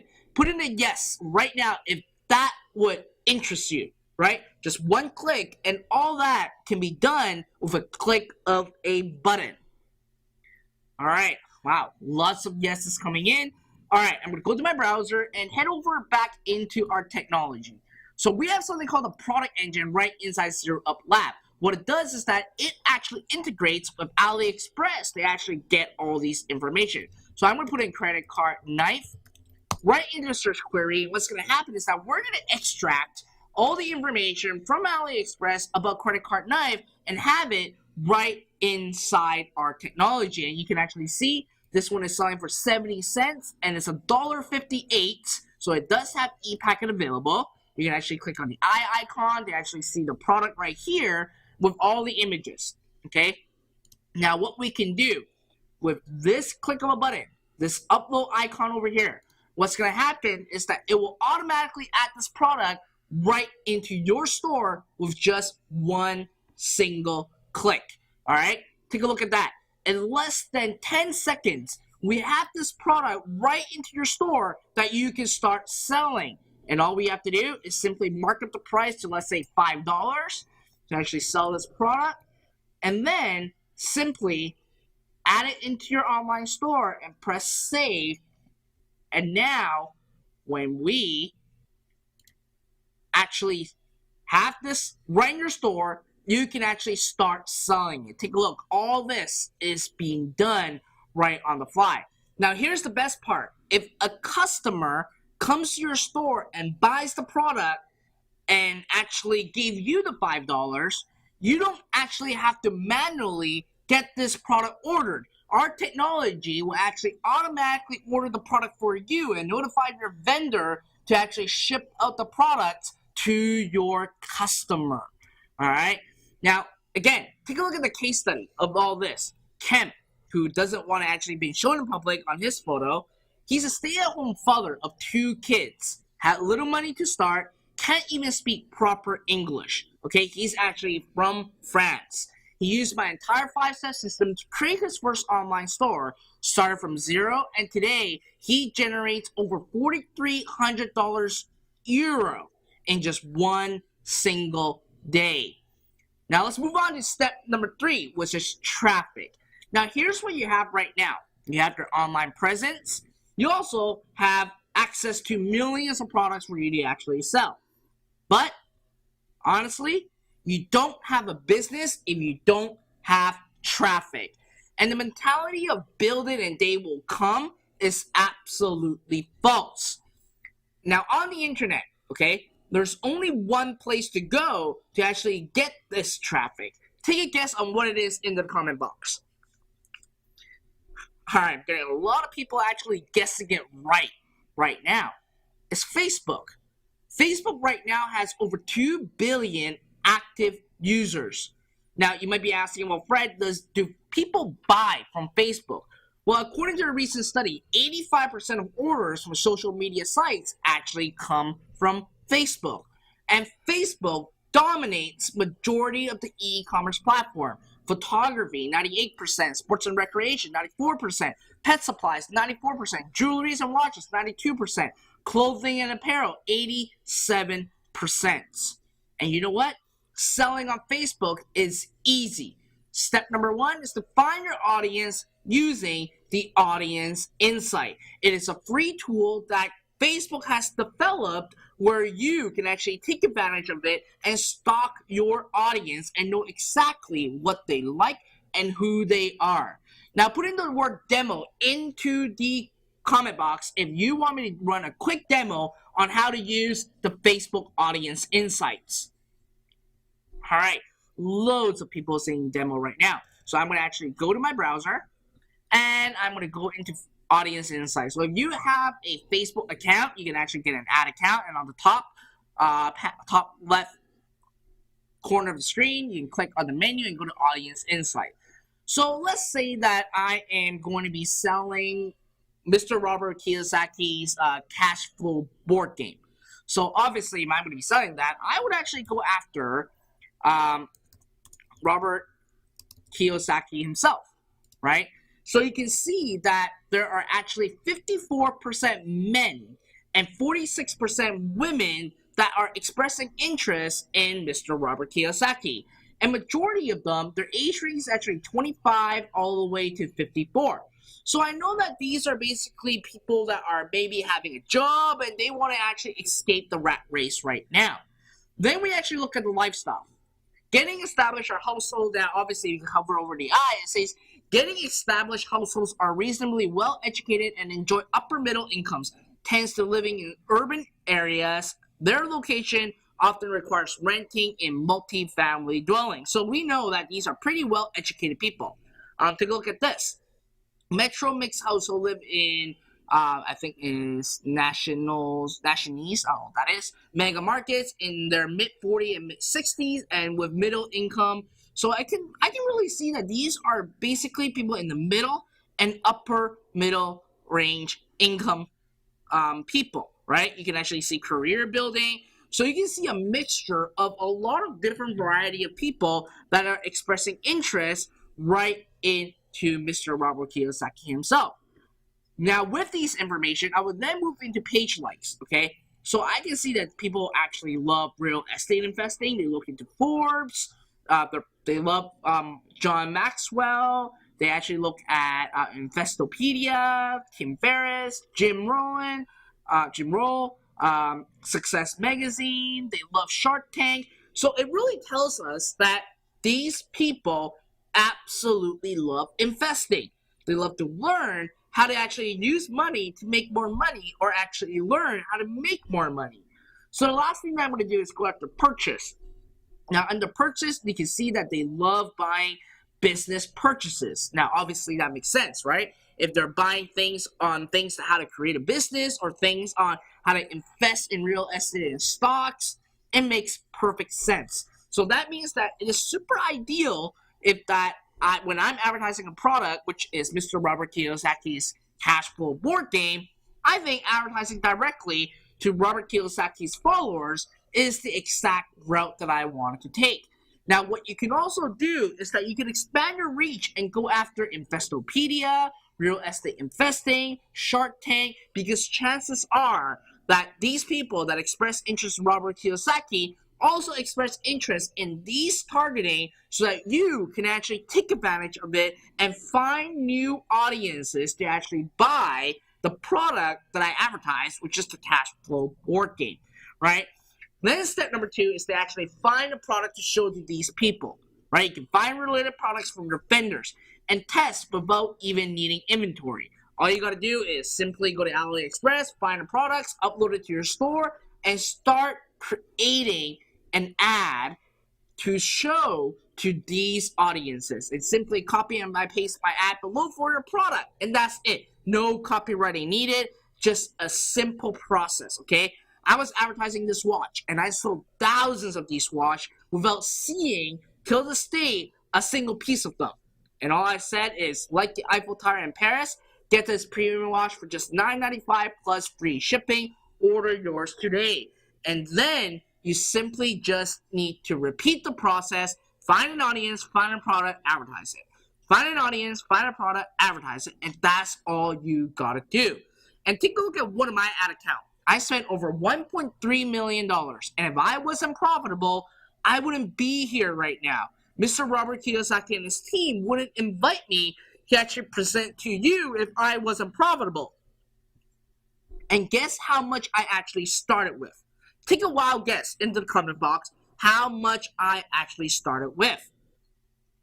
All right, I'm getting a lot of people saying $5,000, $1,000, $10,000, $500, $100. Well, guess what? I started with $5. Put into the comment box if you actually have $5 right now in your pocket, in your purse, or maybe right in front of you, or maybe in your jeans right now. Right. I'm getting hordes of people saying me right now. Obviously, right? It's just $5, and that's what it is. Now, take a look at one of my students. She invests, not $5, just $1.93 and made $29.95 back. That's a crazy 1,400% ROI. She doesn't even need to invest $5, just $1.93 and made nearly $30 back. And the golden key to Facebook is to start with $5 and sell what your audience wants. Let me repeat that. The golden key to Facebook is to start with $5 and sell what your audience wants. And the results proves itself. Pavak, 9 days in, he's already generating over $300 US a day right now using the exact steps that I've just shown you right now. Now let's move on to step number 4, which is the profit multiplier. This is the easiest way to make 200% to 300% without doing a single thing. It's actually an ancient sales technique invented in the 1970s by McDonald's. McDonald's conducted a survey and they discovered back in the 1970s that 200 customers per day were not ordering French fries. So what did they do? They went ahead and trained their staff to ask, do you want fries with that? And by asking about the fries, for every 200 customers, 100 of them bought the French fries. Now, we look at this at a mathematical standpoint. A burger today costs $3, a bag of fries costs $2.50. The total order went from $3 now to $5.50.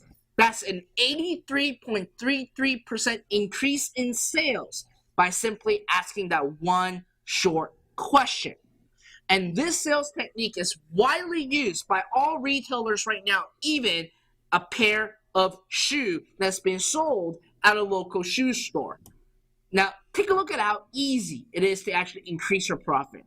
When you're at a shoe store, you're actually trying out different shoes, and you like the pair of shoe that you have got, and you say, all right, I'll take this shoe right now. You try your size, and it costs you $100. The person that's helping you to get your shoe size suddenly say, hey, do you want to grab that other pair of shoe that you tried on that you love? And today we have 50% off if you buy the second pair. And you're like, all right, this is 50% off and it'll be silly if I don't actually take advantage of it. And you say yes. Now your bill went to $150. Now on your way to the cashier, that very same guy basically asks you, do you want our special lotion and waterproof protection for your shoe so you can actually prolong the life of your shoes? And it was originally $60, and today you get it for $30. Now you absolutely love your shoes, and you don't want to invest another $100 for your next pair of shoes, so you're like, all right, add it to my order. Now when you're at the cashier, when you're about to pay, the cashier asks, hey, we're having a 6-pack of socks for just $15 right now. Do you want to add it to your order? And a lot of times, you're going to say absolutely because you are running out of socks right now. So now your total order went from $100 now to $195. That's a 95% increase in sales by simply asking small questions. And this technique is called upselling. The burger and the shoe is just a front-end product to attract the customer to go into your store to buy your product. Then what you got to do is to build around the hub. For a burger, you want to sell the French fries, the ice cream, and the soft drink. For a shoe, You want to sell another pair of shoes, you want to sell a pair of socks, and you also want to sell the lotion. So you simply just want to find products to supplement the hub to make more money. This same technique actually applies to e-commerce. Take a look at this. If one of my customers goes to my store to actually check out this hammock, it was $49.95 today. They get it for $29.95 plus free shipping, and they click add to carts. I simply ask them, hey, wait, do you want our best-selling waterproof solar-powered charger for 50% off for free and with free shipping? And when they say yes, I also ask them, hey, wait, do you want an emergency SOS kit in your camping backpack for 50% off again and free shipping? And if my customer actually said yes to the entire process, my total order can go from $29.95 all the way to $74.85. That's a 150% increase in sales by simply asking small questions. And the result from my profit multiplier proves itself. Just one strategy, I'm able to actually generate over $5.5 million with one of my store. Now, what if I tell you that all this can be done for you with just a technology, and today you actually get a chance to get this technology for free? Type in a big yes into the comment box right now. All right, I'm getting Elton, Caroline, Steve, Cal say hell yeah, Darren, Michelle, Kevin, Mark, Andrew, Trevor, Nico, Andrew, Glenn, Betty. All right, loads of people saying yes right now. Well, hold on to that excitement, because guess what? I'm not even done yet. Have you ever experienced this? When you're about to leave the cashier after paying, she just gently smiles at you and hands you something. When you take a look at it, you found out that it's a discounted coupon, but it's only available for your next purchase. I bet a lot of people that are watching this presentation right now, that are with me right now, have experienced this before. And there's two things that's going to happen. Number one, you're just going to walk back into the store and grab the other products that you want and use that 20%. Or you're simply going to save it in your wallet or save it in your purse and keep reminding yourself to come back to the store and use this coupon, or else you feel that you are missing out. And guess what? This exact strategy can now be done. Take a look. I've generated over $116,000 almost instantly by simply using the exact strategy in my e-commerce store. And it's a proven and repeatable process. Take a look at Ryan, right? His order value jumped from $33.75 all the way to $94. And another screenshot over here. Normal order is $14.95 to $32.95. Now have orders coming in at $78.45. This is a proven method for you to instantly increase the sales right in your store. Well, let me ask you, are you excited to actually see this technology right now on how to actually build this process right now? Put in a yes right in the comment box right now. All right, we're just going to quickly move back to our browser and go into our technology, and we're going to go over the the Funnel Builder 2.0. So in here, we can actually add a new landing page. So let's say that we're just going to select this over here and click on continue. And we're going to use the credit card knife. We're going to select this and call this the Richdad knife. I'm going to call it the Richdad knife. And we're going to use this as a front-end product, just like the burger and the shoe in our earlier analogy. So we're going to click continue. And now you have a full drag and drop builder. So I can actually go here, special offer, click apply, and I can click on here, and I can actually say, get this amazing credit card knife that's perfect for all campers. All right, so you can actually change the text here. You can change the size, change the color if you want.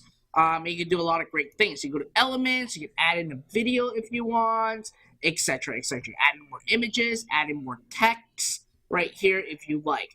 And all you got to do is click on the word publish, and you will now have a beautiful landing page created right in your store. So if we preview this, take a look. You can actually use this page to advertise to your customer. Now we're going to add in the upsell. Now we're going to go back to our browser and add in a new landing page. And again, we're going to use the same one over here. Click on continue. And let's say that we want to actually sell the, let's see what we have over here. Let's do a sports sunglasses. Okay. I'm going to sunglasses. And now we're going to make this an upsell product. Click on continue. And again, same thing. You can edit whatever you want. And the only difference with an upsell product is that it has a no thanks button. So people can say, no, I don't want this right now. Okay. Simply click on publish. And once this is done, all we got to do is scroll down to the very bottom and create a funnel. We can build a new funnel, and we're going to call it the Richdad funnel. And we can actually select the Richdad knife. And when they select the Richdad knife, we're going to actually upsell them the sunglasses. And from there, we can upsell them again, direct them to cart or to checkout. In this case, we're going to send them right to the checkout and ask for their credit card information. I'm going to press save. And now, if I actually start advertising this and the person actually wants to actually buy this credit card knife and click add to cart, guess what? We sell them another product right away. And when they add to cart again, these products are now added right into their checkout, and we ask them for their information to actually bill them right away. So you can see that order went from $5 down to $19.49. Now, we also have something called the profit multiplier. The same thing, the coupon analogy that we had. You can click on basically the profit multiplier. Step 1, click on coupon, click on continue, and you can create different design. We're just going to use this design. I'm going to say save 30% off now. I'll put a 30% discount code, and we're going to say it's going to expire in 30 minutes. Coupon code is going to be Richdad30. And we can change it to like a color blue or red. In this case, we're going to use blue. And I'm going to say shop now and save. And then we can put in back the URL at the fishing yard and press continue. And all you got to do is simply copy this code right into your Shopify account with settings, checkouts, and then all we have to do is just paste it right in here and press save. So now when a customer actually reaches the receipt and the thank you page, what's going to happen is that this over here will pop up right in front of them to actually give them the coupon to actually continue to actually shop at your store and actually make more profit for you and your business. All right. Now we go into step number 5, which is outsource, scale up, and repeat. And you simply want to actually build multiple sources of income right now. This 5-step system is proven to actually create multiple income sources for you. You can create a camping niche, baby niche, kitchen niche, or all those other stores, and imagine that each of them can actually generate you $1,000 a month. The number and the amount of money that you are going to make will just multiply from there on. And I've did this with multiple stores. My $1.8 million stores, my 2.2, my 3.78, and I scaled it to over $12 million. Another side business that generated $46,000, and my newest store generating $5.5 million. Or you can also sell it on flippa.com and cash out. Take a look at this site over here, okay? It is sold by auction for over $10,000. There's over 119 bids. And this store is only 3 months old, and they only have $4,700 in sales. And it got sold for over $10,000. So this gives you the opportunity to actually flip websites and actually make money right away. It's kind of like the same thing as flipping real estate, but you're flipping online stores right now. So let me first ask you, okay, how many of you are blown away on what you have just learned today. Put in the word OMG right into the comment box if you are, number one, overwhelmed with the information that I just shared with you, and you are blown away on all the information and the entire business model that I just shared with you. Or you are mind-blowing on the technology that can actually do all the grunt work for you and making you possible to create your very own online business and move to the S quadrant right away. All right. I mean, a lot of people saying OMG. Yannick, Adrian, Simon, Sylvia, Juhan, Brian, Mohal, Liddell, Renice. All right. A lot of people saying OMG right now. Now, put in the yes if you would actually like my software for free. All right. And also, I'm talking about the exact software. All this done for you, my 5 steps into our technology. A technology that took my team and I over $250,000 investment, 17 months of our time, 7+ dedicated team members, turning my 5 steps into launching in 17 minutes or less. Put in a yes into the comment box if you can give me permission to share with you a specific package that I put together just for the Richdad Summit, so you can actually get free access into our technology and start diving into creating your very own online business right now. All right, I'm getting a lot of people saying yes right now. Well, here's what's going to happen. Zero Up Lab member gets over 180 pre-built stores. You get to actually build unlimited stores with our technology, and you will have access to our automated product engine with millions of products to sell.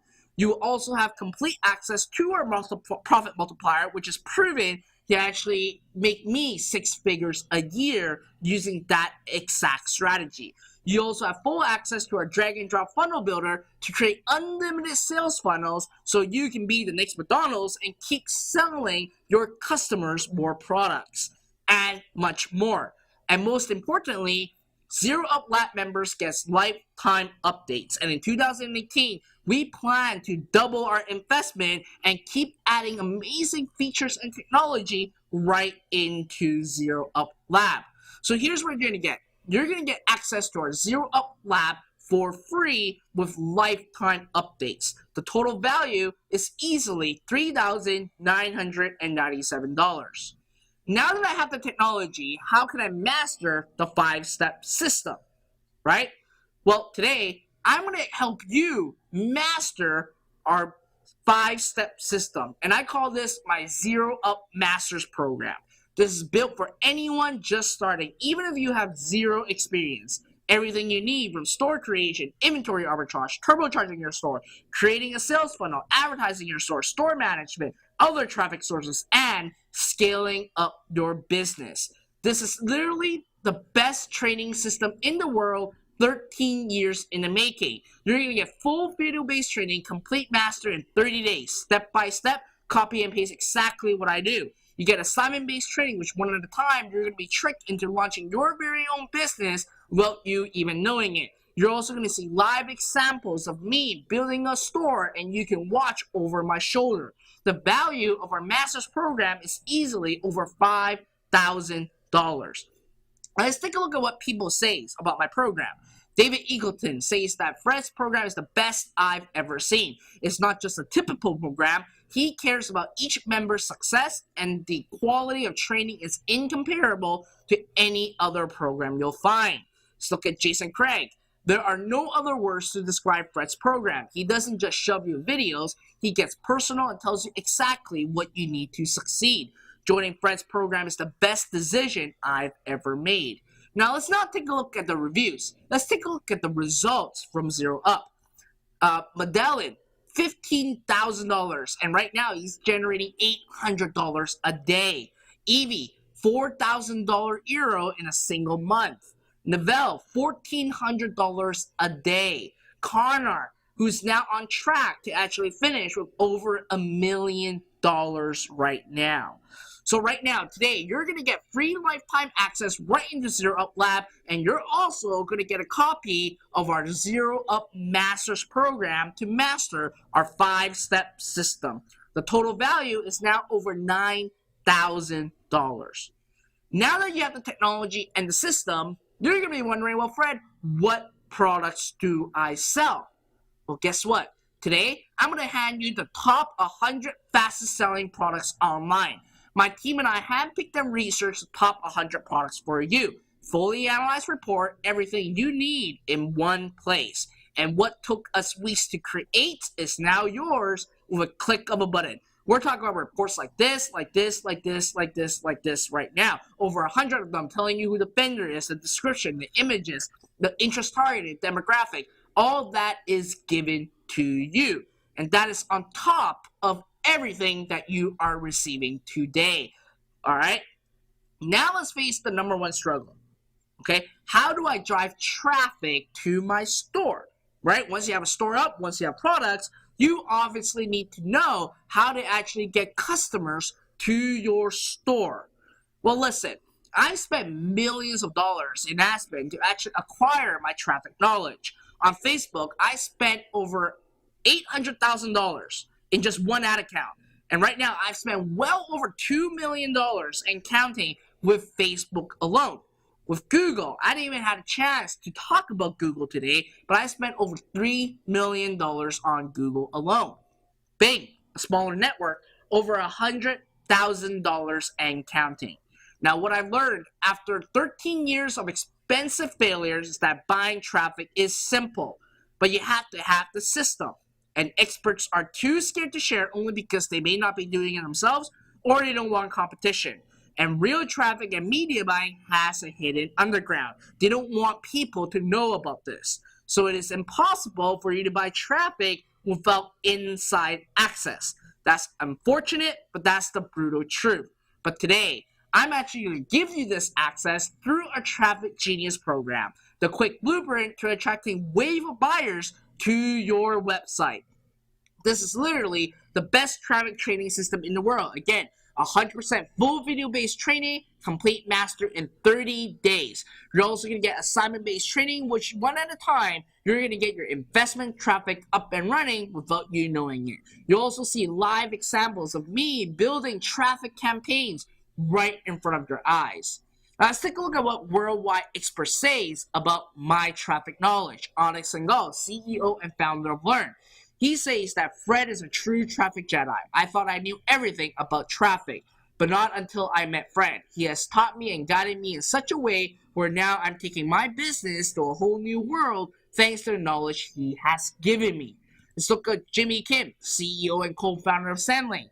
He said that Fred's traffic knowledge has been life-changing. The knowledge he has blew me away, and I've been marketing online for 8+ years. Fred is definitely one of the leading traffic experts in our industry. And there's a reason why these gentlemen are saying this right now. Take a look at this. My ad right on CNN.com's homepage. And then again, my ad right on CNN's Money's page. And you may be wondering, Fred, you must have spent nearly 6 figures to be on these sites. Well, the truth is, I spent $800 to be on all these websites, and at the same time, I made $25,000 back. And you get to learn all my traffic hacks inside my Traffic Genius program. So today, on top of your free lifetime access into Zero Up Lab, this very same technology that you've seen today, you also get a copy of my master's program. You get the top 100 fastest selling products to sell online, and also you will now get a copy of my Traffic Genius blueprint to attracting wave of buyers to your website. The total value is now over $16,000. Now that I know nothing about the internet, will there be more hands-on coaching, right? Let's be honest, some of you guys just may not be that tech savvy, and you're just wondering if there's going to be more hands-on coaching. Well, today, I'm also going to give you access to our Starting from Zero bootcamp. Listen, I know how you feel, and here's what I'm going to do. Every single week, we're going to get on the bootcamp, and let's start from zero to profit. I'll give you the latest training, and also give you a live Q&A section to ask me anything. From time to time, I'll also do live consultation where I'll review your business and tell you what you've done right, what you've done wrong, and how you can actually scale up your business. You will also have access to a private community to actually mastermind with like-minded individuals and have our brand ambassadors there to actually answer your questions. You will also have direct support from my 8-figure team. All this, you're getting the best community and mentorship in the world. Number one, weekly starting from zero bootcamp, live training with me and worldwide experts around the world. You'll also get live Q&A section and personal consultation time. You will have secret access to our Facebook community that you can work directly with us and other members and get your answers fast. You'll also get direct support from my 8-figure team and have my entire team at your disposal to help you. So on top of everything that you're getting, you're also going to get access right into our starting from zero bootcamp. The total value is now over $24,964. Now, Fred, what if I try hard and I don't even make my first sale?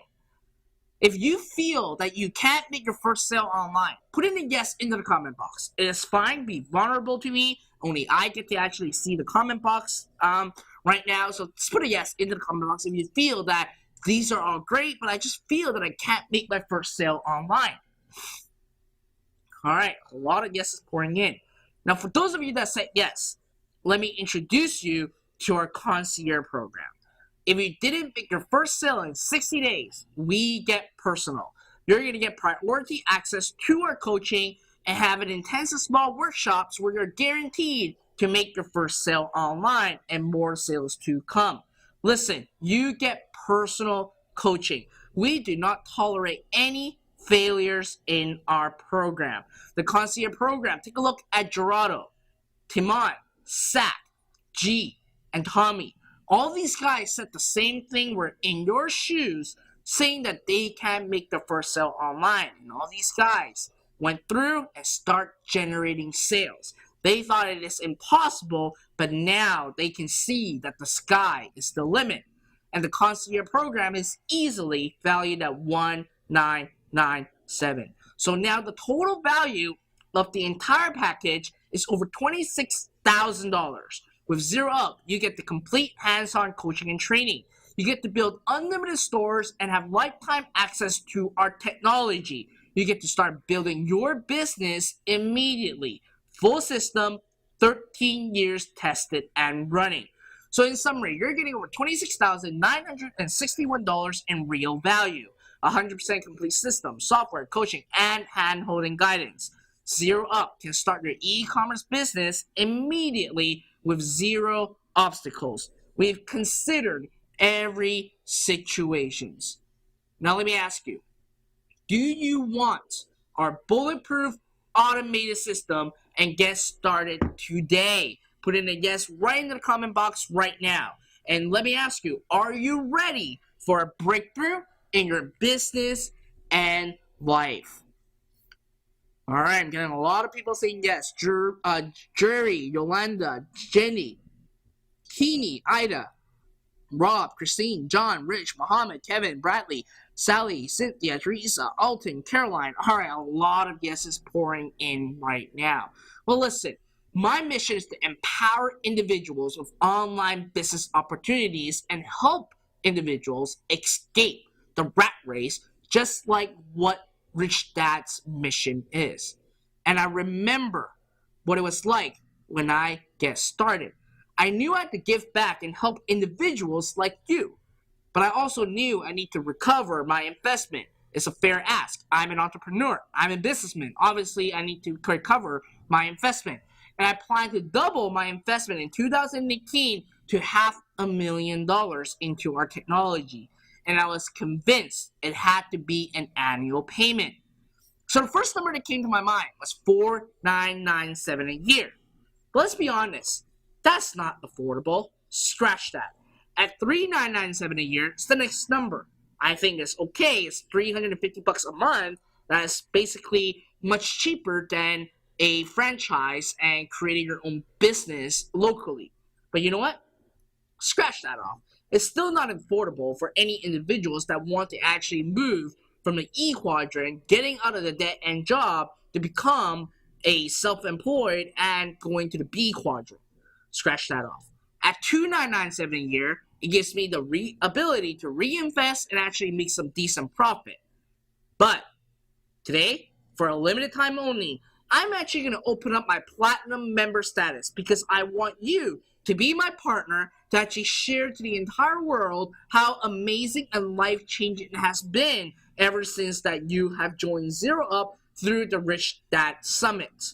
So instead of $2,997 a year, scratch it off. And this is only for platinum members only. But you know what? At $2,997, I break even at 80 members. But today, I'm going to actually make some crazy decision right now with you. I'm going to actually cut the price by an unbelievable amount for platinum members. Plus, on top of that, we're actually going to put a child to school. So for each new member that enrolls, we will give a child a full year of education in underprivileged communities. We're working with a 100% nonprofit called Dream Center to actually create schools to help kids around the world to actually start getting the education that they do not have the privilege of actually attending. Now let me ask you again, are you ready?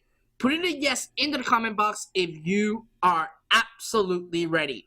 Remember, we have a very limited opening for our platinum members. All right, I'm getting a lot of yeses coming in right now. Well, guess what? You can start today for not $2,997. You can start for only your first payment of $597 and take care of my remaining two payments, or save an additional $294 and pay just one single payment of $1,497. And all you got to do is simply go to www.zerouplab.com/richdad right now. And it's only available today in a very short period of time. You can start for your first payment of $597 or just one full payment of $1,497. And you're going to get lifetime access to build unlimited businesses. Again, that is www.zerouplab.com/Richdad. And here's a recap of exactly what you are going to get. You're going to get free full access and lifetime updates to our Zero Up Lab, which is the exact technology that you just saw earlier just now. You're also going to master my 5-step system in my Zero Up Masters program.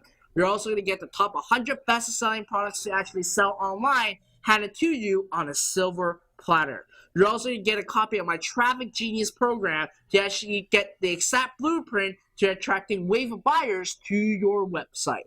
You'll also have access to our Starting From Zero Bootcamp, where every single week you will get live training from me and also have access to our community to get your answers fast. Last but not least, if you did not make your first sale in 60 days, you're going to get access to our concierge program and get personalized coaching.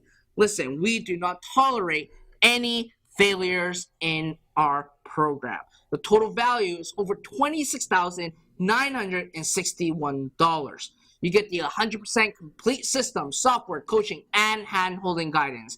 And Zero Up can start your e-commerce business immediately with zero obstacles. We've considered every situation. So let me ask you, are you truly ready? Remember, we have a very limited opening for our platinum members, and the time is now. And again, the URL is www.zerouplab.com/Richdad. Let me ask you, are you going to be the next person to have the ability to leave the 9-to-5 rut and the ability to achieve the financial freedom that you've always dreamt of? And also get the freedom of time to spend more time with your family and do the things that you love. And move quickly in the cash flow quadrant from an E to an S and into the B. And also owning your very own online business. So are you going to be my next student? Karnar, generating over $1 million this year alone. Jedi, over $100,000 in just 13 weeks. Dirk Cheatwood, over $6,000 in one single day. Neville, over $1,400 again in one single day. Ryan, over $1,000 in one single day. Are you going to be the next person? If you are, then simply go to www.zerouplap.com/Richdad. And for those of you who are actually taking action right now, I have a fast action bonus for you. And this bonus is an exclusive invitation to Platinum members only. You're actually going to get access to our Zero Up network. Our Zero Up network is our print-on-demand technology which you can actually customize your own apparels and jewelry without any inventory or investment upfront. And you will have access to our direct source in the United States at our negotiated price, which is much cheaper than other places. So everything is actually made in USA and shipped in USA. We're talking about t-shirts, V-necks, onesies, beach towel, hoodies, and mugs, and a lot more other products. And you also have access to our made in USA jewelry, necklaces, bracelets, Pandora-like charm bracelets. And you also have access to over 1,000 designs for free. All these designs that you can use for all these products, over 1,000 of them given to you for free. And if you actually go and find a designer and actually get one done, it'll cost you around $20. And I'm giving you 1,000 of them for free. That's over $20,000 of real value given right to you right now. So again, the value of our Zero Up network is easily over $3,997. But today, you're going to get this for free. So on top of everything that you're getting, I'm also going to give you access to our Zero Up network. Okay? Right now, simply go to www.zerouplap.com/Richdad. And it's time to make a decision. You're getting a lifetime total value of over $30,958. And the doors are only open for a limited time. We're only looking for serious members to get our platinum member pricing. Listen, our internal plans is double our investment in 2018, and we are already undergoing some confidential developments that I can't share to the public on what that is. And as a platinum member, you're going to get lifetime updates for free. So let me ask you, if it's not now, then when? Do you want to be this kid over here who's all excited, ready to actually escape the rat race and start building your first business? Or going to be this guy over here that's going to continue to struggle, keep working at that dead-end job, and not get anywhere in life? Who do you want to be? The kid on the left or the guy on the right? Now, obviously, if I were you, I would be the kid on the left and start taking action by simply going to www.zerouplap.com/Richdad. And again, you can start from only your first payment of $597 and take care of my remaining two payments, or save an additional $294 and pay just one single payment of $1,497. You're going to get lifetime updates to build unlimited businesses. And again, there's no upsell, no cross-sell. Just first payment of $597, take care of my remaining two payments, or just one single payment of $1,497. And listen, the clock is ticking, and decision is the key. And it's time to make a decision. You can either continue to want, hope, and dream, or take action right now and start becoming an entrepreneur. Your business begins with a decision. Listen, you're going to get the technology, the training, the system, the coaching, and the hand-holding guidance. Start now, and this is your last chance. Simply just go to www.zerouplap.com/Richdad right now. And that's it for my section today. And I really, really hope that you guys learned a lot and really see the opportunity right now to actually leverage the global economy for you to actually invest and start developing a business. Now, by you creating your very own business, you can quickly become and get into the B quadrant, where you yourself can actually take those money and start investing into Bitcoin, investing into stocks or real estate. All that can be done but you need to start by creating your first business right now. And again, I seriously hope at the end of the day, this really inspires you to actually start looking at creating your first e-commerce business, because listen, the market is booming right now. And this is your opportunity. You can actually leverage the global economy and the advanced technologies that's out there, that's in our hands right now, and start taking action. All right, so thank you for your time, for being here. It is such an honor of mine to be in the Rich Dad Summit to actually present this to you, to share with you my entire 5-step system. And for those of you who are going to become a member, I look forward on seeing you inside. All right, so other than that, I'm going to pass it on to Andrew Lance, who's going to share with you some additional assets to create wealth. All right, Andrew, take over right now, and thank you for your guys' time. All right. So, how cool was that? Fred Lamb, brilliant guy, just an absolute business whiz. And I just, the possibilities of working in the global economy today are incredible. And e-commerce is a way to take advantage of the global economy. And it's a great business model. And I cannot recommend Fred and his training highly enough. So really good stuff. Hope you enjoyed that. We're going to now transition to a little talk here I think that's really important. And that's the power of soft assets. Soft assets. So the last really day and a half, we've been talking all about hard assets. Everything from investments you can make, businesses you can start. Those are all examples of hard assets. These are tangible, physical things that you can put on a balance sheet. Okay, things like real estate, stocks, precious metals, appreciating currencies, profitable businesses. These are hard assets.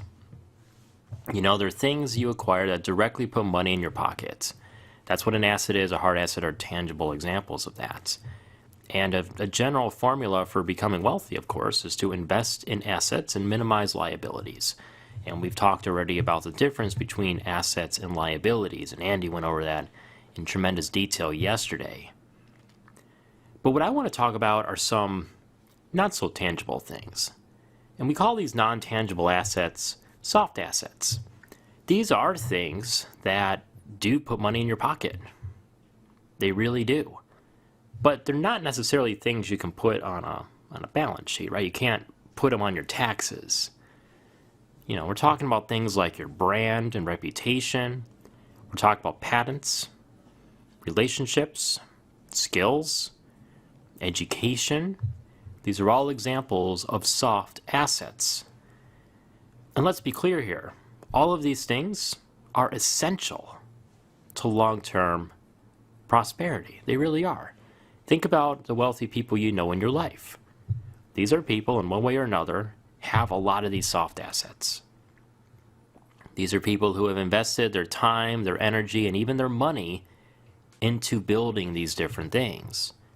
And I wanted to take a little bit of time to talk about these because while we've been talking about important things you should be investing in, very tangible things, we've been giving you a bunch of ideas of different possible pathways in your own journey, I wanted to take a step back here and talk a little bit about these soft assets because when we talk about creating wealth and all that, I don't think they get talked about enough because they really are important.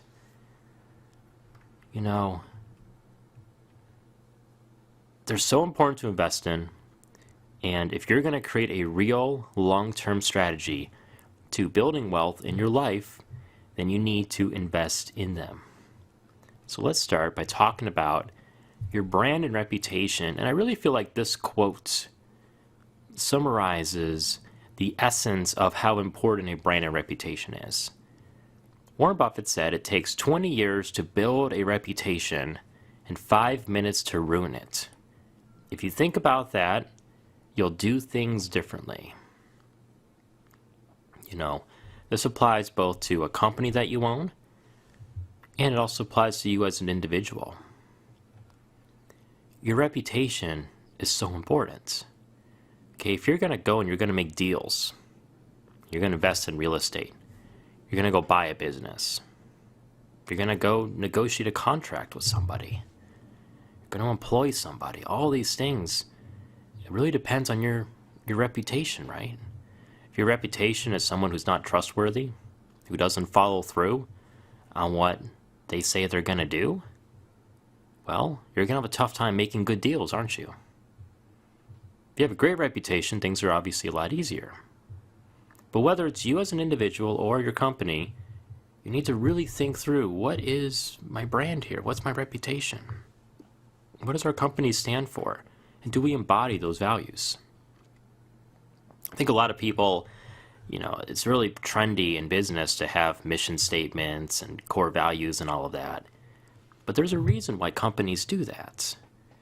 Because, people who study businesses, people who own businesses will tell you this, that, you need to stand for something as a company. Not just for you and your team, but also for the customers and the clients that you serve. And if you are mindful about what your brand is, and you have some intention behind what your brand is, then it's a lot easier for you to exude the kind of reputation that you want to exude as an individual and as a company. So keep this quote in the back of your mind. It takes 20 years to build a reputation and 5 minutes to ruin it. All right? Invest in your brand. Invest in your reputation. Relationships. Successful people will tell you that relationships are incredibly powerful. In fact, they might be your most valuable asset. There's an old saying that it's not what you know, it's who you know. That's probably a little exaggerated, but there's some truth to that. Okay, one of the advantages that people who grow up in rich families get is they tend to be surrounded by people who are very financially successful. And they get those connections. That's something they get. And that allows them to get that job. That allows them to get the investment in their business. It's an advantage they get, right? But it's all about the relationships, right? That the relationship is the value there. And the relationships in your life are incredibly important assets. That relationship you have with somebody who has a connection to a bank, for example. That relationship you have with your broker. That relationship you have with your accountant, your tax advisor, as Tom's going to talk about a little bit later. That relationship you have with other business owners who you can do business with. That relationship you have with clients, customers, people who work in the same company as you. Relationships pay off tremendously over time, and it is so important to invest in relationships. It's important to invest in getting new relationships, and frankly, the best place for most of us to start is in relationships we already have. Look through your circle and ask yourself, what are the high impact relationships that I need to be investing in? And it's so funny because it's easy to begin investing in relationships even if you have been neglecting some. The worst thing a lot of people do is that they'll create relationships with people, then the only time they'll ever actually interact is when they want something. I definitely had this experience where, I need something from someone and I haven't talked to them in like 6 months. So I got to be like, hey, how you doing? Oh, hey, by the way, I need this favor for you. Okay, but why does that happen? It happens because I wasn't investing in relationships, right? So if you're consistently investing, you're being proactive about this, then that conversation is a lot less awkward. When I communicate with that person, they're not like, okay, I see that he's got an agenda and all this, formal niceness is all about winding up and leading to that ask. You don't want that. All right, so invest in relationships you already have. Look at your existing connections and ask yourself, how can I connect with this person more? And if you don't have an immediate thing you need from that person, just a simple, hey, how you doing? Maybe just let them know, hey, we talked about this thing and I went out and I did it and I got this great result. That's something that, even something that simple can really renew the connection. I think there's really three big picture, like when we're talking really big pictures, like 3 types of relationships you really want to be investing in. One type of relationship you want to invest in are people who just bring positive energy into your life, right? This could be people who aren't financially successful, but when you talk about, hey, I got these big dreams, I got these things I'm working on. They're not like, oh, that sounds really risky, you shouldn't do it. They're not those kind of people. They're like, oh yeah, go for it. They're supportive. They give you positive energy. They push you along your journey. That's the first big bucket of people that you need in your life. If you don't have those people, you need to go find them, because you need that. You need that fuel. The second group of people are people who are in your field, right? People who you can make a connection with, and you can work with them to advance both of your goals. It could be somebody who could be a potential client, or business partner, or investor. Relationships like that. Relationships like that are really important. And they might not, you might not become best friends with these people, but you can connect with them. And the nice thing is that the internet makes it easier than ever to connect with people like this. You can use things like LinkedIn, for example, to connect with people in a professional way. Even Facebook is really good for this. Then the third group of people that you want to be connecting with are mentors. And mentor relationships are really important and really interesting. Every single one of us here can think of a mentor relationship that has helped us get to the next level in our lives. A huge breakthrough. And the thing about mentor relationships is that people are like, how do I get mentors? How do I get mentors? First of all, unlike other relationships, mentor relationships in some ways are a little imbalanced, right? Because the mentor is ideally guiding you, right? They're giving you feedback, they're giving you ideas, they're helping you avoid the mistakes that they made, or maybe guiding you through the inevitable mistakes that you're going to make. And so, there's a bit of an imbalance in terms of the value that's being offered in that relationship at first glance. So you're thinking, what's in it for the mentor? The thing about mentor relationships, though, is that there's few things more satisfying as a human being than working with somebody and seeing them implement and find success. There's few things better than that. And every single one of you can think of examples of that in your own life where you've done that. You helped somebody, you guided them, and they took that, they implemented it, and they saw a real tangible result in their lives. And that's so cool. And that is what you're really offering the person mentoring you. As a mentoree, you're listening, you're implementing. Listening and implementing. The surest way to drive off a mentor is to argue with them, to barely not really listen to them. And then the worst of all is to not do anything and then complain. Oh, it didn't work. Oh, this deal didn't work out. Or I didn't get that client. Or, oh, I tried this Facebook ad campaign and it didn't work. And then instead of following up with, all right, what did I do wrong? Or what can I do better? Be like, oh, I don't think it's going to work. That breaks your mentor's hearts. It breaks my heart when that happens. Because as the mentor, you want people to hear what you say and you want them to implement. You want them, and you know that if they implement, they'll see great results. And then if they give up, that's not fun.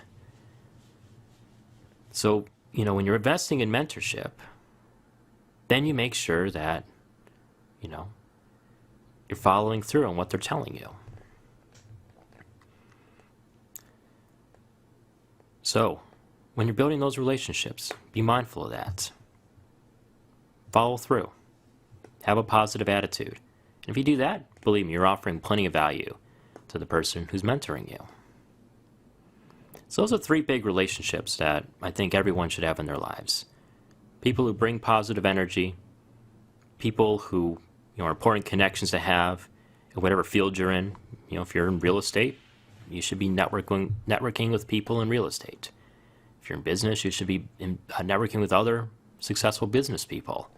Again, the internet makes it easier than ever with things like LinkedIn and different networking events you can find on websites like Meetup. Easier than ever to connect with people. And then finally, you should have mentors in your life. So that's relationships. It's an incredibly important asset. Over time, you're going to find this to be the most important asset in your life. It's going to open up so many incredible opportunities for you. All three of these. If you look at people who are very successful, people who aren't successful, a lot of times the difference is going to be relationships. How much are they investing in their network? Another important soft asset, skills and education. You know, you hear Robert say all the time how important financial intelligence is. Incredibly important. You're here to get more financial intelligence. And by investing in that, your earning potential in the future has gone up. Now that you better understand how wealth is created, how to create more wealth in your life, different opportunities. If you take what you've learned and you implement it, you're going to inevitably be creating more wealth than you would have otherwise. That's the power of education, of a continuing education. You know, the thing about skills and education is that it should be a daily practice. A daily practice. Robert talks all the time about how important it is to read. Every day, spends time reading. There's a reason for that. You need that to be a steady stream in your diet. And look, a lot of the things that you read are probably going to be things you've already learned. But just the process of reading and getting into that mind space is huge. It really is huge. Because it reminds you of what's important. Sometimes you pick up on things that you've come across before that you didn't pick up in the past because you're just in a different place in your life. I can't tell you how many times I picked up a book that I haven't read in years, and it feels like I'm reading a whole new book because my life experience has changed. I've learned things, right? So every single day, have some kind of ritual in your life where you are getting new information or revisiting old information that's important. It's all good. That can be reading 20, 30 minutes a day. It can be listening to podcasts. It can be going on YouTube and watching people like Robert speak, for example. Do it every single day. There's no excuse not to. On your commutes, put in a podcast. When you're cooking or brushing your teeth, have a YouTube video playing. Before you go to bed, read a chapter from a book. Any combination of those is fine. Just do something every single day. I like to say, look at it like vegetables, okay? Don't, if you go into the kitchen and you eat like 10 plates of broccoli on Sunday and then don't eat any other vegetables throughout the week, are you going to be a healthy person? You're probably not going to be a healthy person. But if every single day you're eating some vegetables, you're going to be a healthier person because of that. Same applies with information. Right now you're binging, and it's great to binge. Okay, events like these are really important. It's a really special experience to be immersed in this for an extended period of time. But when you finish this, tomorrow, next day, you need to have that steady stream, right? Even small amounts every single day is super important. That's with everything we talked about, by the way. Jeremy's been talking about having a daily gratitude ritual where every day you sit down and you spend just a couple minutes saying, what am I grateful for? And then what am I committed to? You gotta do it every day, though. You can't just do it once a week. It's gotta be every day. So treat skills and education like vegetables. Don't binge. Have a steady stream. In terms of creating wealth, some of the most valuable skills that you can invest in, and I think you should write these down. This, no matter what investment path you're going down, no matter what business path you're going down, these are the universal essential skills. One is communication. Learn how to communicate. The written word and verbally. And every single one of you can do this. I don't care what kind of grades you got in English class. You can communicate effectively with the written word. Because a lot of times the best communication with the written word is you writing like you talk. That's a big lesson we talk about in copywriting all the time. You write like the way you talk, and that's when you're the most effective. Obviously, you're putting periods in the right places and whatnot, but authentic communication through the written word is very powerful. Verbal communication is very powerful. Go do Toastmasters. Toastmasters is a public speaking group, if you will. I gotta be honest, I I used to be terrified of public speaking, terrified. And then Anik, who you heard from yesterday, he literally invited me to an event, and then without, he basically said, well, I'll be on stage with you, and then he just put me up on stage and kind of left me to, as soon as I got on stage, he left, and I had to, swim or sink. And from then on, I've given dozens of presentations in front of at least 100 people, and, you get used to it, you get better at it, and you get up there and you start, and actually you realize you're a lot better at it than you think you are. But improving communication, written and verbal, is very important and universal. If you're a good communicator, that's going to allow you to make better deals. It's going to allow you to be more effective as a leader of your business. It's going to allow you to be a more effective leader of everything, frankly. It's going to allow you to persuade people more. And that leads into the second skill, which is sales. You might be thinking, I'm not a salesperson. Everyone's a salesperson. You're selling stuff all the time. If you have an idea of what to do with your spouse on Saturday night, you're selling, right? You're trying to persuade. Selling is all about persuasion. Learn the skill of persuasion. Okay? Go read some books on that. There's a lot of amazing books about how to persuade, how to sell. All right? You know what the number one secret to sales is? It's actually empathy, right? It's understanding what your target, that's not the right word, but what the person that you're trying to persuade wants. Because if you understand what they want, then you can align what you're offering with what they want. Or if it doesn't align, then you don't bother selling to that person.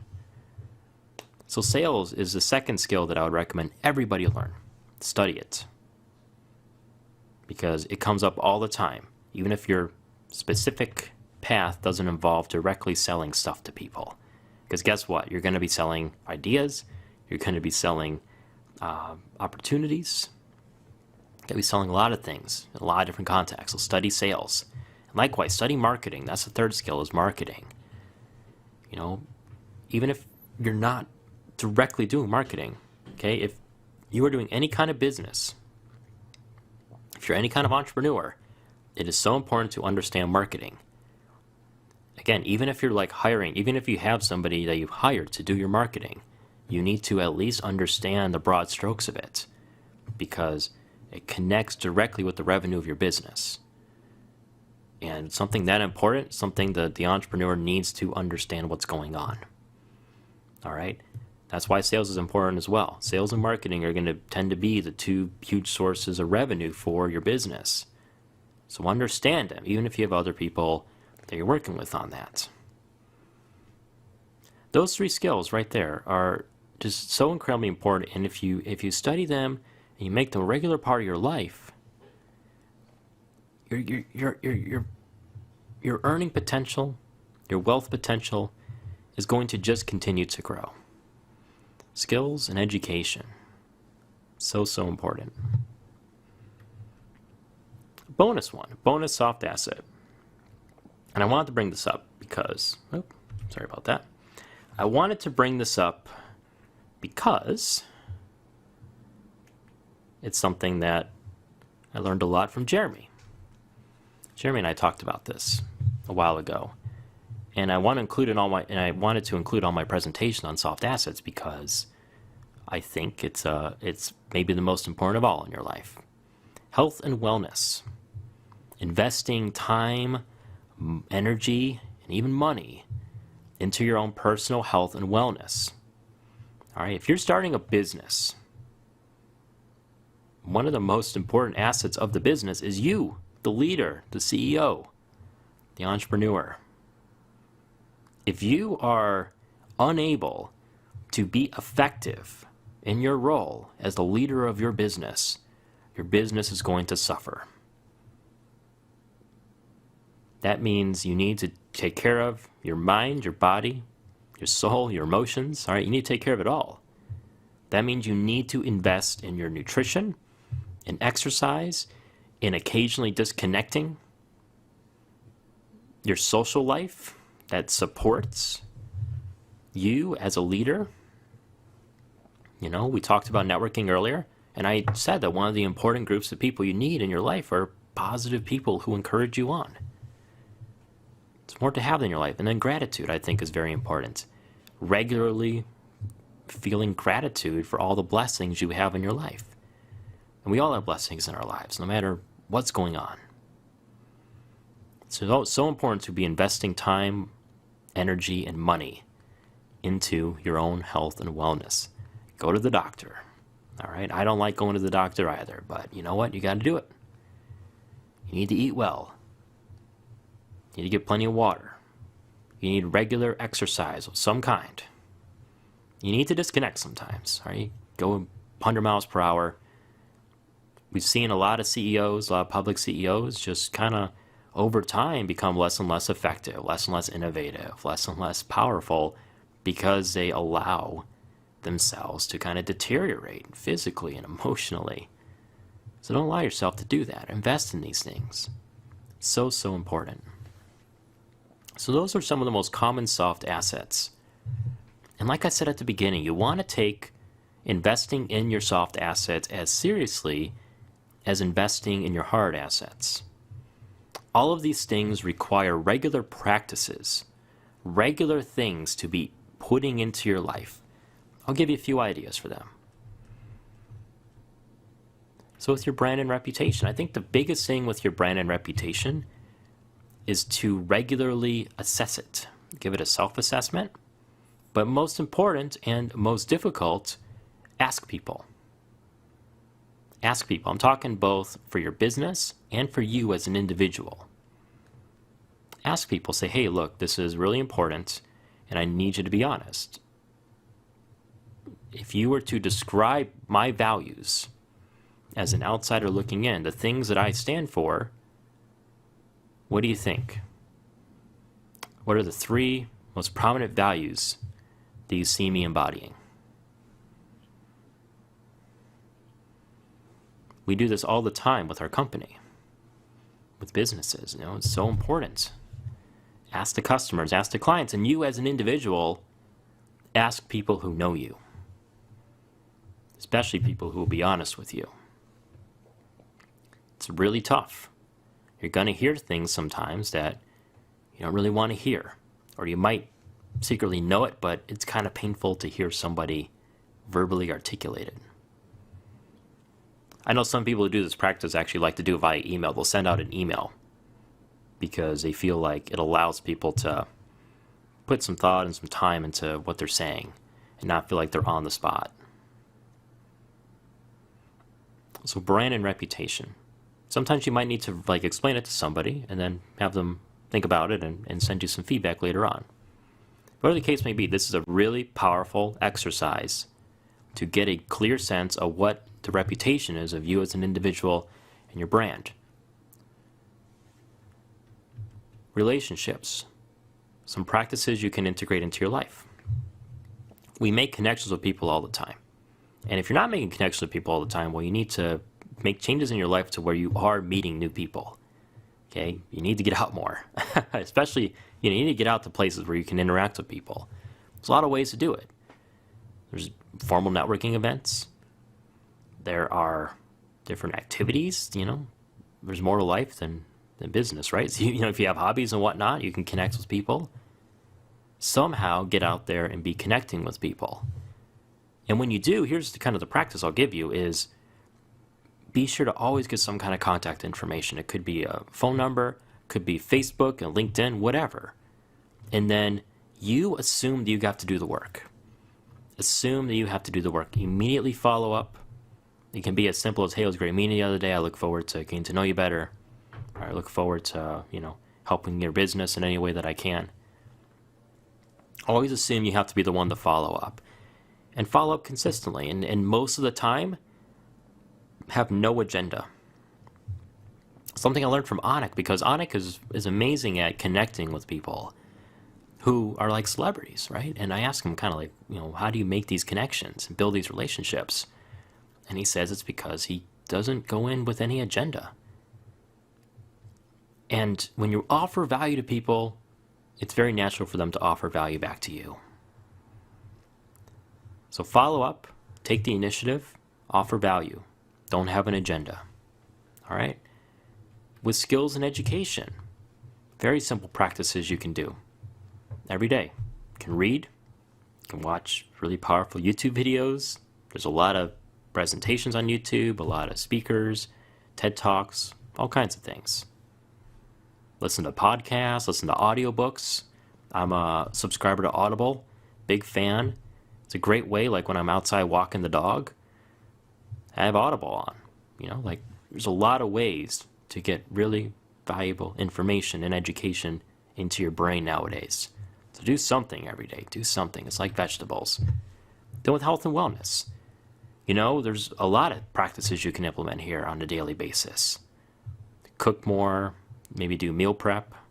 I know I personally like to prepare a bunch of meals for the week on Sundays, meal prep Sunday.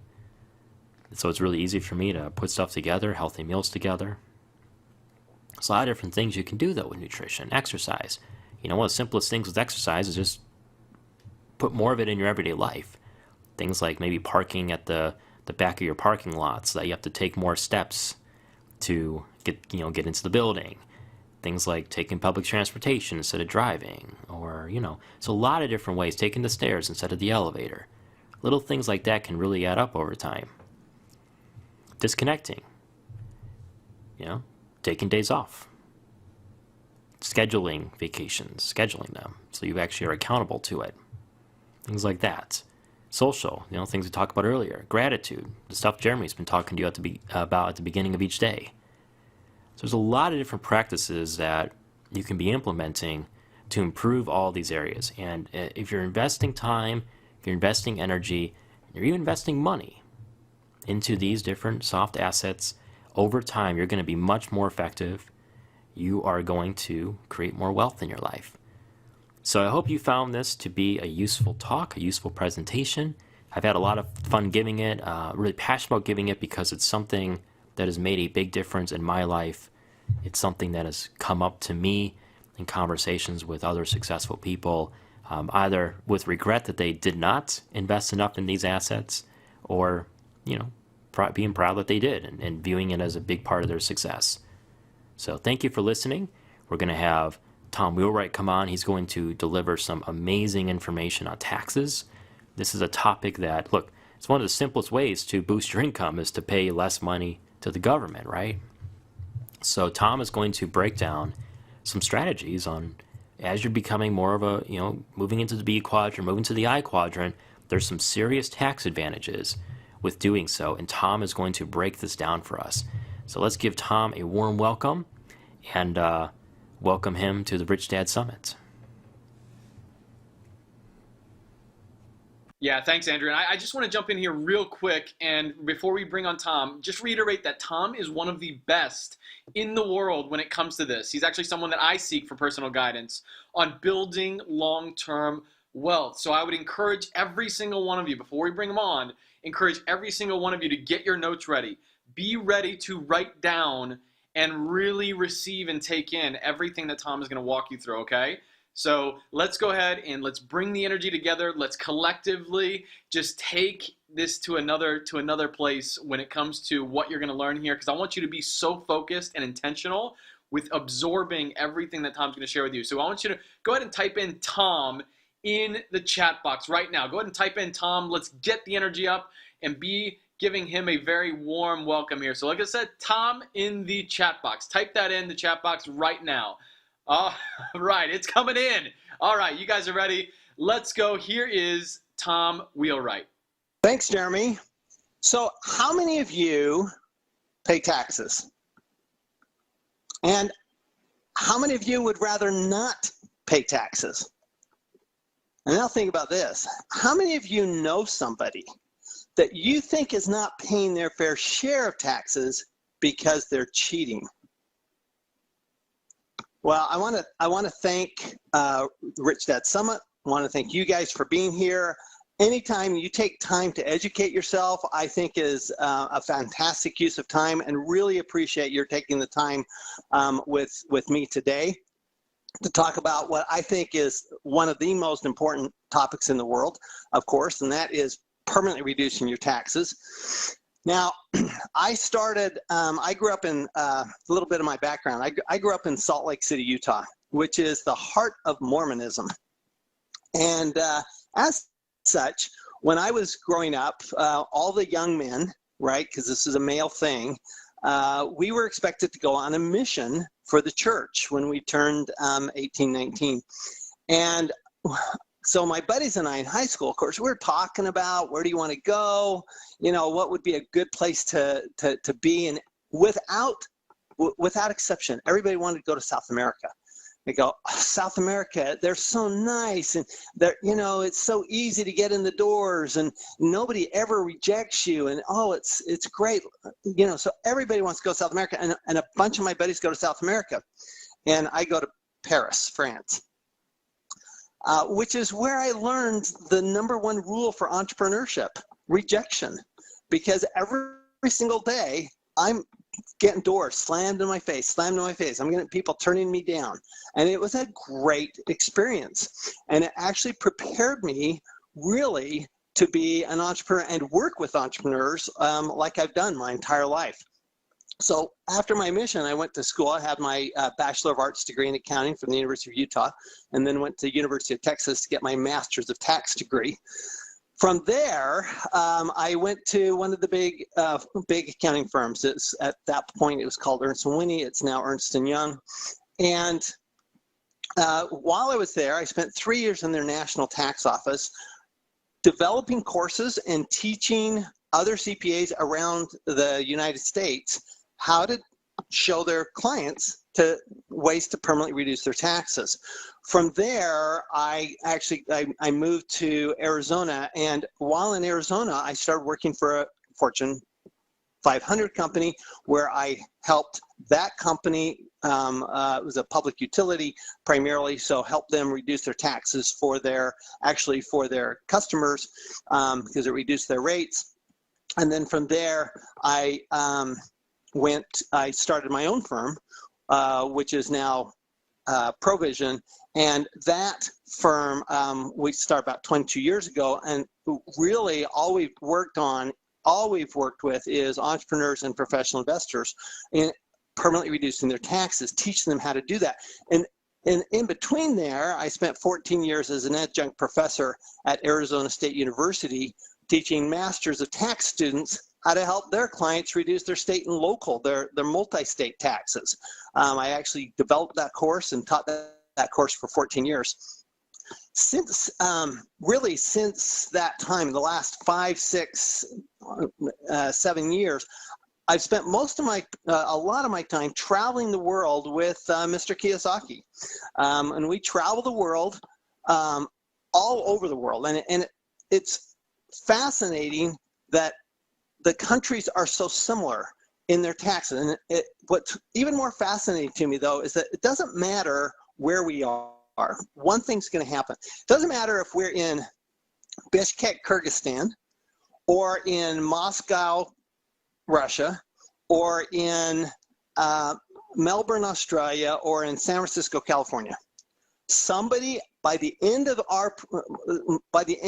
the seminar, by no later than the last day of the seminar, and this actually was the very last day of the seminar very last minute of the seminar in Bishkek, Kyrgyzstan, somebody's going to come up to me. And what they're going to do is they're going to say, you know what, Tom, this is really great information. I loved it. Only one problem. You can't do that here. So I'm going to ask you for the next 30, 40 minutes, if you would open your minds to the idea that perhaps you can do that here. And if you're willing to open your minds to you can do that here, and I don't care what country you're in, because it's, as I'm going to explain, it's the same in every country. If you understand that somebody is doing it in your location, okay, what I'm about to talk about is done all over the world by professional entrepreneurs, professional investors. They're going to do it. So if you'll open your minds to this, then you have an opportunity to transform your life. Now, as I travel the world, what I focus on is I always look at the tax laws of every country. And I look at, okay, who's getting benefits and who isn't, because the tax law C is really a series of incentives. That's what it is. There's typically in every country, there's one line that says all income's taxable unless we say it isn't. And then there's another line that says nothing's deductible unless we say it is. And then there's thousands and thousands of pages telling you what you can deduct and what other tax incentives are there. So it's been so interesting because in every country, what I found is that how you're taxed depends entirely on how you earn your income. It depends on how you earn your income. Now, many of you are going to recognize this diagram. This is Robert Kiyosaki's cash flow quadrant.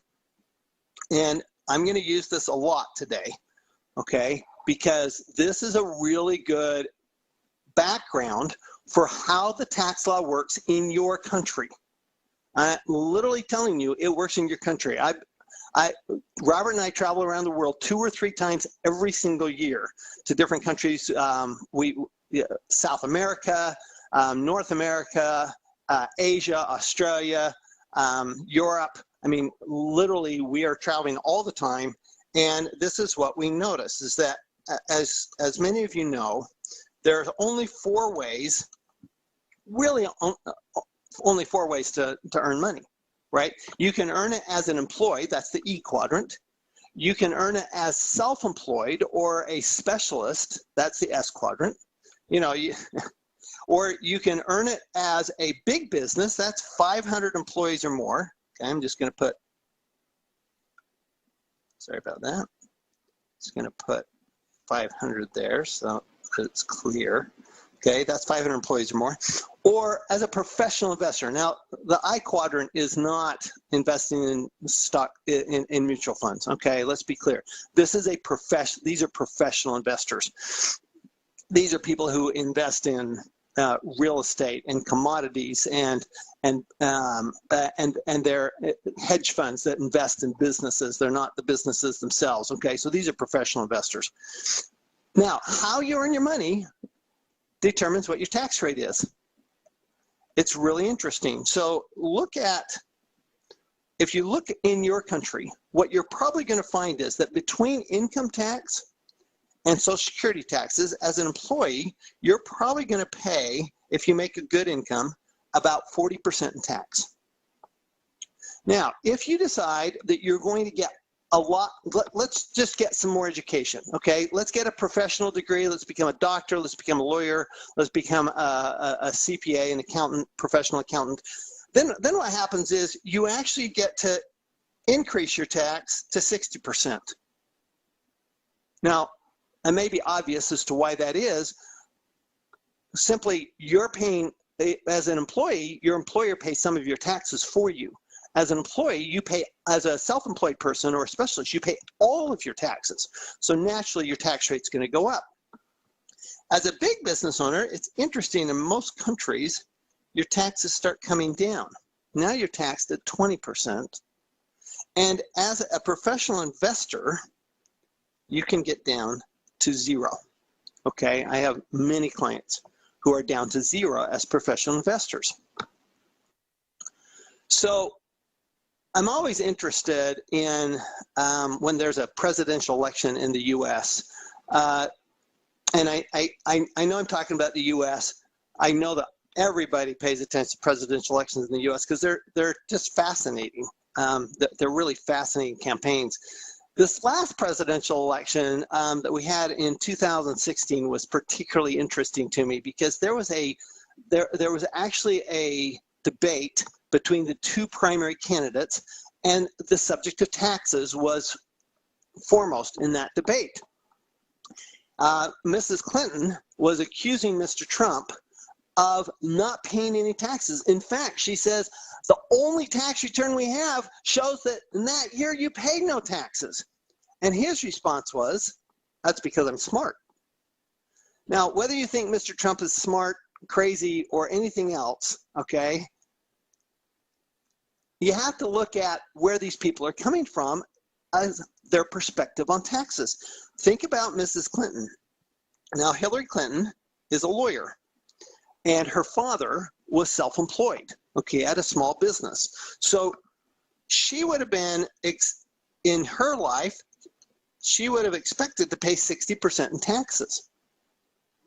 Donald Trump, on the other hand, a big business owner and professional investor.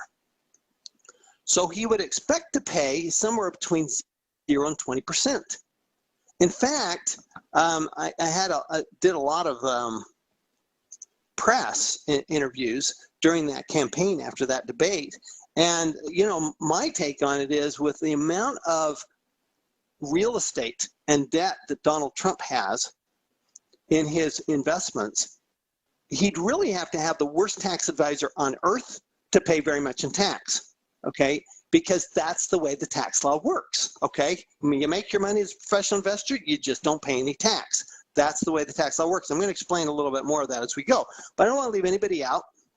Prior to this last campaign, the previous campaign, we had two other candidates. We had Barack Obama, who always had been an employee, and he said he paid 30%, which actually was pretty low given that he was always an employee. And then we had Mitt Romney, who said he paid 13%.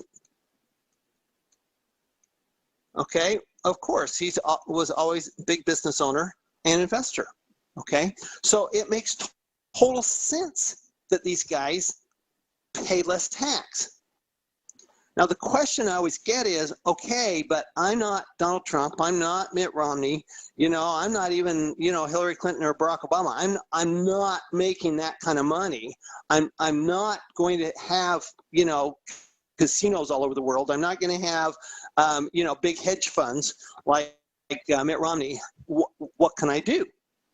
Well, here's the great thing. The tax law in your country is fair. I know most people say it's not fair. The tax law is fair in this respect. If two people are do the exact same thing in the exact same position and make the same amount of money in the same way, they will pay the same amount of tax. Okay?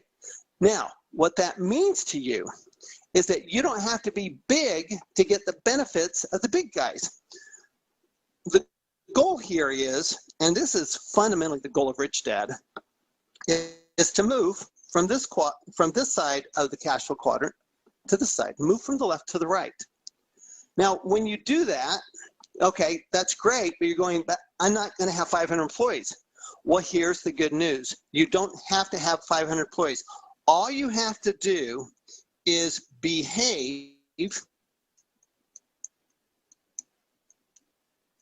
like the big guys. So you don't have to be big. You just have to behave. In order to have what they have, lower tax rates, all you have to do is behave like them.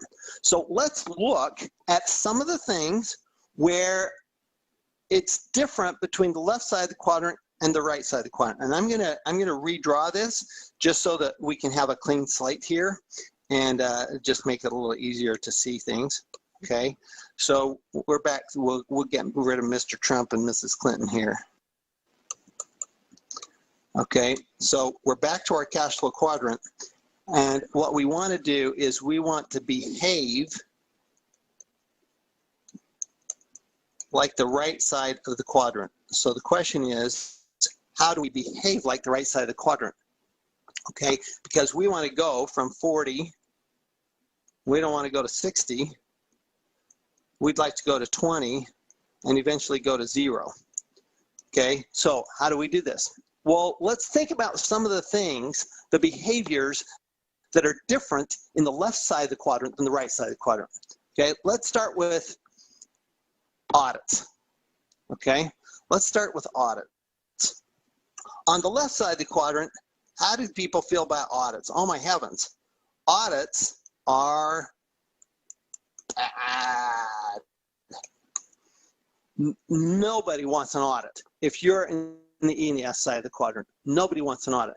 If you're on the right side of the quadrant, not only do you are you required to have audits, you want to have an audit.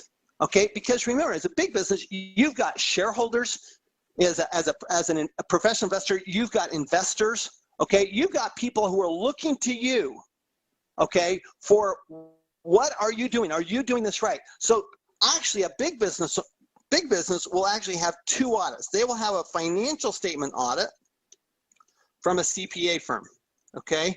They'll have a financial statement audit from a CPA firm, and they'll have a tax audit every single year.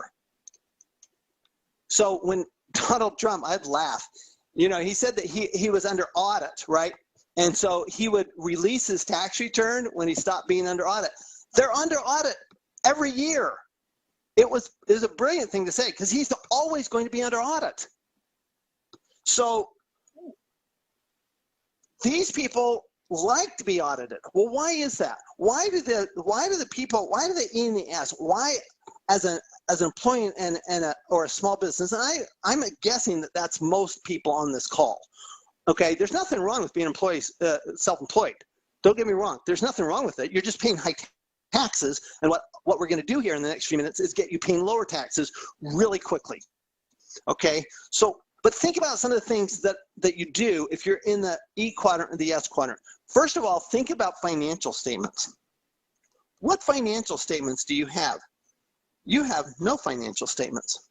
If you're an E, if you go to the bank and you want to borrow money to buy a home, buy a house, okay, a condo, whatever, or a car, okay, what do they ask you for?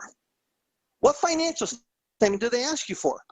They ask you for your tax return. Why is that? Because that is probably the only financial statement you have.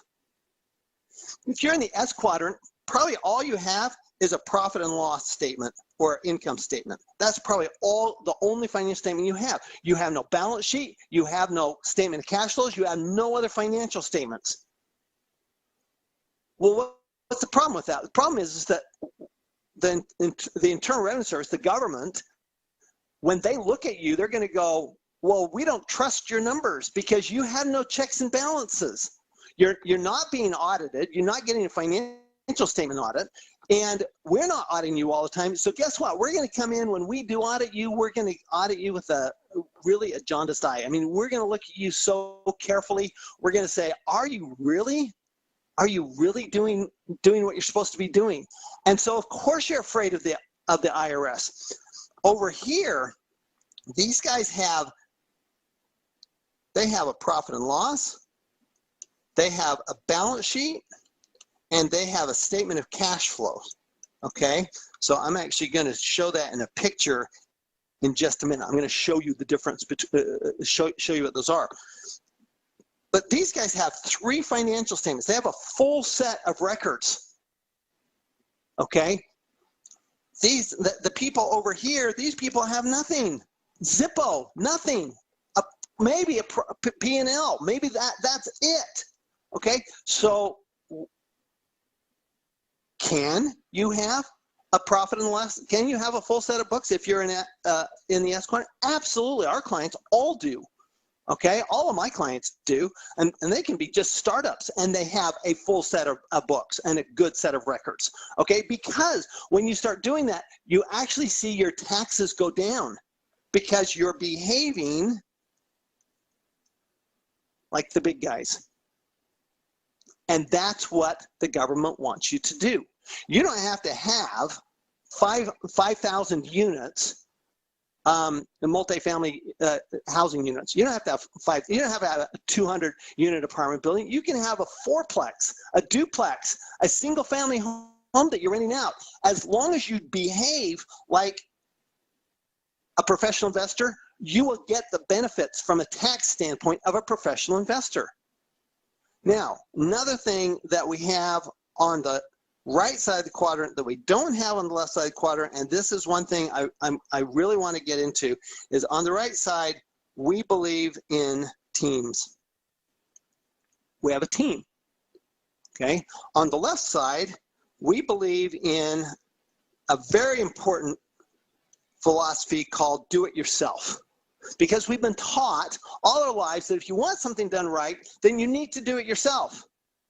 Well, what does this have to do? How do these guys on the right, how do they end up paying less taxes just because they have a team? And that makes no sense, right? Why would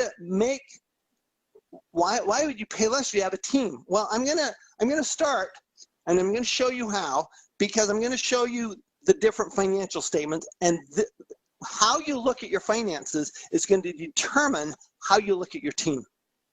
I want to say this again. How you look at your finances is going to determine how you look at your team and what you get out of your team. Okay? So let's look at these different financial statements. So we're going to focus on two. Okay? We're going to focus on an income statement. So this is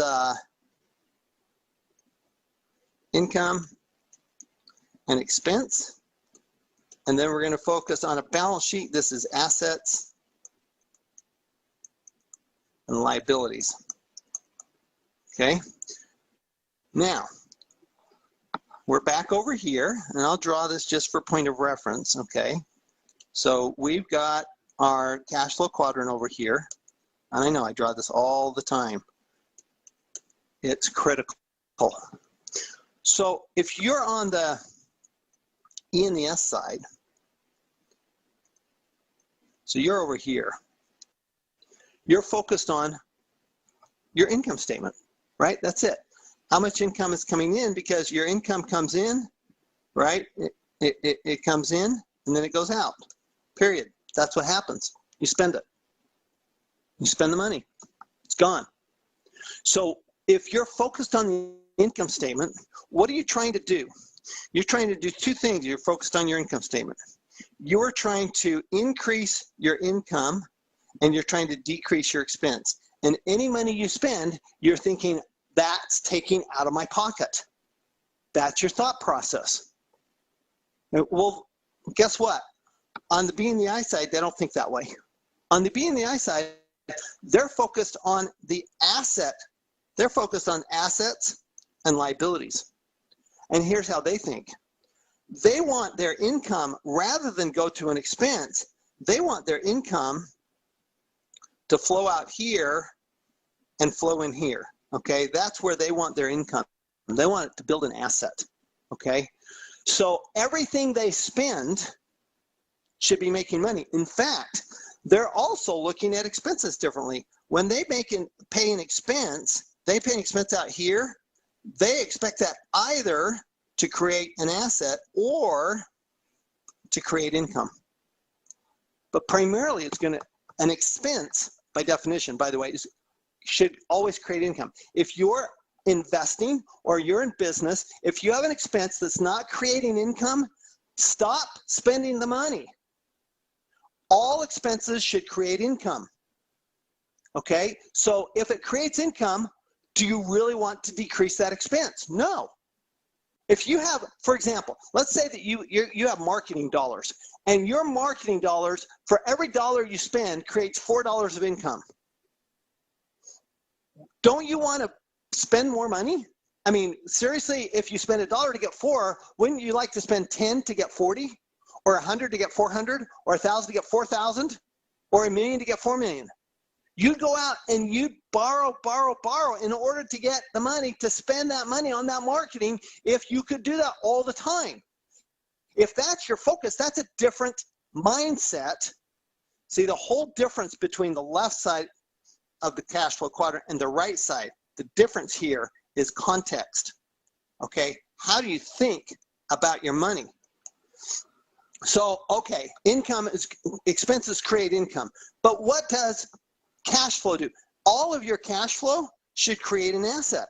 You want to create an asset. What does a liability do? A liability, the only reason for a liability is to create an asset.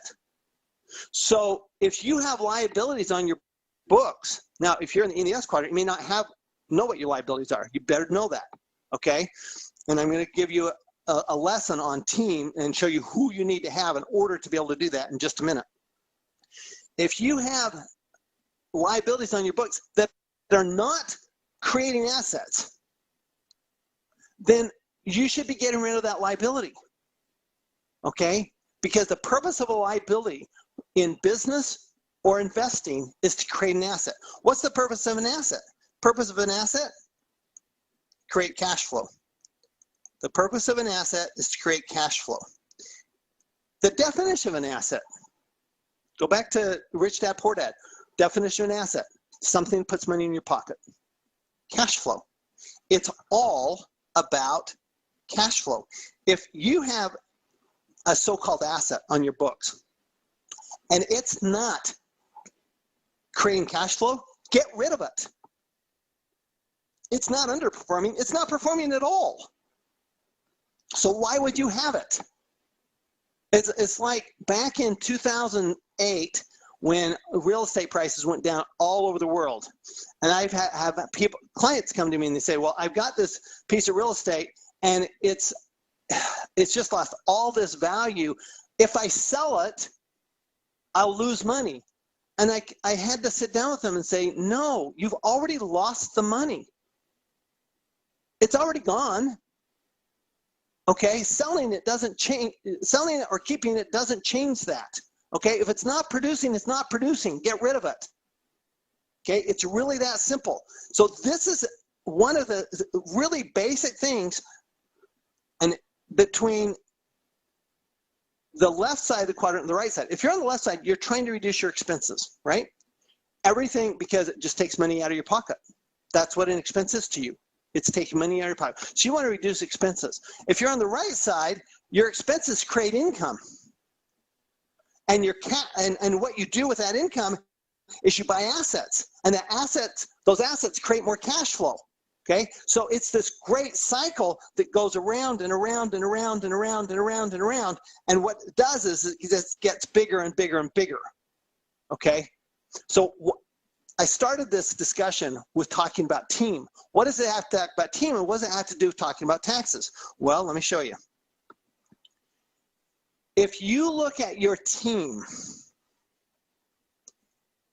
if you're over here, sorry, if you're over here and you're looking at your team as an expense, what are you going to do? You're going to spend less money. You're going to look for the cheapest accountant. You're going to look for the cheapest lawyer. You're going to look for the cheapest consultant. You're going to look for the cheapest everything. In fact, you're going to do a lot of things yourself. What a waste of time, and what a waste of opportunity. I was just thinking the other day, you know, I was talking to my wife, who's also an entrepreneur. I said, you know, everybody has 24 hours in a day. Nobody gets more, nobody gets less, and yet some of them use it to create billions of dollars of wealth, and others barely get by. What's the difference? Well, the difference is one word. The difference is leverage. What are you leveraging? So on the B and the I side, these guys leverage money, but more importantly, they leverage people. And not just to do things, but actually to create things. Why do they do that? Well, they do it because for them, their team is an asset. So this is all about team, because their team is producing cash flow. If your team is producing cash flow for you, what do you want to do? Spend more money on your team, not less. It's a completely different thought process. Okay, so let's talk about who should be on your team. Let's kind of walk through that, because this is critical, again, to reducing your taxes. This is critical to reduce. We started this discussion, how do we reduce our taxes? How do we go from 40 or 60 to 20 to 0, okay? What do we have to do? We have to leverage the people around us. We have to do what the people in the B and the I do. Why is that? Because the tax law is a series of incentives, not just for anybody, but primarily for business owners and investors. Why is that? Because what does the government want people to do? Think about this. You're partnering with the government. Whether you like it or not, the government is your partner. Right now, if you're an E, your partner is taking 40% of your income, and what are they giving you? Ask yourself that. Or as an S, they're taking 60% of income, and what are they giving you? But in the B and the I, what happens? Well, it's an exchange. Okay? The government gives and you give. What do you give? In the B quadrant, you're giving employment. The government, number one, wants everybody employed. What's the number one number they look at? They're not looking at GDP as the number one number. They're looking at employment. Every single month, employment statistics come out, and that is the most important number to the government. They want everybody employed because guess what? Everybody's employed. They're making money. No social unrest. So they're going to encourage people who employ people. You're going, well, I employ people. I employ 5 people. Yeah, but the big business employs 5,000 people. So the more you employ, the more benefits you get.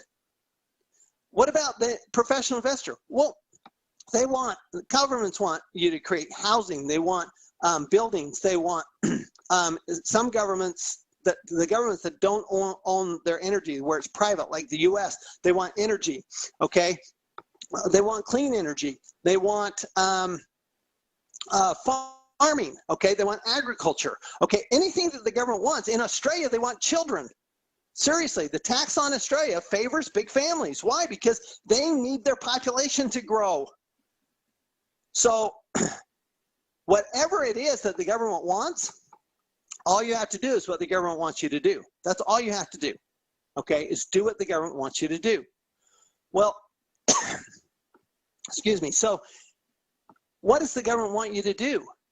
They want you to behave like the big B and the I. They want you to be a professional investor, or they want you to do what the big companies do. Thing is, when the government passes a tax law, they have to pass it in a way that it's the same for everybody. Okay, that's the law, and every country works that way.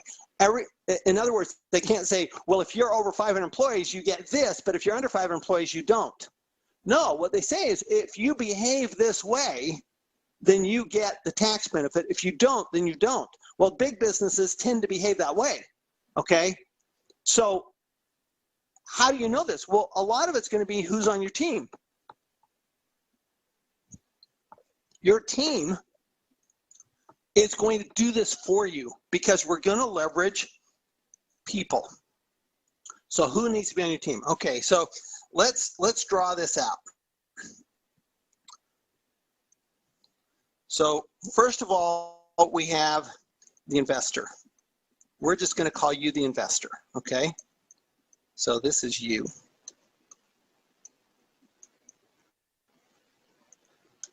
Okay, that's you. You're the investor. You're smiling because you're happy because you're an investor and you're going to pay less taxes. Now, who's the number one person that you have to have on your team? The number one person you have to have on your team is your bookkeeper. Most people do not have a bookkeeper in the E and the S quadrant. There is not a single big business owner or professional investor that does not have a bookkeeper. I mean, they have multiple bookkeepers. I remember the first time I went in, Ken McElroy, a lot of you know Ken, who is the Richdad advisor for real estate, like I'm the Richdad advisor for taxes. And I remember the first time I went in his office, and there's, at the time, this was quite a while ago, there were about 40, he had about 40 employees in his headquarters. And I said, so who are all these people?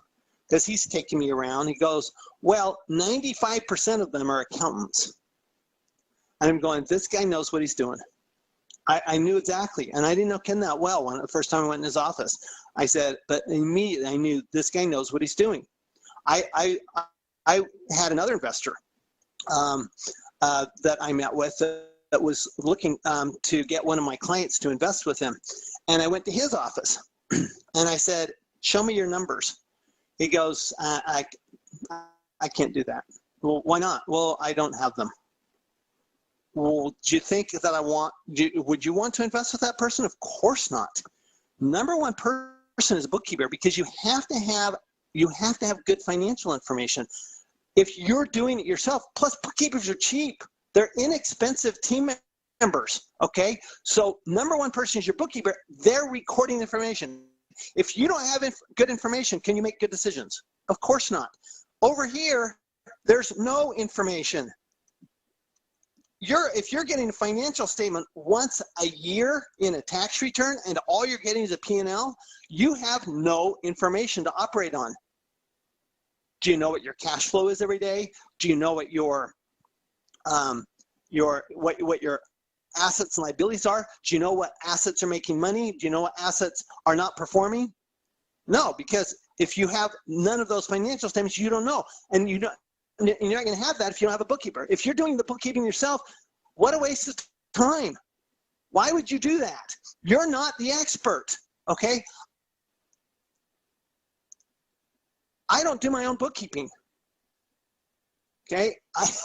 I have employees who do that for my company, okay? I don't do it. That would be a waste of my time, okay?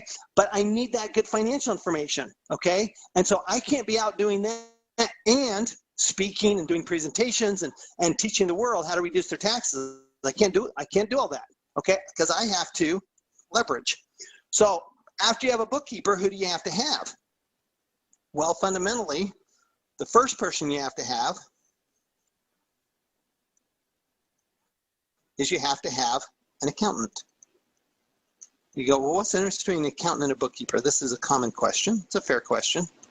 A bookkeeper records the information.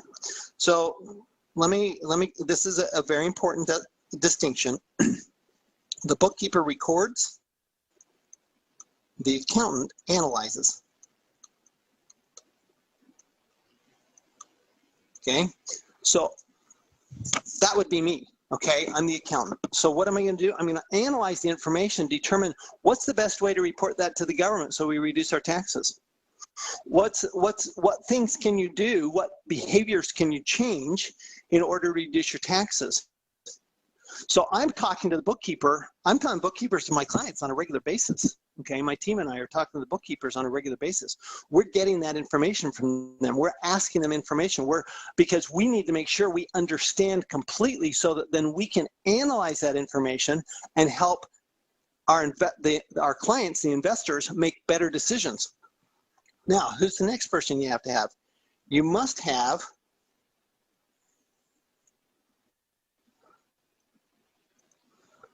an attorney. You must have an attorney. Because your attorney is protecting you. Your attorney is the one who is making sure everything's documented properly. I would say that most of the time on the E&S side, the only time they have an accountant is to do a tax return, okay? They don't have an accountant to look at, to do any kind of analysis. And the only time they use an attorney is if they're in trouble. I talk to my attorney every week. I'm talking to them because I'm always doing a new deal. I've always got something new going on, okay? I'm always looking at an agreement. Every time I look at an agreement, I don't sign an agreement without my attorney looking at it, okay? So here's the other thing. These guys have to talk to each other. The attorney and the accountant have to discuss things with each other. The challenge I see with a lot of people is their attorney and accountant don't even know who each other are because they're not using them enough. But if you're going to behave like the B and the I side, you've got to have your attorney and accountant talking to each other. Of course, there's several other people that you need. I'm gonna actually just say that the person I'm going to put down here that everybody needs is a banker, okay? And your attorney and accountant have got to be talking to your banker. In fact, I have an attorney, a client who's looking for a new bank, and they're not calling the bank. They want me to call the bank because see, I can talk in the language that the banker wants to hear, okay? I can converse with them in their language. There's a financial language. So my point here is that, look, this team is critical to not just your financial success, but your tax success, okay? Because there are tax benefits for all business owners and investors.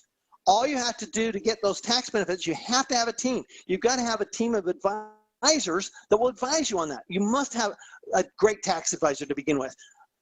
And I don't care where you find them. But I will tell you, in my book, Tax-Free Wealth, Chapter 23 tells you how to find a good tax advisor.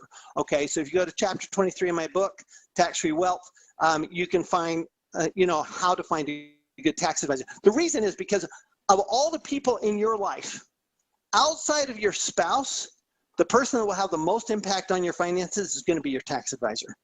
Without question, you're paying 40% or 60% in taxes. Don't you think that you ought to be using your team to create cash flow by reducing your taxes? Does reducing your taxes create cash flow? Yes, and not only that, it creates tax-free cash flow. So the most important thing you do. So I'm going to finish off. I'm just going to give you two things, okay? Two ideas from a tax standpoint that you can do right away, well, that you could do, okay, in your country, because there are a couple of tax benefits that are in every single country, and I'm going to just go through a couple of those tax benefits right now. The first one, and again, I'm going to go to the cash flow quadrant here, because I just want to keep this, remind you where we are here, okay, and we're at, again, 40, 60, 20, and 0. And what we're trying to do, of course, is we're trying to take advantage, we're trying to behave like these guys. So we're going to take advantage of their tax benefits. So we're going to look at their tax benefits. So what are these tax benefits over here, okay, that we can take advantage of even though we're small? What are their tax benefits? So we're going to look at two of them right now. The first one we're going to look at is in the business sector, right? We're going to do one in the business sector and one in the investor sector. In the business sector, we're going to do research and development. Now, this is a fascinating one because this is, I think, the most underutilized tax benefit in every business owner in every country. Because you think, well, I'm not developing, a new drug, or I'm not developing a new technology or something like that. How could that possibly apply to me? Well, a lot of you guys in this, if you're in the S quadrant and you're coming up with ideas on how to improve your processes, research and development frequently applies to processes, not just to brand new things. I mean, think about this. Think about the first person, okay, so think about the first person who invented coffee, right? They took coffee and they probably did it in a cup, right? And then they went to a percolator, and now we've got, these Keurig machines, right? The person who invented the Keurig machine, you think that's not a new enough technology that qualifies for research and development? Elon Musk, one of the most well-known front runners in technology in the world, has built his entire business using tax benefits from research and development. Well, what about you as a small business? Can you do that? Absolutely. Your processes, you may have come up with a new process that you can replicate, and that qualifies for research and development. Do you know, I was in Singapore not long ago. The research and development tax benefit, you get a 400% deduction. Think about this. Let's say you're in a 40% tax bracket and you get a 400% deduction. I just want to run the numbers here real quick for you, and we're going to wrap up here. But let's say you spend $1,000, okay, and you get a $4,000 deduction, right? Because that's 400%, all right. And 4,000 times 40% is what? It's $1,600. The Singapore government, you spend $1,000 and you got $1,600 back. That is a 60% return on investment. Why would you not be doing that all the time? That's what that is. Now, are there details that you have to comply with? Yes, that's what your tax advisor is for. Okay? So research and development is a huge one. Now, let me give you the one in the investor side. This is the number one tax benefit actually in every tax law around the world, the number one tax benefit. What is it?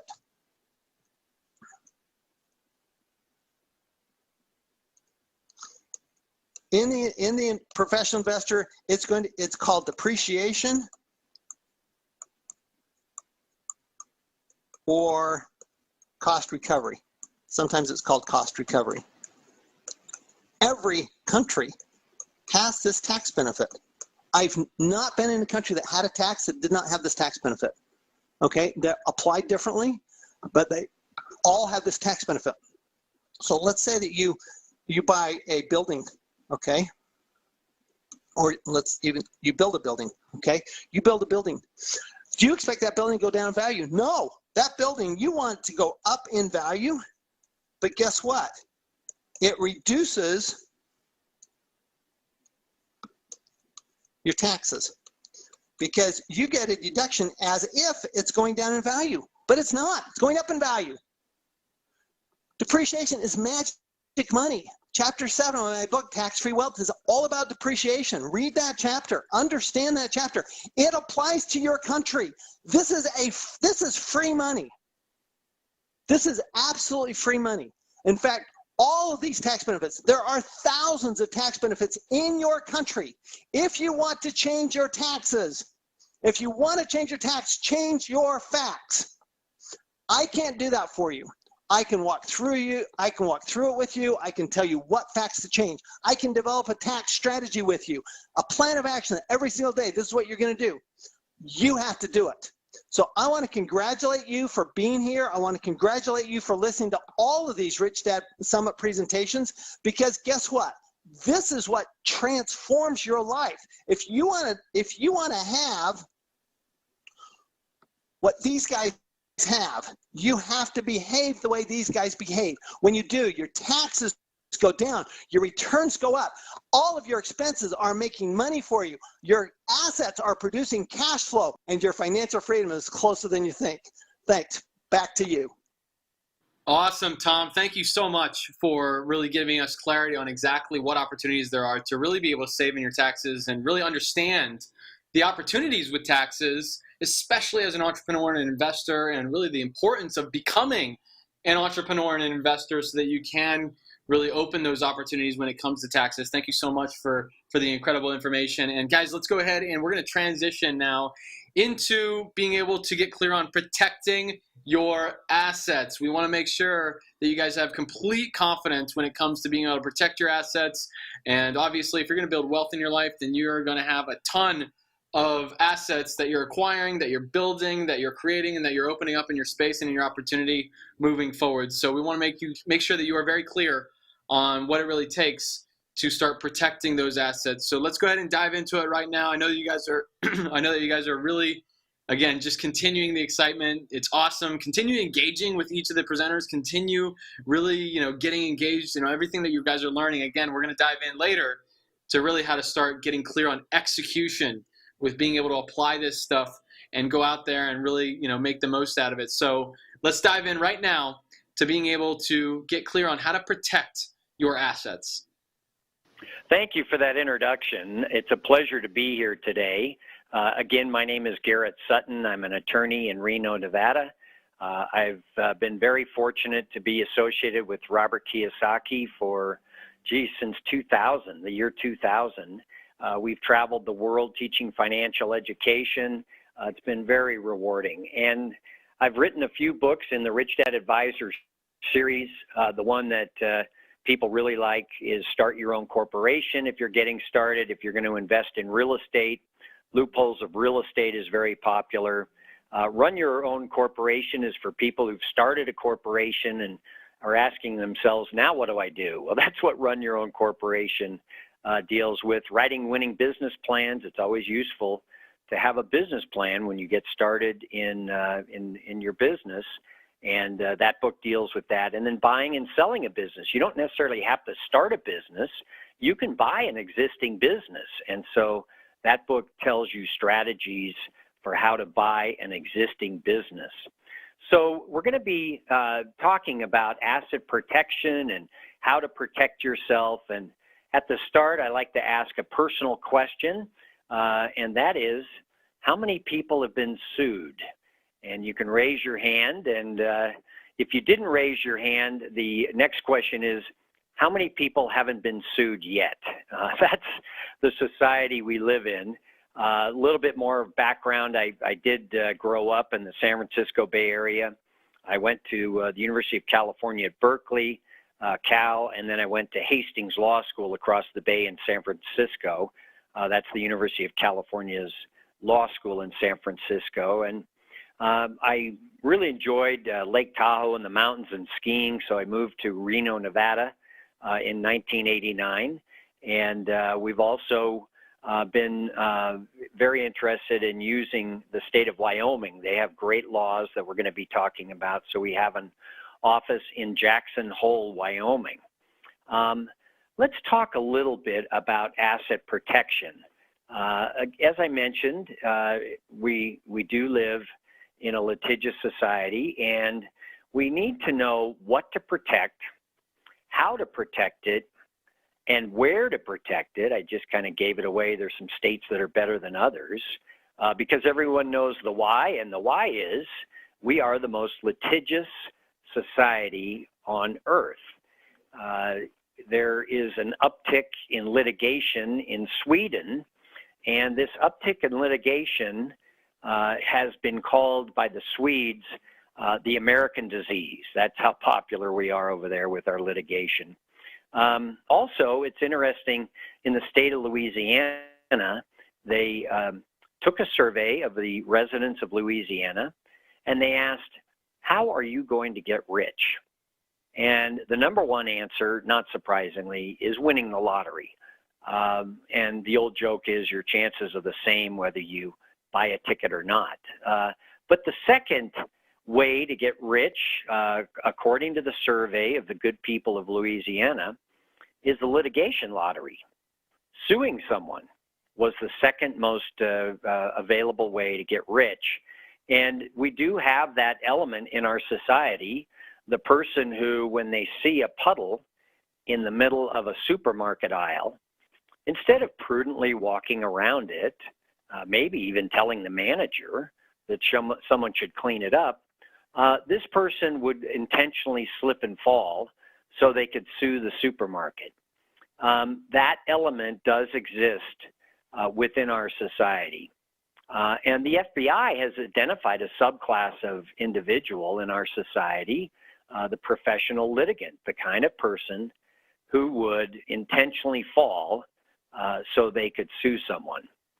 So we need to provide this legal disclaimer. This disclaimer says you can't trust anything I say, and we put it in there more as a joke because the reason we have these legal disclaimers all over the place is because attorneys have, sued for various and sundry problems that exist, and people have, their other attorneys have said, well, you need to put a disclaimer up.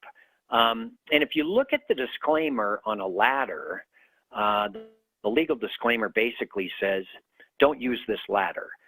So that's how far the disclaimers have gone. But we do put it up there as a joke, but also to highlight how litigious we are.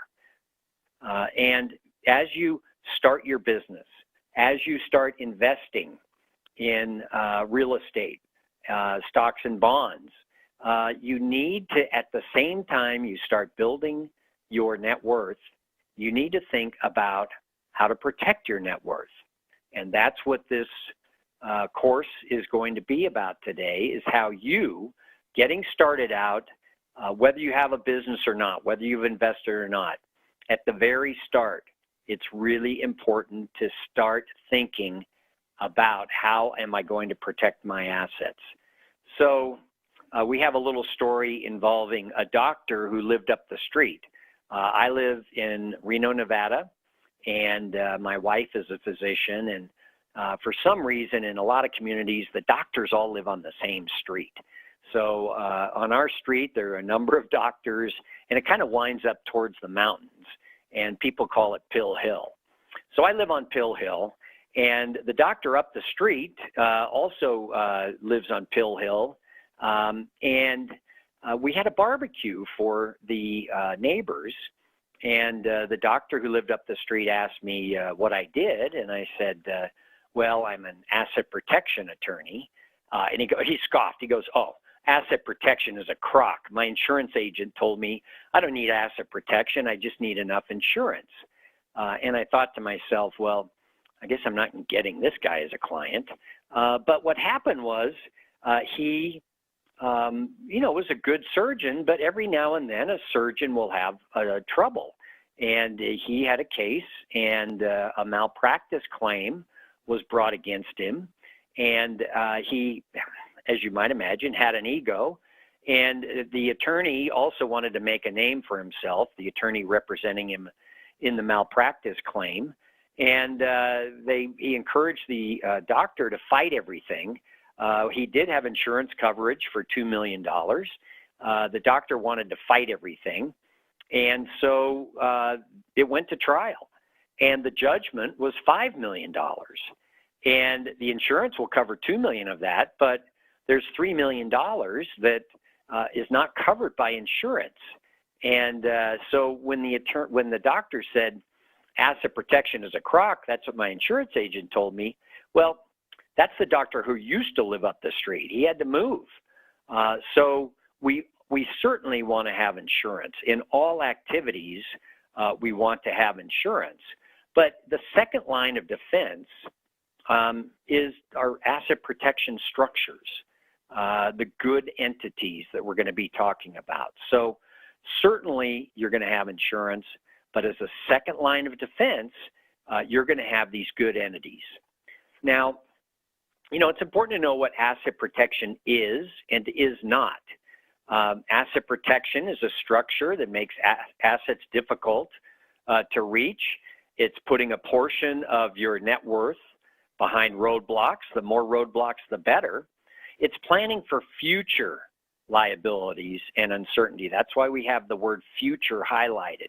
The issue being, you can't protect your assets once you've been sued or once you've been threatened with a lawsuit. It's too late if someone has threatened to sue you to start setting up LLCs and corporations. The courts can unwind all that. So like Robert Kiyosaki says, it doesn't help to put on the seatbelt after the accident. You've got to put on the seatbelt before you even get in the, start the car. So we want to set up these asset protection structures now so that you can be protected into the future. All right, asset protection is not fraud. The statutes in all 50 states allow for asset protection.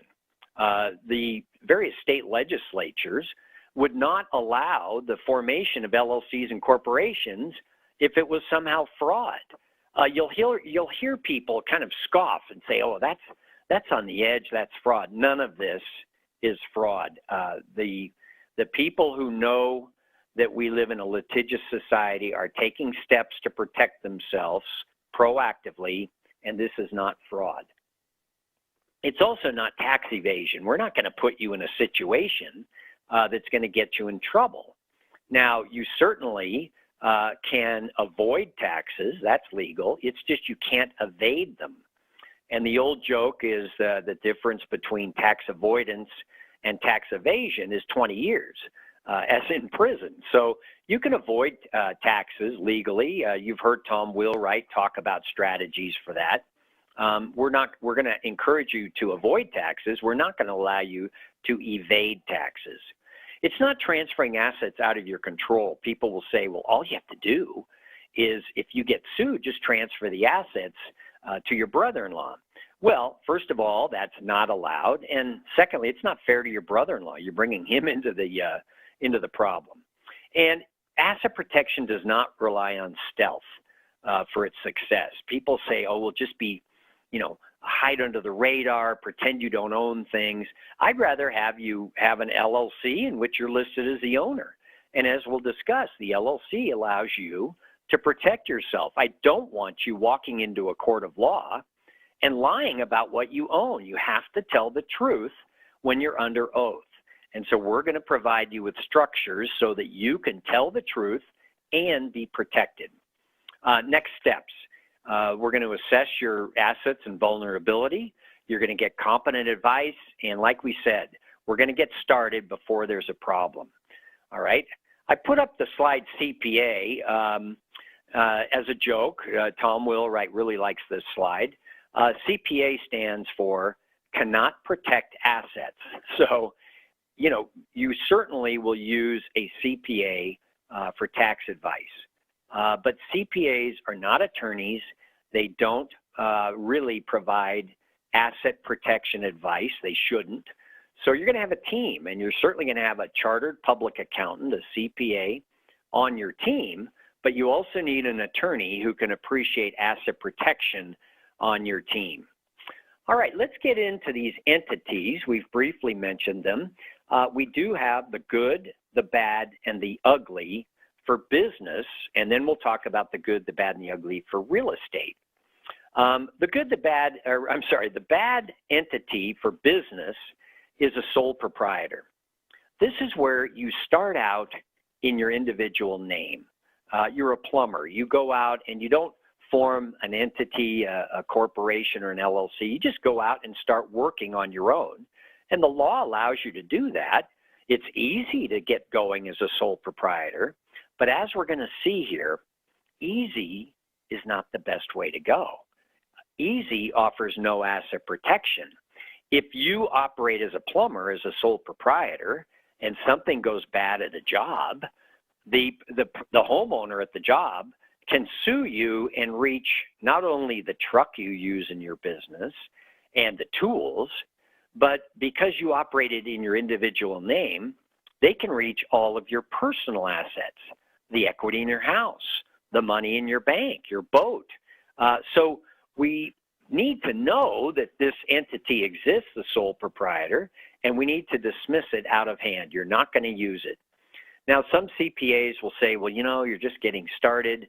You don't really need to set up an entity, but I disagree with that advice because it's not what you're making right now. It's what you're going to make in the future. And if you get sued as a sole proprietor now, they have a claim against your future.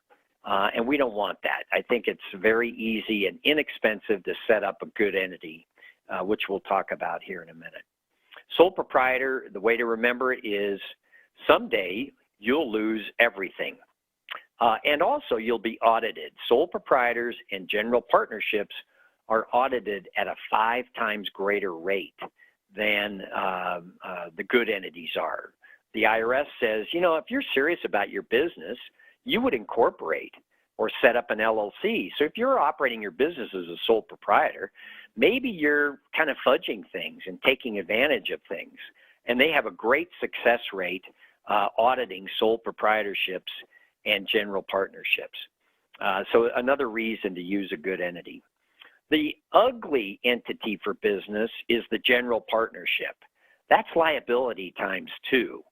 When you and a person come together, you shake hands. You can start a partnership by just shaking hands with someone to do a business venture.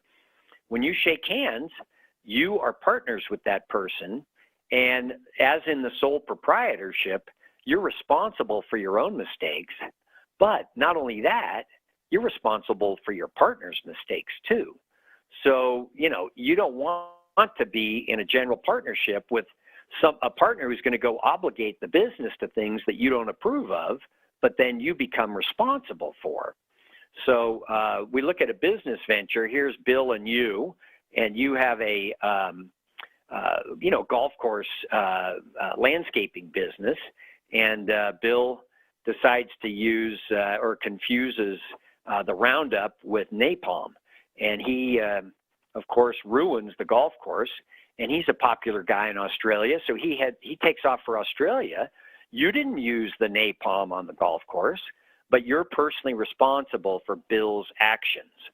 So we don't want you to get involved in a general partnership where you're going to be personally responsible for the rest of your life for your partner's mistakes. So let's get to the good entities. The good entities are the corporation. There are 2 types. an S Corp and a C Corp. They're both corporations, they're just taxed differently, and perhaps Tom has mentioned that, and perhaps we'll get into it as well. But it's one corporation, it's one entity that you form with the state, and then later you decide how you'll be taxed. The limited liability company, or LLC, is a good entity. The limited partnership is a good entity. It's not always used in business. Sometimes it is. But these are three good choices that you have for doing business. And the advantage is that if the business gets sued, the business is responsible for the claim, but you, as the individual, are not responsible for those claims. If someone sues the business over a problem, yeah, they can get what's inside the business. You'll have insurance, but they can't get beyond the walls of the business to your personal assets. We need to follow the corporate formalities so that doesn't happen. They can't pierce the veil. But as a general rule, they will not be able to get at your personal assets, unlike a sole proprietorship or a general partnership. So these are the good ways to do business. Corporation, be it S Corp or C Corp, limited liability company, and limited partnership. Now, the S Corp has some good features to it. It has flow-through taxation. We don't have the double tax like you do with a C Corp, but there are some restrictions. You can't have more than 100 shareholders. You can only have one class of stock. Ownership is limited to individuals and their living trusts. So you can't have other corporations or LLCs or non-resident U.S. aliens, people living outside the U.S., as shareholders. If you do, if someone becomes a shareholder, an LLC becomes a shareholder, then you lose your S Corp taxation and you become taxed as a C Corp.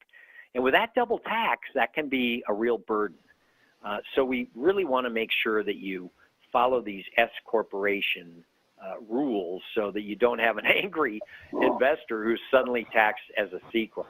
Hey, Garrett, this is Andrew Lance. Yeah. Just a quick question. So Tom talked about this, but can you remind the audience about what it means to have flow-through taxation?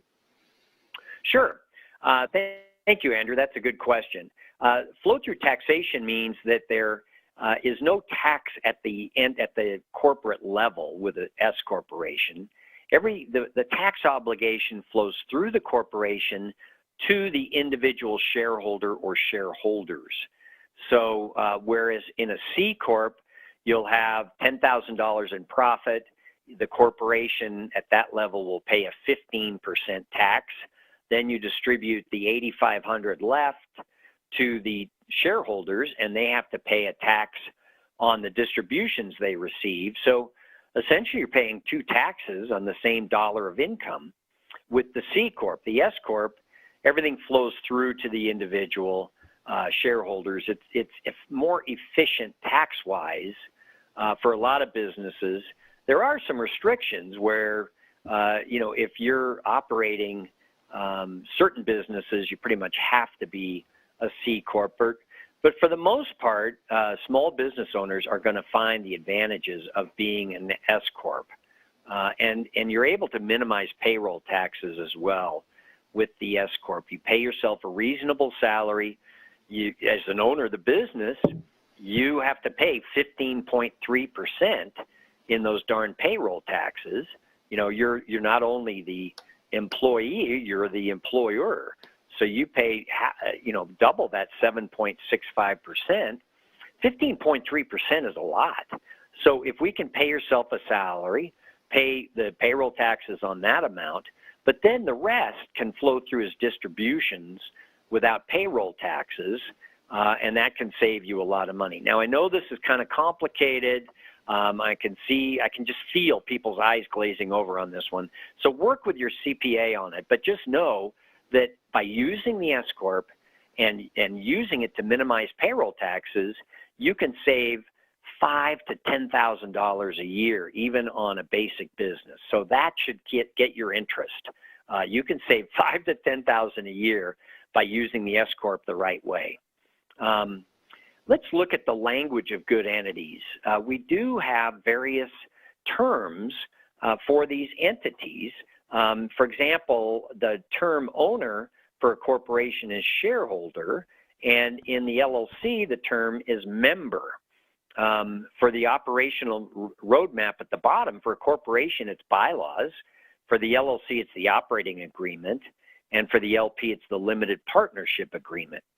Why is this important? Well, let's look at the next slide. You know, if you go to the bank, I want you to use the right terminology. You're going to be borrowing money. You're going to be working with the bank. I want you to present yourself as best as you can. And that entails using the right language. So here we have this nice lady saying, I'm a shareholder of an LLC. Here are my bylaws. Can I borrow money? And the loan Nazi says, no loan for you.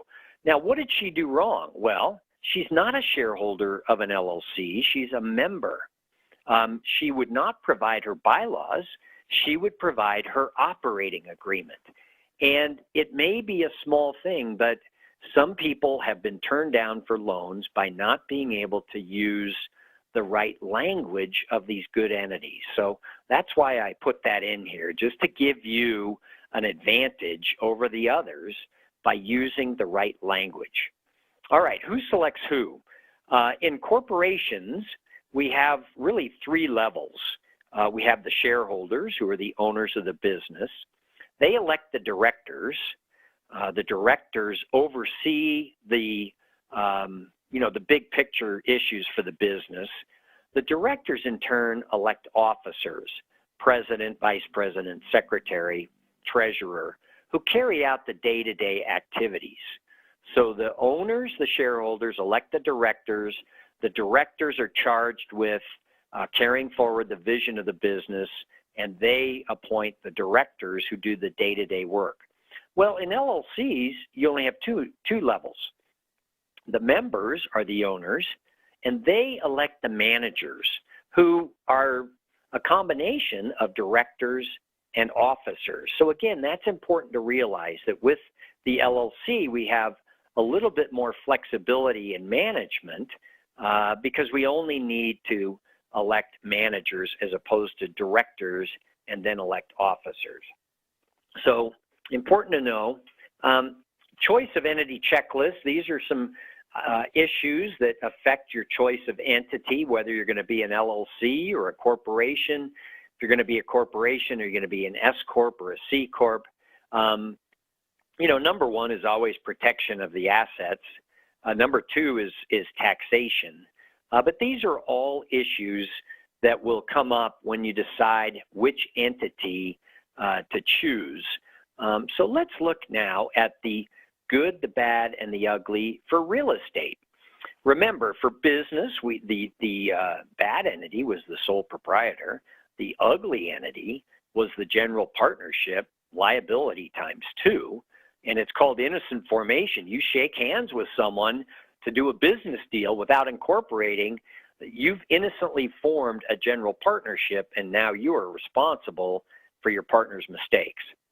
The good entities for business were the corporation, S Corp, C Corp, LLC, and LP. So that's for business. Now let's look at real estate. One bad way to own real estate is in your own name. If you own a duplex and you get sued by a tenant, they sue who they are leasing from, which is you, because the title is in your name. And not only can they get the equity in the duplex, but they can get everything else you own. Now, of course, we want you to have insurance, as we've mentioned, but we also want you to be protected. We don't want you to lose the equity in your house and your bank account and everything else. But that's what happens when you take title in your own name. Another bad way to proceed is with joint tenancy. And the unique feature of joint tenancy is right of survivorship, and we'll see how it plays out here. Many married couples take title in joint tenancy because when one spouse passes, the title passes by operation of law to the other spouse, and that could be good, but we have an example here where it's very bad. So Beth and Bob are in their second marriage. This is a true story, actually. they own a valuable house in Berkeley, California as joint tenants. Now, from their first marriage, Beth had Amanda and Bob had Bob Jr. So Bob and Beth are in their second marriage. They own this great house in Berkeley, but they're in the wrong place at the wrong time. There's a drive-by shooting, and Bob is dead on the scene. So the way joint tenancy works is with right of survivorship, everything passes to Beth, who's the other joint tenant. So we see that Bob is deceased, the property goes to Beth. Now, Beth dies at the hospital. So she is the second one to pass, and because she had full title, her daughter Amanda gets everything, and because they didn't plan it, I mean, who can plan ahead for this type of circumstance? But Bob Jr. in this circumstance got nothing. So you're not going to want to take title to an investment property as joint tenants. You know, maybe if my partner is 105 years old, I would take title as joint tenant, but otherwise you're not going to do that because, you know, with a joint tenancy, someone is going to benefit from your death. And I just don't like putting myself in that position. It's not appropriate for investing in real estate.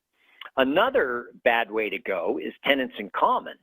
So here we have a Vegas condo, and Hillary and Nancy own the condo together. And, you know, Hillary's husband gets in trouble, and Hillary gets sued, and Sean Hannity can take Hillary's interest in the property, and now Nancy has a new partner. And I'm pretty sure Nancy would not want Sean to be her partner in the Vegas condo. That's just a guess. So the tenants in common, you're setting yourself up for your partner to get sued. And if they get sued and they have a judgment, someone gets a judgment against them, they can, the person suing can take the tenant in common interest in the real estate. So you can find yourself with a new partner who, because they sued your previous partner, you probably don't like. So it's not a good situation to be in. Another bad way to own real estate is with land trusts. There is so much bad information on the internet about land trusts. People claim that they offer asset protection. They do not. People claim that your name is kept off the record. It is not. If a tenant sues over a property in a land trust, they don't care if your name is on there or not. Their claim is against the land trust itself. If you are the beneficial owner of the land trust, they may not know that on the public record, but again, they don't care. They're suing for the property. You, as the beneficial owner of the land trust, are personally responsible. It's like holding title in your own name. So the land trust, they say, provides asset protection. It does not. So please be very cautious.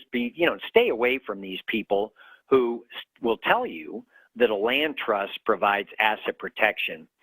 In Chapter 23 of Loopholes of Real Estate, if you want more information, I go into great detail about the fallacy of land trusts. So there's more information in Loopholes of Real Estate. The ugly entity for real estate, we've talked about the bad ones. The ugly one is the C Corp. Remember, we mentioned that the C Corp has a double taxation. So when you sell property that's owned by a C Corp, you have to pay a tax at the corporate level. And then when you flow the profits through to you, you have to pay a tax at the shareholder level. So again, we have double taxation. Well, let's look at how it works for a piece of real estate where you have a $400,000 gain. You will pay $95,000 more in taxes with a C Corp than you would in an LLC tax as a partnership. $95,000 more in taxes on just a $400,000 gain. Now, does Uncle Sam want you to hold title in a C Corp? Absolutely. Uncle Sam makes out great in that case. But if you go to investors and are trying to raise money for a real estate deal, if you say we're going to hold title in a C Corp, those people will rightfully get up and walk out because they'll know you don't know what you're talking about. So the other issue is when you refinance a property, say you have a duplex and you've got a first loan on it, but you can get a better rate of interest. Well, the bank wants you to transfer title out of the entity into your own name so they can put the loan on. If it's in a C Corp, that's a taxable event.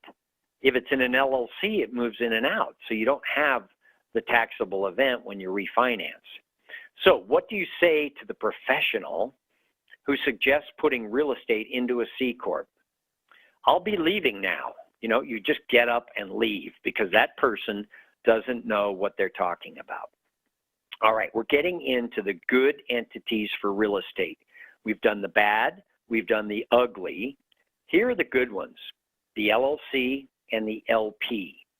And these are good because we have asset protection via the charging order. The charging order is a key asset protection feature. We're going to talk about it in a second.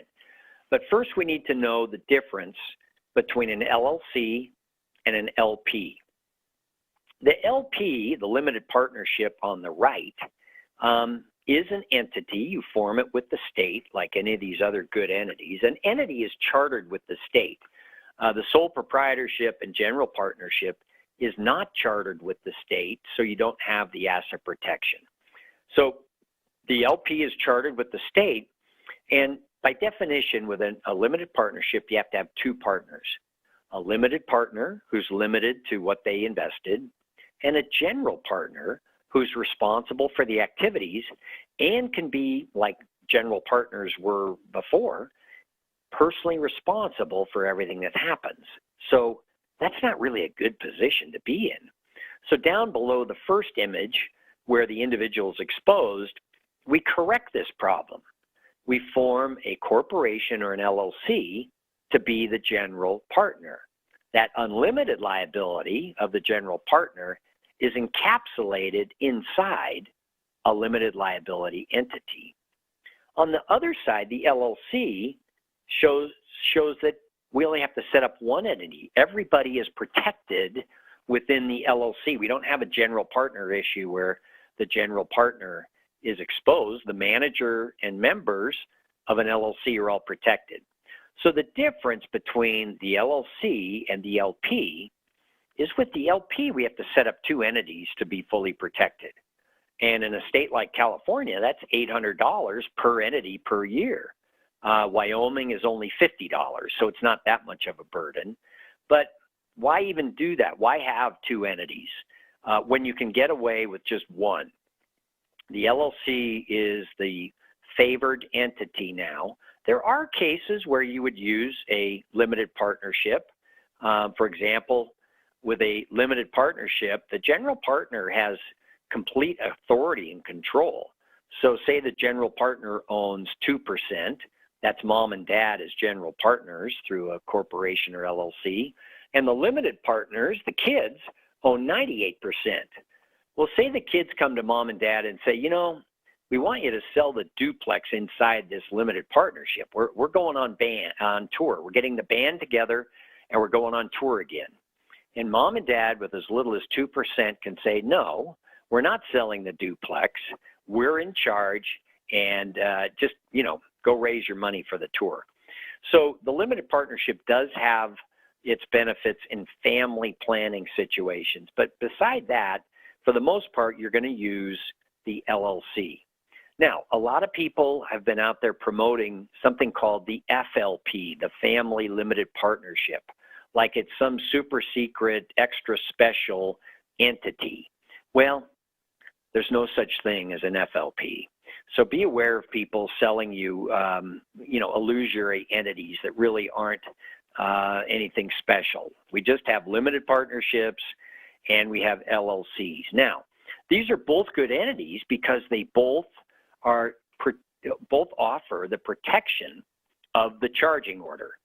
So we're going to explain the charging order right now. And if you can see the slide there, we have Joe's LLC is on title. When you go to the county, it says this fourplex is owned by Joe's LLC. So Joe's protected that way. One of the big mistakes people make is they'll set up the LLC for a piece of real estate and then never transfer title into it. You've got to use a grant deed or a warranty deed to get the title from your name into the name of the LLC. So Joe's done that. Now, we have two types of attack that we have to worry about. The inside attack is when a claim is brought against the LLC itself. And in attack number one, the tenant falls. And look at that fall. I mean, he's really going to get hurt on that fall. And he may sue Joe because of that stair being loose. So, you know, Joe has a claim coming from the tenant against not Joe as an individual. Joe's personal assets are protected, but the tenant in the inside attack sues and can get what's inside Joe's LLC. Now, hopefully we have insurance for this horrific fall, but if we don't, the tenant could get the equity in that property. And so say Joe owns it free and clear, it's worth $400,000. The tenant could get that if the insurance was not enough. Importantly, he can't get what's beyond Joe's LLC. So if Joe owns 10 properties, we wouldn't put all 10 inside Joe's LLC because the tenant could get the equity in all 10.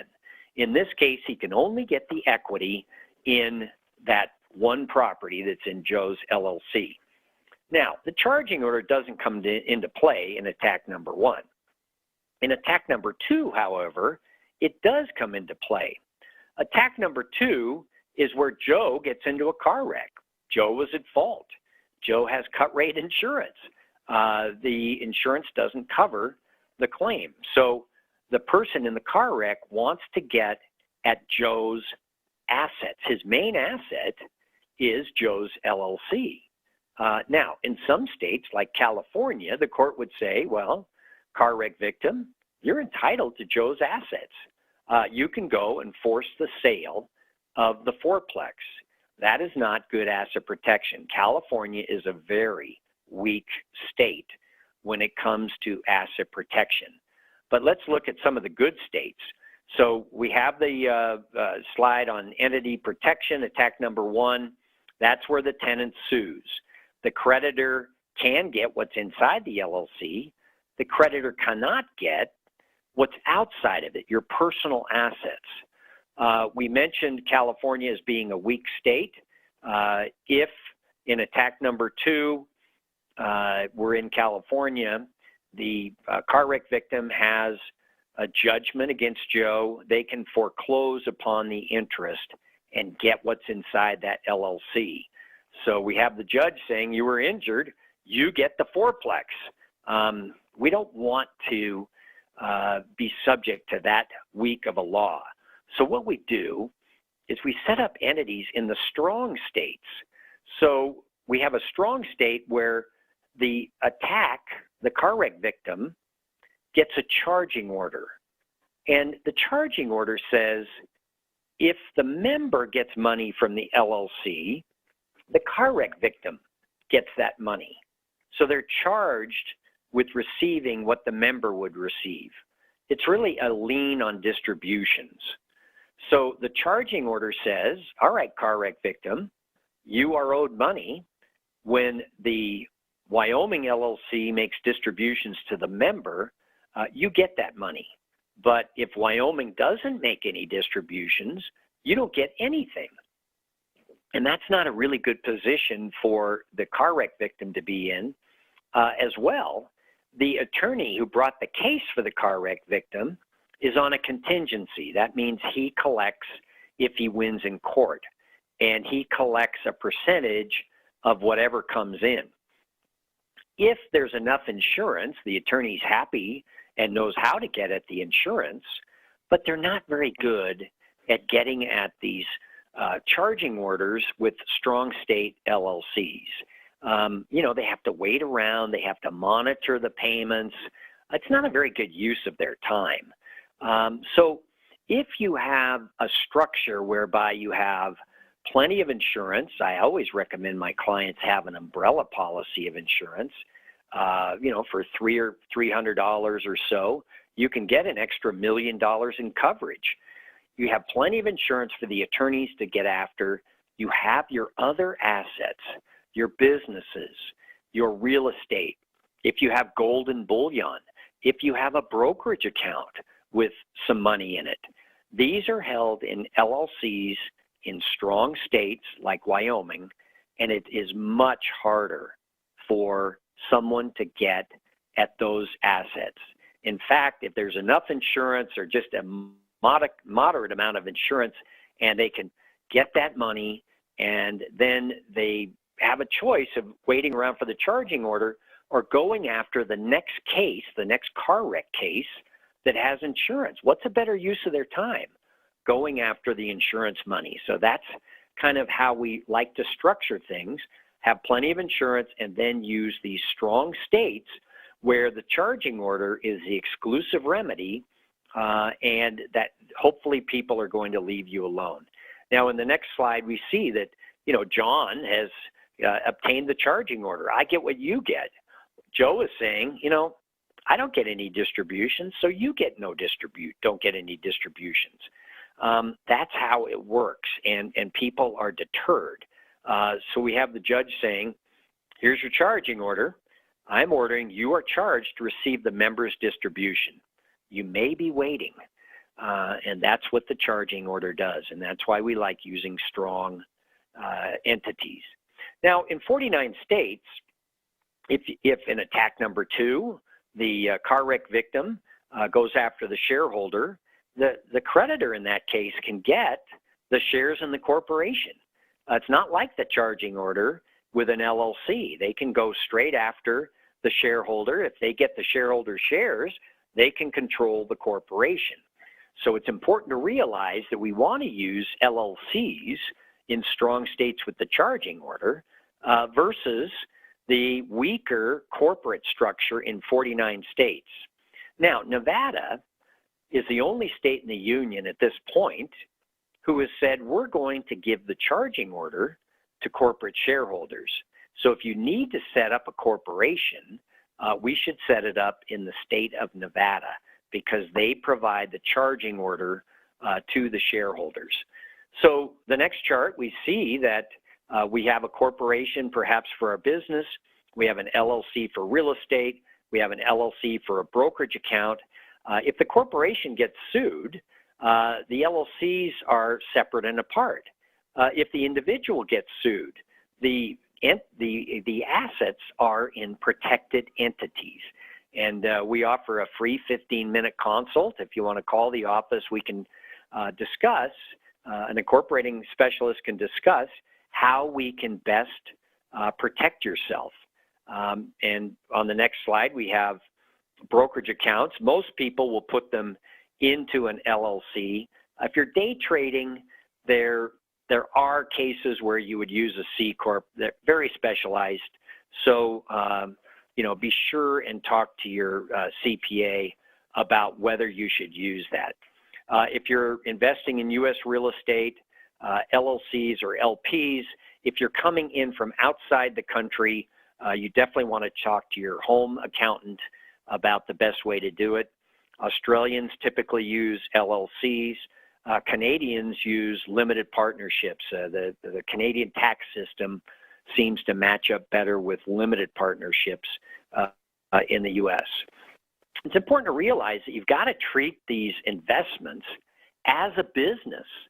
It's not just some passive thing that you sit around and hope to collect money on. In order to keep your protection, your asset protection, you need to follow the formalities to stay protected. You set up an entity with the state. You pay the fee for that first year, but then there are ongoing requirements so that you stay protected. So an LLC, we have to do everything properly. An LLC needs articles of organization that's filed with the state. It needs an operating agreement, which is the roadmap, and lets people know how things are going to operate. You need meeting minutes. You need to issue the certificates showing ownership if the IRS comes around, audits you, and you haven't issued the certificates, that is a big strike against you. You need the EIN number, which is the employer ID number. You need a bank account and a resident agent. The resident agent or registered agent is someone who's in the state where your company was formed. Say you form in Wyoming. We provide the resident agent service. It's free the first year when you form, and then it's $125 a year after that. And the resident agent is there to accept service of process, meaning there to accept information on a lawsuit. They don't have to go looking for your business all over the state of Wyoming. They can go to the registered agent's office and serve you. A corporation needs virtually the same: articles of incorporation, bylaws, meeting minutes. Again, the stock has got to be issued. A lot of these discount providers never issue the stock, and the IRS finds that to be a major problem. You need an EIN, a bank account, and a resident agent. Now, if you have a corporation or LLC and you haven't done this properly, you haven't done all the work that's needed, we offer a cleanup service. So don't tell anyone that you haven't done it all, but just call us and we'll get it cleaned up for you. It's not that expensive. It's important to do. You know, your resident agent is important. We had a situation where this happened at one of the Richdad seminars. A lady came up to me.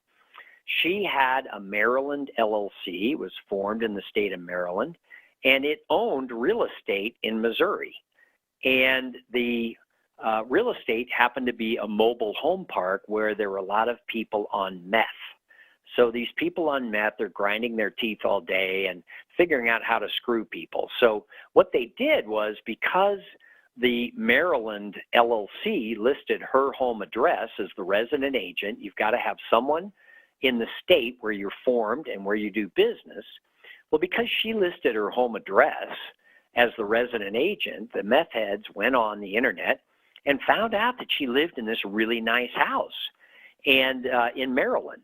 And so the meth heads put up a notice at the Missouri Mobile Home Meth Park saying, this is where our owner lives. You don't have to pay rent. And it's a sad reflection on our society, but that's what happened, is they didn't pay rent. And the lady had to hire someone to kick all these people out.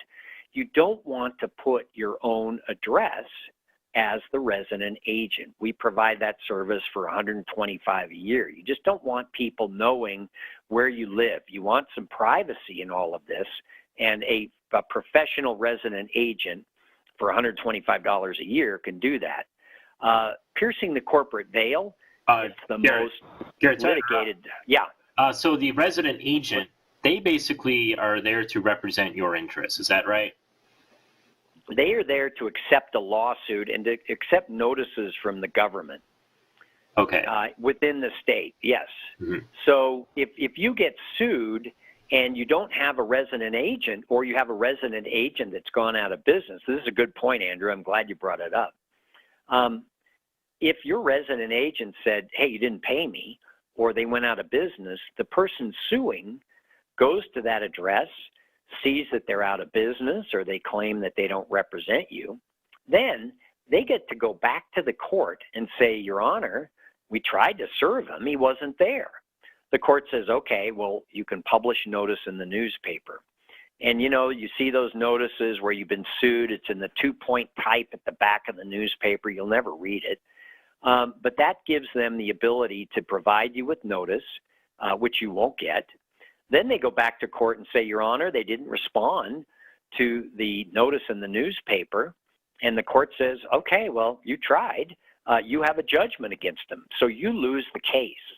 So it's really important to have a resident agent that knows the importance of a lawsuit and will get to you immediately. When one of our clients is served, we're on the phone immediately to them, because you've only got 30 days to answer the complaint.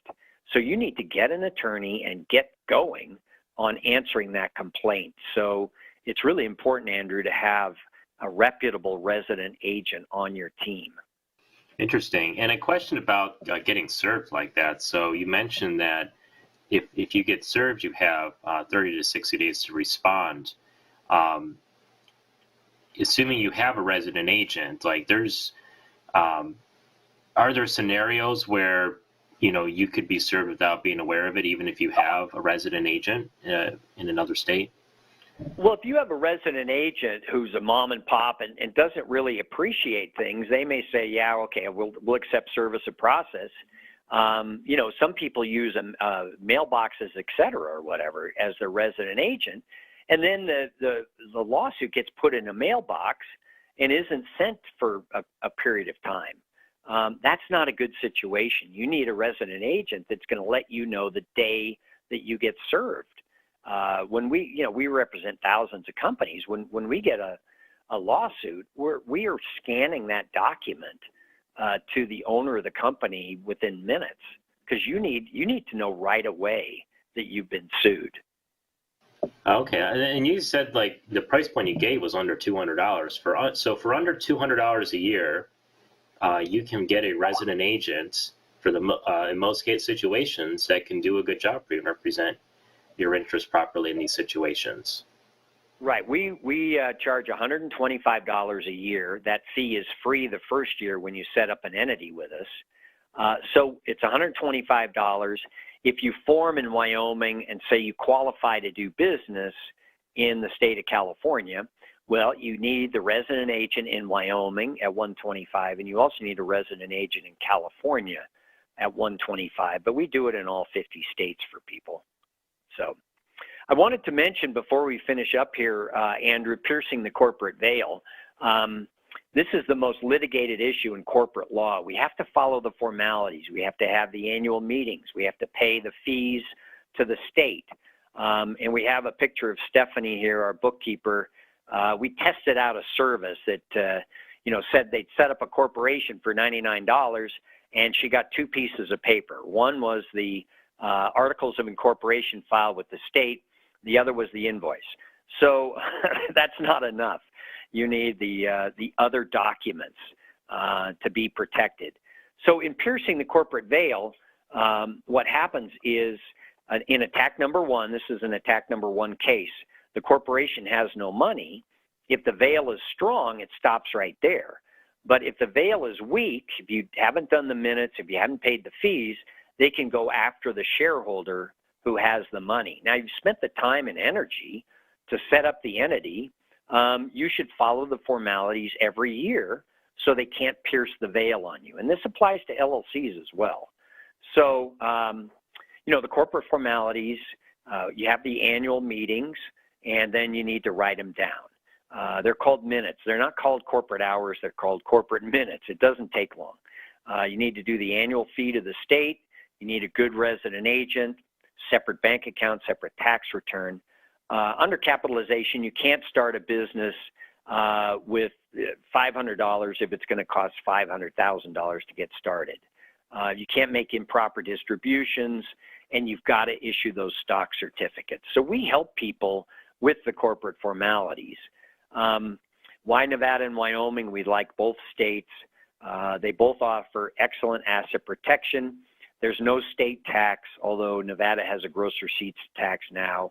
If you make over $4 million in the state of Nevada, there's a gross receipts tax. Low annual fee. Nevada's raised theirs to $350. Wyoming's only $50. They do allow nominee officers where your name does not appear on the internet. And Wyoming offers privacy. They don't list your name at all for LLCs. So someone looking for your name on the Wyoming State website is not going to find it. And we, as I mentioned, Andrew, offer a very affordable service. If you mention Richdad, our normal fee for setting up an entity is $695. If you mention Richdad, we drop it to $595. And then the state filing fees are on top of that. They vary from state to state. But if you call 800-600-1760, you want to speak with an incorporating specialist for 15 minutes, just mention that you are a fan of Richdad, that you were referred by Richdad, and that will get you $100 off.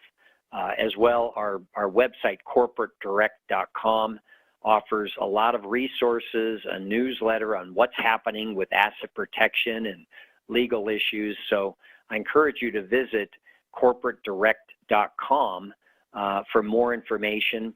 We do offer a $50,000 bulletproof guarantee that we're going to make sure that you're protected on an annual basis. So you can talk to the account reps about that. But again, visit Corporate Direct.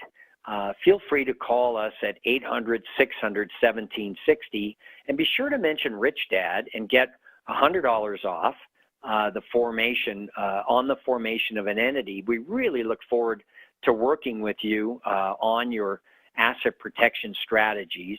This is not affordable. I mean, it's not extremely expensive. It is very affordable, and it allows you to sleep at night. It allows you to protect yourself in a very affordable and efficient manner. So, Andrew, did you have any questions today? Garrett, this has been just fantastic stuff. A question that comes to mind actually has to do with our next presentation, which is going to be by Anik. He's going to come on and he's going to talk about contribution, how to give back as you create more wealth, how to give back to your community. And actually something that I wanted to ask you before we bring Anik on is, in terms of like starting some kind of foundation, some kind of nonprofit, is it a similar process and a similar set of considerations as you've been talking about with your business or your investments? Yeah, good question. Yes, what you do is you set up a nonprofit corporation in most cases. There are a couple different entities, but the usual one is a nonprofit corporation. You file articles with the state. The filing fees are typically 1/10 of what the regular filing fees are. So instead of several $100s, it would be more like $20. The key in all of this is you want to be able to accept donations from people whereby they get a charitable write-off. So you have to take that nonprofit corporation and get what's called the 501c3 approval from the IRS to be a nonprofit corporation. That takes about anywhere from 6 to 12 months to do. We work with a service that will do it for you because it can be kind of a paper tiger. But having that 501c3 status allows people to provide money to you and get a write-off for those contributions. Now, if you're just going to do charity on your own and you don't need the charitable deductions, you can just set up a nonprofit corporation. But in most cases, when you get out there, when you tell people about your charity and people want to contribute, they really want to see that you have the 501c3 designation and are a registered charity. But to your point, Andrew, the process is the same. You're going to set up an entity with your state. You're going to have the bylaws for that entity. You're going to meet at least once a year. You're going to follow the corporate formalities so that you stay in good standing. Excellent stuff. Before we head out here, Garrett, if you can just real quick remind everybody, you talked about this earlier, but I'm seeing a lot of questions here. If you could remind everybody, very broadly speaking, the best entities for business and real estate. Good. The best entity for business, we have three choices. The corporation, be it an S Corp or a C Corp, they're just different taxation vehicles, but they're both corporations. So for business, corporations, LLCs, limited liability companies, and in some cases, LPs, limited partnerships. Those are the three ways you're going to conduct a business. For real estate, the good entities are the LLC, again, limited liability company, and the LP, the limited partnership. And that is because both of those entities feature the charging order protection. Some states are better than others. Wyoming and Nevada are strong. California, New York, Utah are weak. And other states are in between. But we like to have you can use entities in various states, but we like to have them all be owned by one Wyoming LLC for that good charging order protection in case you get sued personally. Awesome. That's really helpful. Well, thank you, Garrett. We have the information here. If people want to look into some additional services, remember to mention that you're a fan of Richdad when you do so. Garrett, thank you for your time. Thank you, Andrew. It's been a pleasure.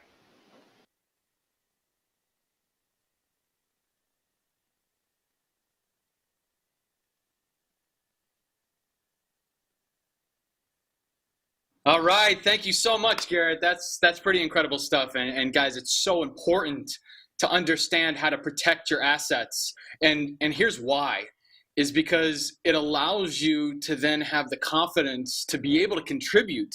And I know Anik was originally supposed to speak on contribution. He's not able to right now.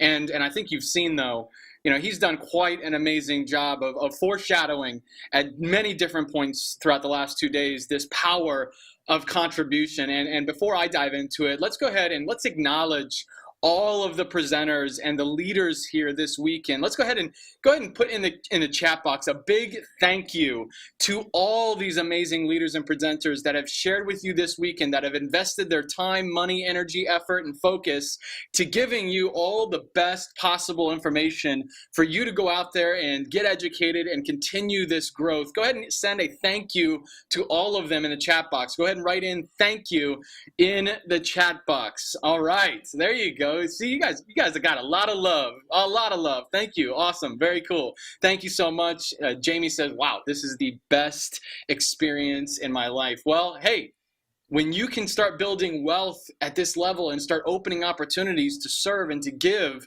it truly is going to be the best experience of your life. And I'm glad that you've had some great time over the last 2 days. We've definitely enjoyed sharing with you. I want to really touch on and speak on this idea of the power of contribution. And I'm going to be talking about it in a way that you've never heard before. So things are going to be, shared with you right now that you've never heard before, and it's going to open you to a new perspective on how you look at contributing, at how you look at building wealth to be able to serve and give, and what is the impact that you're actually creating. What is that power of contribution to your family, to the people you care about most, to your friends, to the people in your environment that are the most meaningful to you? What is the contribution you're making to them? Why are you building wealth in your life? What opportunities are you opening up to be able to contribute to your community, to actually be able to give to causes that are so meaningful to you, and ways that allow you to influence people in your life? How are you contributing?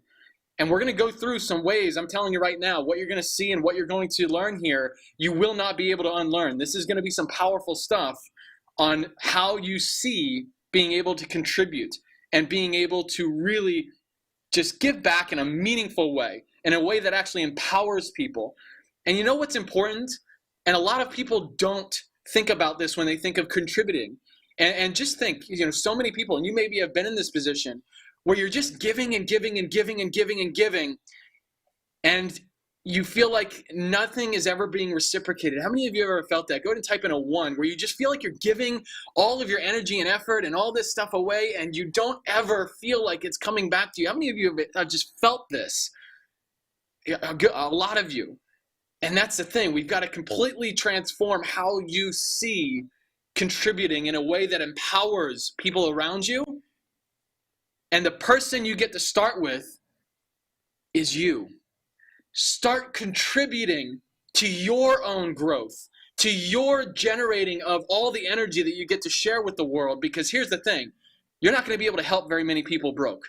You're not going to be able to help many people by not getting financially educated and building wealth in your life. If you're not taking that path, it is going to be difficult for you to do anything outside of just you. So we've got to start contributing to ourselves in an empowering way if we're going to start inspiring and empowering anybody else and actually contributing in any meaningful way. So start thinking about it differently. Start understanding that you get to not just have your output be active and being able to influence other people. Here's the thing, have your income be the passive experience of your life. Have the income be passive and your output, your influence, your impact be active. And I want you to get the mindset around this. Think of an employee, right? The mindset of an employee, we talked about it within the 4 quadrants. The mindset of an employee is actually the other way around. Their output is passive because they're so focused on the active income they have coming into themselves, coming into their life. That's all they can think about. They're exchanging their time and their life for money. And again, if you're doing that, it will never be worth your time to invest in your freedom, invest in yourself, and contribute to you and empowering you to go make an impact. So really remember that the power of contribution starts with you. Start investing in you becoming better, you becoming more empowered, inspired, and influential so that you can go contribute to your community, to your family, and to people around you and start influencing your space instead of allowing your space and your circumstances to influence you. This is a massive, massive distinction that a lot of people don't think of. Too many people are either they are not thinking about anybody else but themselves, or they do have a genuine heart and they want to give, but they're giving and giving and giving without ever truly serving themselves and empowering themselves so that they can give unconditionally. And if all you're doing is breathing out without ever breathing air back into your lungs, you're going to suffocate. And that's a lot of times what happens with good-hearted people that don't invest in themselves and in their ability to create wealth in their life so that they can impact more and more people. And so I've seen so many people that are truly well-spirited and well-intentioned, but they aren't intentional in their day and in what they invest in. Does that make sense? There's a difference between well-intentioned and well-intentional in your day, in your practices, in your exercises daily, and in your rituals and your habits on a daily basis that build wealth in your life so that you can create impact in the lives of other people. This is such an important thing to understand. You all get that? Yes? Go ahead and type in a yes if that just penetrated, if that just like exploded in your mind and really opened you up to something right now. Go ahead and type in a yes in the chat box if that opens up something for you right there, right then. Good. All right. Yes. Good. This is truly the transformation that gets to start happening within you. And it starts with you. It starts with your intention, not you being well-intentioned. You get to be intentional every day in investing in you becoming wealthy in your life so that you can contribute, again, to family, to people you care about most, to your community.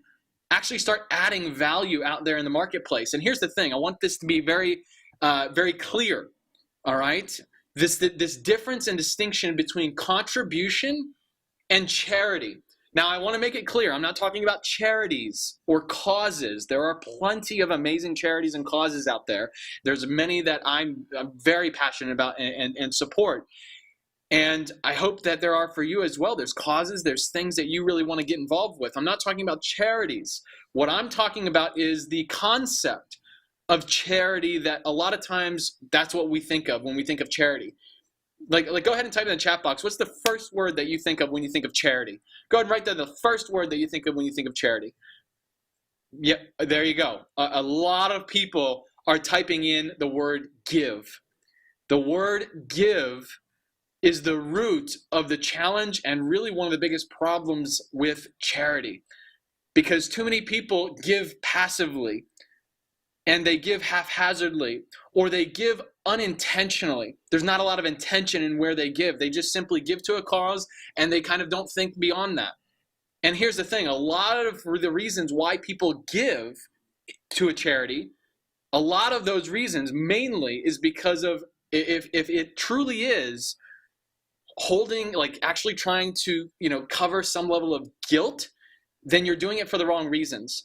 And you're not being intentional for why you are truly contributing. That's not contribution. Contribution is impact. Contribution is actually influencing and impacting people's lives and empowering them to break through the circumstances that hopefully you are passionate, the causes that you're passionate about helping them out of or helping them through.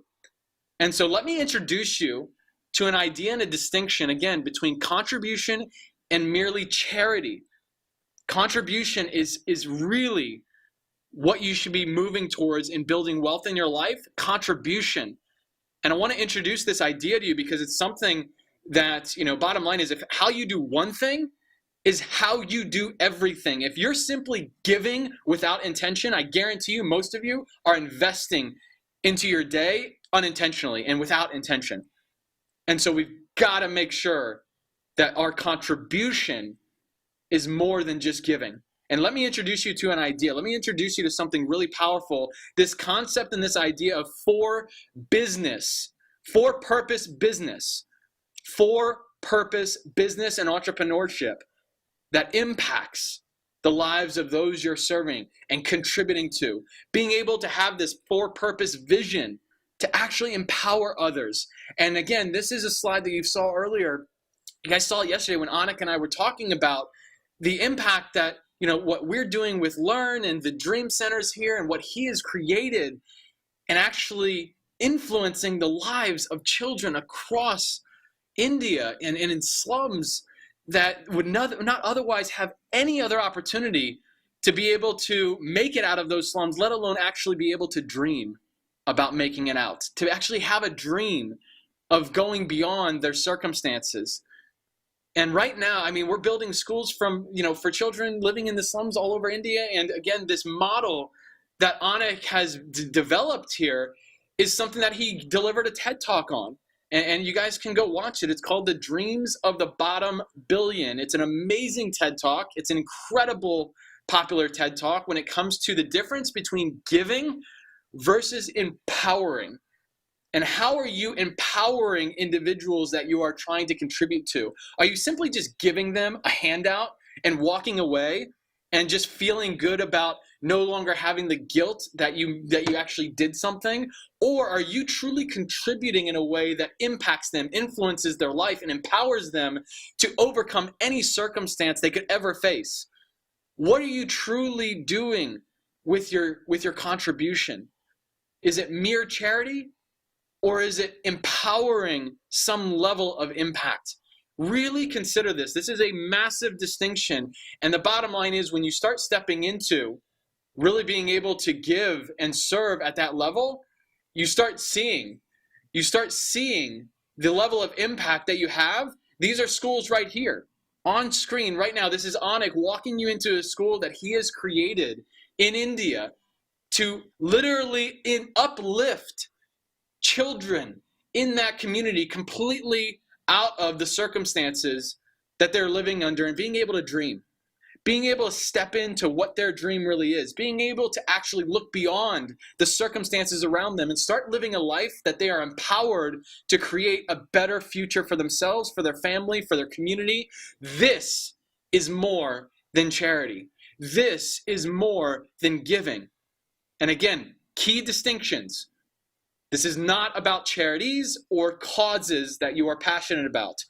Here's the thing. I want you to be passionate about causes. I want you to be involved with charities around the world that do good, that are actually influencing and empowering individual people. But be intentional about who you're getting involved with or who you're sending your money to. Be intentional about what you're putting and investing your time and money into so that you are empowering the people that you're looking to contribute to or the causes you're looking to contribute to. Does that make sense? Is everybody getting that? Yes? I really hope that is making and penetrating something for you that really allows you to see the power of contribution when you truly step in to doing it in a way that is meaningful, in a way that is actually actively engaged in empowering individuals. And I want to share a video with you here in a second that opens you and gives you a very clear view of what it looks like to contribute in a meaningful way and why the power of contribution is the start of you being able to build this foundation for wealth and doing it in the right way. This is a video of Anik sharing what we've been able to come together on with this amazing community of Learn Nation and community of entrepreneurs around the world. Again, this is a transformational home for entrepreneurs, and this is just one reason why it's transformational. I'm going to share this video with you. I know the sound quality might not be the best because it's a recording here on these slides, but I want you to listen because the message will speak way bigger volumes than how the audio comes across. So I want you to just listen to the message and look at the impact that it's having on empowering the individuals that we're serving here. Here it is. This was an intention. This is what I put out there, and the universe delivered. And this organization does exactly what I teach. They go into villages in East Africa, they adopt them, and then they micro-fund businesses. They have a proven formula to pulling 1,000 people out of extreme poverty as defined by the World Bank. Not by giving, but by empowering through entrepreneurship. And we've already funded 2 villages just this year, and we'll do probably 3 more next year. Again, that's Learn Nation. That's you. That's what we do here. That's what we've built. Recently, there was a great tragedy in Houston. The hurricane came in, and we've all seen the reports, and so many people that were hurt from that. And so many people were hurt, but so many volunteers went in. And you see on TV volunteers going in and rebuilding homes and rebuilding this and providing water and food and all very important things, don't get me wrong. But what about the small businesses? What about the livelihood of the small entrepreneurs that were living within Houston that literally are the life and blood of that entire community? Well, Claudia, we want to, it's Small Health. We wanted to give you guys a $5,000 grant from our, nonprofit to do whatever we can to help you guys get back on your feet. And we'll send it to you right now. Let's just do a PayPal. And you guys are welcome to use it as you want. Yeah, so thank you so much. Keep up the that gives me strength to continue. Exactly. Okay. What we can do is I'd like to hand that donation over to you. $5,000. And then what we're going to do is double that, as we had said. So Chuck, we will be giving you $10,000 to help support you. Here's my wife this year. I mean, this is I know she'll be crying right now. So.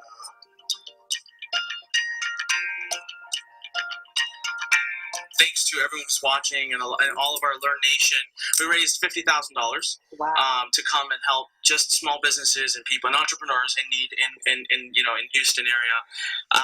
And so what we would like to do is essentially buy up a month's worth of inventory from you. Instead of actually buying it, we're just going to give you a $3,000 grant, and hopefully that gives you some time to get customers back in the door. So keep it up. Awesome. Aw. We really want to wish you guys the very best. So we'd like to give you a $10,000 grant from our money. So however that can help you, if it can help you towards what you just said you paid, from the loan, please help you out with that. This is unbelievable. You're most welcome. Just want to help you guys however we can to get you back on your feet. So once again, Learn Nation, Learn Masters, everyone, we came together as a family. We raised $50,000, had the great pleasure of traveling down there, meeting these people, being able to hug them, see their tears, share their tears. And then, I have goosebumps right now as I say this, to literally look at them and say, we're giving you a $10,000 grant to help get you back into business. When you think about what Learn Nation, what Learn Masters, and who you are, this family that we built, that's who you are. You stay in that place, and I'm telling you right now, nobody can hold you back from becoming the biggest success you've ever dreamt of being. Always remember, there are others out there who need us, and as entrepreneurs, we provide solutions. We provide support. We are the ones that get to come in and help when help is needed.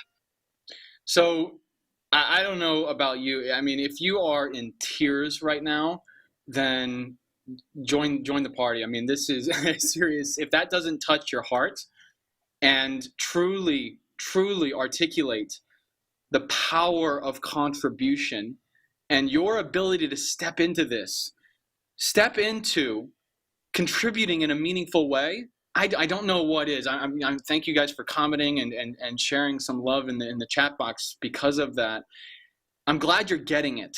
I'm glad that you're seeing the true value and more importantly, the importance behind contributing and empowering individual people as opposed to simply just giving.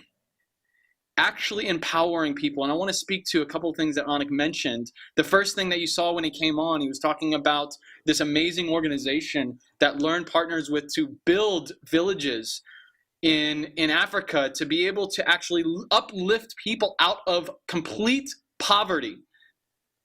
Such an amazing thing by empowering them to build and to grow and to create, and uplifting them to think beyond their circumstances and create a new life. And as you saw with the impact and the influence of Learn Nation as a whole, this is only possible by creating a level of opportunity and actually caring enough to build wealth in your life and create wealthy opportunities for relationships, for income, for investing, for everything. All those things that create wealth in your life come together. And right now, bottom line is, I'm going to talk about the success of cycle of contribution here, but it truly starts with the ability to actually serve. I mean, the impact that we had in Houston only was open and available because we have this amazing community around the world of entrepreneurs collectively coming together in full service of each other.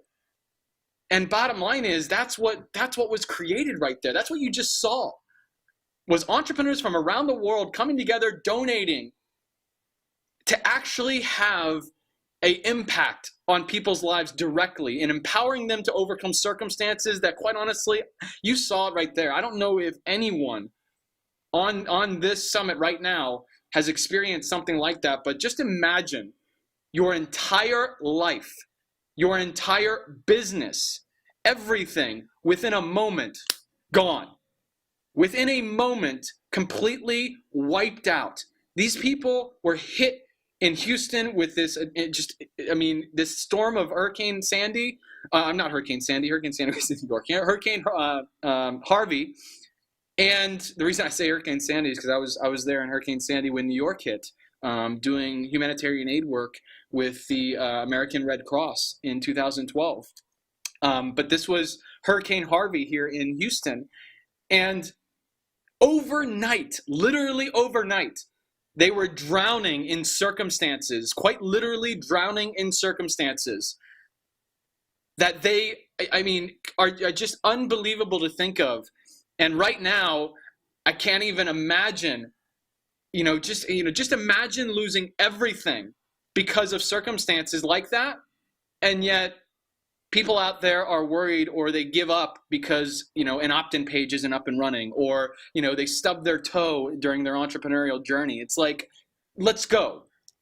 Have some grit, have some true intention, and have a little perspective.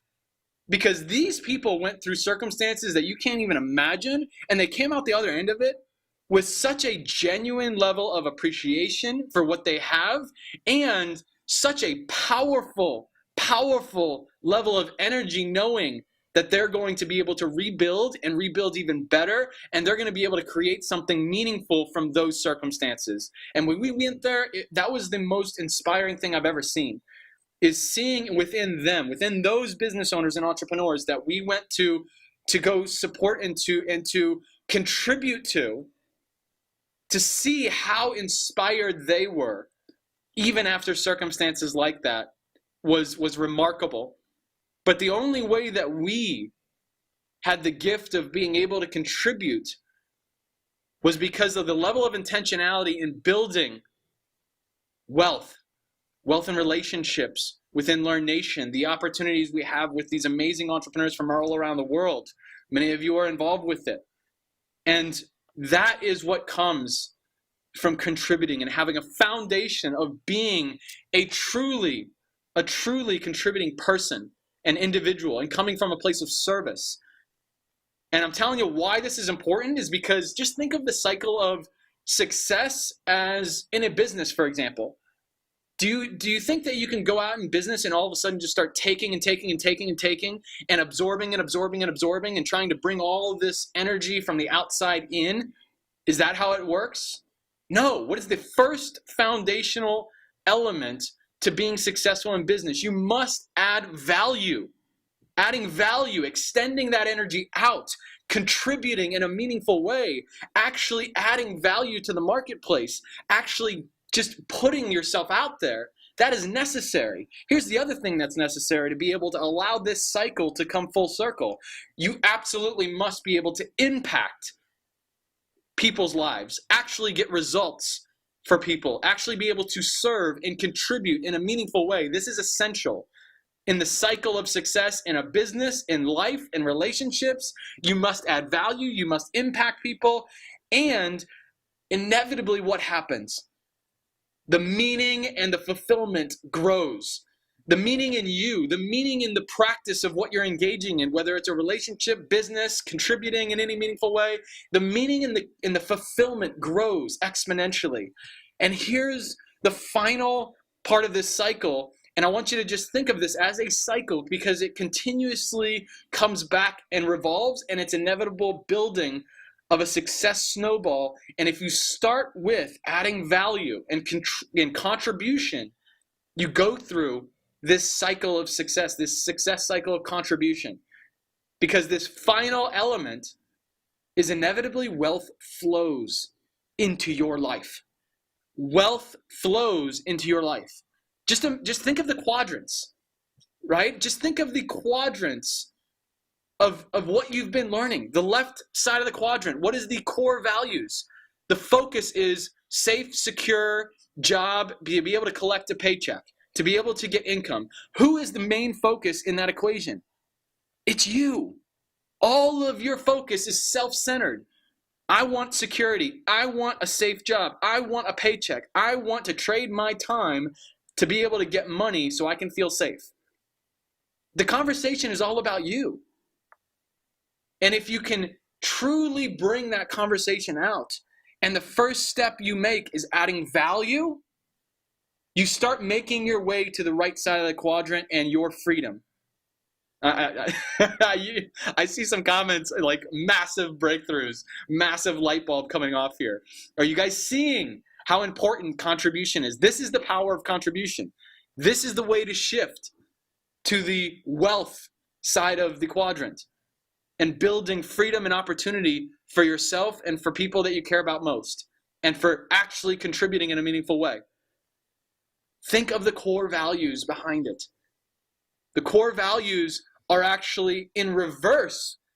Somebody who is on the left-hand side, an employee, the conversation is different. What's the first thing they think of? I need to have income or wealth. I want wealth in my life.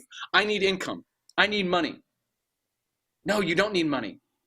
You need courage and intention to go start contributing and adding value to the marketplace so that you can actually impact people's lives, create meaning and fulfillment, and actually start allowing wealth to flow in your life. That's the success cycle of contribution. And that is the power behind this foundation that you can start right now. Not just giving to fill some level of guilt that you have because you feel like you need to give to something. No, actually starting to genuinely serve and add value to people's lives that empowers them to be better, that empowers them and inspires them to do something more with their life, whatever that might be, whatever field you are in. If you can impact people and get results for people, you're going to start creating much more meaning and fulfillment in your life and in their life, and inevitably wealth will flow for you. That's the cycle. And again, it comes down to those core values to understand them. Most people are willing to trade their life for money, exchanging their time for pennies on the dollar to collect a paycheck every 2 weeks. And that is just a continuous cycle. Every single 2 weeks, every single month, every single year, every single decade, collecting a paycheck. The self-centered focus of collecting a paycheck, going home, and that's it. Your world revolves around the 20 inches that are around your space, around your body. Most people would rather have an extra $10,000 to $20,000 to $30,000 in a depreciating asset of dollars hanging out in their bank account instead of actually investing into the financial education of never having to worry about money again and actually being able to contribute in a meaningful way. Just think about that. What are you willing to allow your values to be? What are you no longer willing to tolerate? What are you willing to struggle for to create wealth in your life and to be able to contribute in a meaningful way? This is the power of contribution, to be able to give back to your family, to your community, and to people you care about most in a meaningful way. So Another part I want to add to this, and thank you guys for your comments. I really thank you for the acknowledgments. Thank you for also, actually seeing the power behind this. I appreciate some of the comments. Very, very inspiring to see all of you like having the light bulb moments and the breakthroughs. And I want to offer another breakthrough for you, which is to see this quadrant actually kind of add something to it. And right here, this is transformational. I think you would agree. What you've learned over the last 2 days can absolutely change your life. This amazing, amazing concept from Richdad has inspired millions of people to literally transform their entire life and the wealth of their family, their future. And I want to offer you a way of viewing this quadrant and adding something to it even. And right now you're looking at it and you're looking to make your way from the left side to the right side of that quadrant to start opening wealth in your life and opening the opportunity to become and live rich so that you can start enriching the lives of other people. I want you to look at that quadrant and look just over to the right of it. And I want you to think of potentially a fifth quadrant to the right of this. And just imagine what this would look like. You have built a business, you're leveraging your time, you're creating freedom, you're investing in assets, you're building incredible wealth. Well, what's the next step there? It's contributing in a very meaningful way, and it's leaving a core value of impact and legacy and transformation of the human experience, allowing you to actually influence that. And that fifth quadrant, think of it as either, let's say, the C quadrant for, let's say, contribution, or you could call it the P quadrant for philanthropist, or, the W quadrant for real wealth, or, the M quadrant for meaning, whatever you want to name it. But just think of that. You're moving more and more towards building real, genuine wealth in your life. You start building that core value even just beyond the freedom in your life that the right side of this quadrant offers you. And you create not only the freedom, but the impact and the legacy so that you can become somebody like a Robert Kiyosaki, like an Anik Singhal, like a Richard Branson, or a Bill Gates, where you're literally able to contribute in a way that literally changes the entire history of the world and allows you to contribute and impact people, that empowers them to create an entire new generation of people and circumstances so that everything changes. That is real wealth in your life. How many would agree with that? Go ahead and type in agree if you see the power behind contribution now, if you understand the real impact that this has when you start actually opening yourself to the perspective and being intentional with how you are contributing. Do you guys see that? Type in agree if you guys are seeing this. All right, this is very, very important. Let me hear some breakthroughs. I want to understand where the light bulb moments are coming for you. Man, you guys are so active and awesome. Thank you guys. The comments in here, they're flooding in. And I love seeing, again, some of the real light bulb moments coming up for you. Some of you are saying this is stuff you've never heard before when it comes to charity or giving. The idea of a for-purpose business. Somebody said you absolutely love that idea. This is the transformation and the breakthroughs that lead to you opening yourself to real wealth and focusing your intention on freedom and opportunity that allows you to be able to build that for yourself and for people you care about most. This is the foundation. So I told you a day ago, the breakthroughs are coming. And I know many of you, go ahead and type in the number of breakthroughs that you've had over the last 2 days. Go ahead and just type in the number of breakthroughs. Type in whatever number of breakthroughs that you've had. I'm seeing like 100, a couple of people said. Infinity, somebody said, oh my goodness. Exactly. For every single one of you have given double digit. I've given double-digit numbers here. All right. John says 0, and then he put just kidding 25. There you go. See, here's the thing. The breakthroughs start opening yourself up when you're actually getting educated on what is actually going to create meaning and opportunity in your life.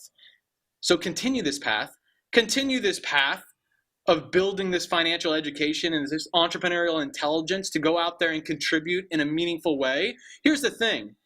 It is your duty to be successful, to contribute and actually empower the lives of others. It is your duty and responsibility as an individual human being on this earth. And I want you to own that. I want you to see how important it is to build wealth in your life. And you know what? That's such an incredibly important reminder about how important it is to build wealth in your life, to truly step into becoming rich and make the choice to be able to do that, to be able to invite that into your life. How many of you have had an absolutely just the best time of your life over the last 2 days? Like seriously, go ahead and type in "love it" in the chat box. If this has just been the best experience imaginable when it comes to learning how to build wealth in your life, creating the foundation for building some opportunities that are just far beyond anything you ever could imagine. How many of you just had the best time this weekend? How many of you have had just the best time over the last 2 days? Go ahead and type in "love it" in the chat box. Go ahead and share that with us. We oh my goodness, wow. Okay, yes. Thank you. Love it, love it, love it, love it, love it. Yes, absolutely love it. Ryan says this is the best ever. Awesome. Yes. This has been some powerful, powerful stuff. And I'm so glad that you guys appreciate it and that you are receiving it. And, you know, we truly put our heart and soul into being able to provide this information so that you guys can go out there and truly do something meaningful with it. And how many of you have had a breakthrough even just within the last couple of presenters really providing so much incredible value? How many of you have had the breakthrough of a lifetime just today? Go ahead and type in a yes, Y-E-S, if you have had a massive breakthrough today that will change everything for you. If you've been able to live up to your declaration, go ahead and type in a Y-E-S, yes, in the chat box. If you've been able to live up to that declaration this morning by having the massive breakthrough that you declared you get to have today. How many of you have done that? Guys, there's a lot more. Oh my goodness. There you go. There you go. There they are. There's the yeses. All right. Do you see how powerful that is? To be able to start your day with so much clarity, focus, and intention, and then you're able to step into it. You're able to start receiving it in your life. You're able to start seeing it all over the place. It's called your reticular activating system, where it actually, in your mind, you start opening yourself to what's out there because you finally declared that it's there. You finally declared you get to have it, you get to create it, you get to build it. And that's the foundation of wealth here that you're moving towards. So, I mean, wow, I'm still getting a lot of yeses. Okay, awesome. This is the start to something really, really important for you. And this wealth breakthrough, again, let's get clear on the two keys to becoming wealthy here. The two things that have been the core theme of the last 2 days, which is making more money, creating wealth, and inviting wealth and money into your life in a way that is very, very direct, very, very clear, and speaks to the values you have of creating freedom in your life. So being able to make more money, but then also being able to have your money make more money. I mean, you guys have learned some incredible stuff just in the last few presenters, just in the last few hours. I mean, seriously, how powerful has that been? Type in "powerful" in the chat box if you guys are getting this, if you guys are feeling it, if you guys are like blown away by what you guys have been getting over the last few hours. I mean, this has been amazing. Go ahead and type in "powerful" in the chat box. Somebody said "mind blown." Boom. You guys are awesome. Wow. All right. This is powerful stuff. And you get to approach it on a daily basis with this level of energy and this level of intensity and enthusiasm and passion, because this is the foundation for you being able to apply this stuff. Guys, what you've learned over the last 2 days, look at this. Look at what you have learned over the last 2 days. Tell me that the methods you have learned here today, the tactical strategy, the tools, the systems, the knowledge here, the education you've gotten over the last 2 days cannot change your life. Bottom line is, this is transformational. But there's only a transformation that happens when you apply it. They all work. everything that you see here, from the secrets to building long-term wealth, you know, getting clear on, you know, the distinctions between just creating a job and being an entrepreneur, to learning how to, you know, save on taxes and protect your assets and build the ability to give and serve and contribute in a way that's meaningful for you, and leverage the global economy and the opportunities with Bitcoin and all these incredibly new innovative technologies and innovative, you know, things out there in the world today, and being able to start your own business in the minuscule amount of time compared to even just 5-10 years ago, let alone just being able to step into thinking and operating like a serious entrepreneur and realizing that you can start building tangible assets in your life that grow exponentially, and you being one of them, you being the biggest asset that you can grow into, you being the true vehicle for your wealth creation. Realizing that, I mean, seriously, just look at what you have experienced in the last 2 days.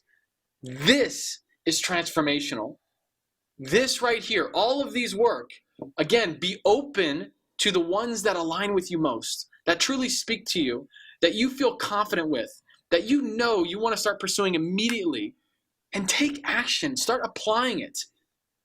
Go ahead and type in the chat box. Which one has resonated with you most over the last 2 days? Go ahead and just type in 1 or 2 words of something that has resonated most with you over the last 2 days, and get clear on it. Let's go ahead and put it in the chat box right now. So we got a few people saying Bitcoin, a few people saying you know, business, entrepreneurship, freedom. Awesome, very nice. Yes, stepping into your freedom, taking ownership over your life and over the results that you get every day. 100%. Yes, there you go. Awesome. Business.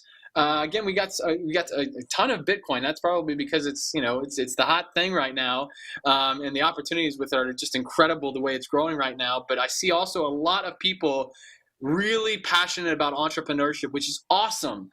That's awesome, because you are the vehicle for your success with it as an entrepreneur. And when you invest in you, guys, you can do anything. And bottom line, right now, we get to be very clear, and let's all agree here that none of what you have learned over the last 2 days is going to have any impact in your life unless you go out there and start taking action and start really getting your hands dirty with it, having some fun applying this stuff in your life. Go take the ones that resonate with you most and go just put all the purpose and passion that you have into creating it for yourself, into applying it.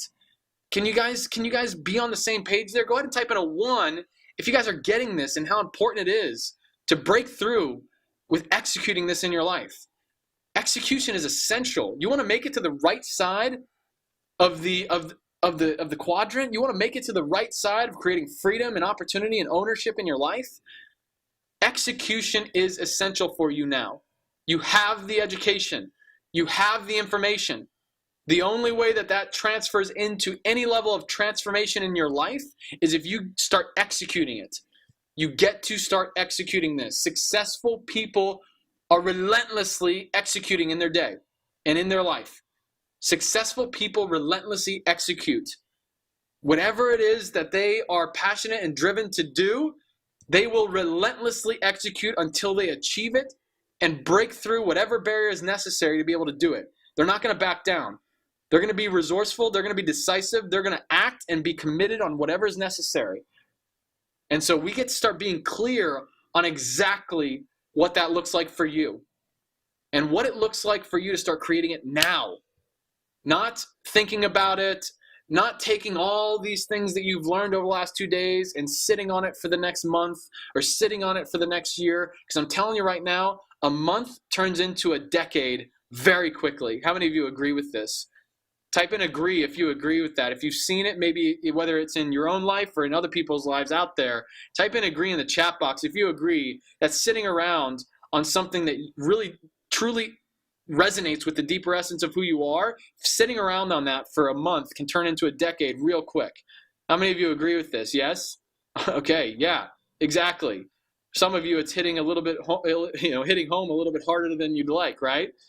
I mean, seriously. We've got to start taking action on things. We get to start executing. Bottom line is your personal growth comes down to a level of appreciation and the declarations you've been making. That's why they've been so critical. You can't just take the method and run with it without any level of education and financial intelligence and entrepreneurial transformation. You can't just take the method and run with it and try to do it on your own and try to do everything by yourself without inviting people into your life that can serve you and support you and help you grow and guide you to the right direction. Personal growth is about appreciating that you have resources in your life right now. And it's simply your willingness to get resourceful and invite them into your life so that you can utilize them and leverage them in ways that help you grow and help you condense time, finally, once and for all, condense time to be able to do this now. And guys, really important, appreciation is not simply an extension of gratitude or thankfulness. Appreciation, remember, is your expansion. Appreciation is growth. Think of real estate. If you go buy an asset, it's an appreciating asset. It's growing. It's expanding.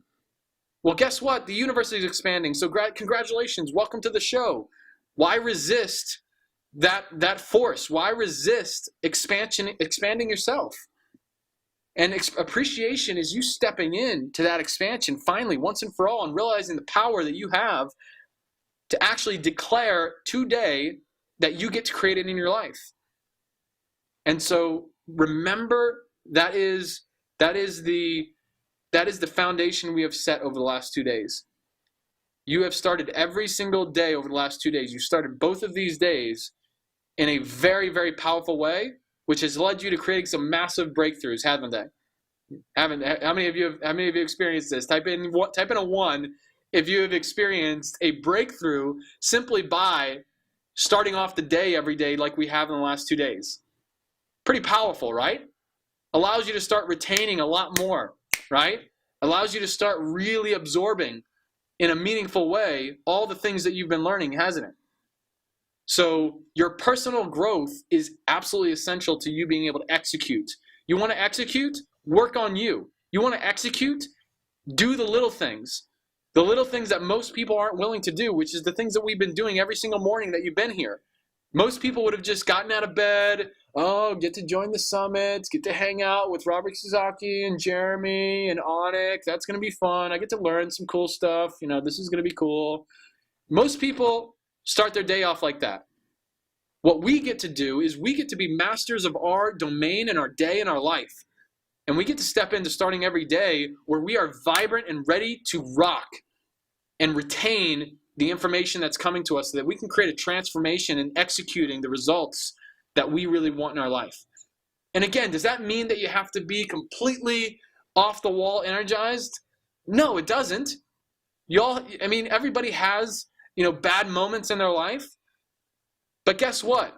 The difference between greatness and simply mediocrity is having bad moments as opposed to having bad days, bad months, bad years because of one little thing, one little conversation that you weren't expecting to have, one little circumstance that derailed you for a month instead of simply shifting back into your power to declare what you get to create in your life.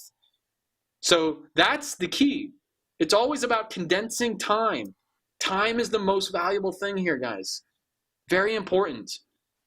Condensing time and your ability to create what you want and creating exponential leaps in who you're becoming. And also being able to condense time when it comes to you staying in that place of, negativity or circumstances or whatever. You have a bad moment, have a bad moment. Don't allow it to give you a bad day, a bad month, a bad year, a bad decade. Right? So step into your personal growth. So important. Here's another thing. This is so critical. I want you to write this down. I want you to declare it right now. You get to choose to be rich. Choose to be rich right now. Choose to step in to inviting money into your life in a clear and abundant way. Step in to choosing to be rich. How many of you choose to be rich? Go ahead and type in rich in the chat box. If you choose right now and declare it, you get to be rich. Go ahead and type in the chat box if you are declaring that right now. And that is something that you're willing to welcome into your life and you're willing to build and apply and execute some of the things that we've gone through that can help build the foundations for wealth in your life. Go ahead and type in rich in the chat box right now. Go ahead and type it in, rich. There you go. Yes. Yes. Feels good, doesn't it? Feels good to say it. Feels good to declare it. Feels good to step into it. And it certainly feels good to receive it. Feels good to realize that you don't have to struggle to go out there and realize that it's there. And you get to choose that. Bottom line is, being rich is a choice. At the end of the day, being rich or being poor and being broke is a choice. If you want to be successful and you want to stop worrying about money, choose to be rich. Choose to be wealthy. Choose to execute what you have been learning. Choose to execute what resonates most with you and your journey to wealth and success and being rich. Start actually stepping into this. And here's why. So that you can actually start enriching the lives of other people around you. Does it really serve your family, the people around you, to be the Debbie Downer that just is like, oh, money is the root of all evil. Money doesn't grow on trees. Oh, my circumstances control my life. Oh, this sucks. Like, does that really serve anyone? Are you really bringing any joy to anyone's life, let alone your own at that point? Step in to creating real wealth in your life so that you can start contributing. You can start giving back in a meaningful way. You can start creating this circle of perpetual contribution in your life and in the lives of others. This is the foundation for execution. Here's what I'm going to tell you right now. Here's what I'm going to tell you right now that's going to lead you to being able to start inviting success into your life. I want you to write this down. This is so important. This will 100% open you to a new standard and a new way of thinking about getting to where you want to be. If you want to start inviting money, resources, opportunity, success, great relationships into your life, if you want to start inviting meaningful things into your life, start doing meaningful things in your life. Start doing meaningful things in your life right now. Start giving. Start giving your energy. Start giving your time. Start giving your money to causes that you care about. Start giving and serving and being in service. You start coming from that place, you're going to be coming from a place of appreciation, of expansion, of gratitude, of declarations that allow you to create what you want in your day. That's the foundation for executing in your life. And remember, simply accept where you are. If you're in the E quadrant right now, and again, whether you love your job and your career or not, and you're looking to move to the right side of the quadrant, or maybe you are an investor, you're successful, you're making $1 million, well, guess what? Maybe you could be making $10 million if you actually finally stepped into your real greatness and finally said, I get to go to the next level. I get to start giving and serving and being a philanthropist and giving back and creating my own foundation to serve millions of people around the world. Maybe that's the next level for you. But whatever it is, there's another standard for you, isn't there? Go ahead and type in a 1 if you know there's another standard for you in life. Go ahead and type in a 1 in the chat box if you know that there is another standard in your life than where you are right now. Again, there's no right or wrong to where you are right now. There's only results. There is no right or wrong to where you are right now. You could be making $1 million. You can be making $1. There's no right or wrong. There's only results. And you're either going to do what's necessary to get the results that you want, or continue doing what has always gotten you the result that you've gotten. And so here's what you get to do. Very simple, 3 steps. I want you to write these down. 3 steps that you get to do. You get to accept where you are right now. Just accept it. Awesome. You're an employee. Great. You got a great job. Or you got a job that you absolutely hate. Awesome. Accept where you are. Realize that you are in that position. Be clear and honest with yourself and transparent. Here's the thing. Like science has backed this up. Lying leads to being out of alignment with every part of your body, physically, emotionally, everything, even white lies. Like, just tell yourself right now that everything is fine when you know it's not. You'll get physically weak. So step into just accepting and being honest with yourself right now. And isn't it interesting to be able to welcome success and wealth into your life? You must step into the character necessary to build wealth in your life. Isn't that interesting? The character of being honest with yourself, the character of being transparent, the character of actually being, being giving and in service, and someone that actually wants to contribute, the character of simply being a genuine human being. Make sense? You guys starting to get this, aren't you? I see some comments in the chat box. It's like, wow. I mean, you guys are, you guys are getting this. This is what it takes. You get to accept where you are. Step number 1. Step number 2, you get to acknowledge you have the power to change it. You have the self-authorizing power to make the declaration right now to change it. And acknowledge that. Give yourself the acknowledgement that you have the ability, power, and will to change it. And now you can move to step 3. Once you accept where you are honestly, and once you powerfully step into the acknowledgement you have the ability to change it, you can now move to the 3rd and final step, which is the willingness to act to change it. The willingness to act right now, immediately, to change it. Once and for all. Don't look back. Always looking forward. Always looking to create something new and meaningful in your life. Whether it's the wealth that we're talking about here and applying the methods that allow you to create the foundation for building wealth at levels that you probably never have thought of before. Or if it's just simply stepping away from the quadrant that you feel is not really serving you right now, whether it's the E quadrant, the S quadrant. Heck, even if you're a business owner right now and you want to step fully into being an investor and fully setting yourself free once and for all. Again, no matter where you are, there is another level for you and another standard for you to be able to create more in your life, more fulfillment, more meaning. That's the core to executing. Everybody get that? Guys, if this is truly just completely changing your life right now, completely transforming every bit of who you are right now, go ahead and type in a wow if you're having a wow moment right now. Go ahead and type in a wow in the chat box if this is just like blowing your mind right now.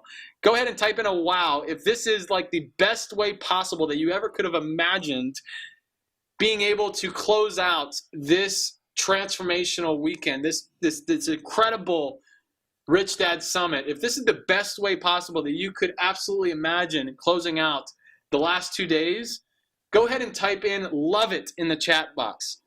Go ahead and type in love it.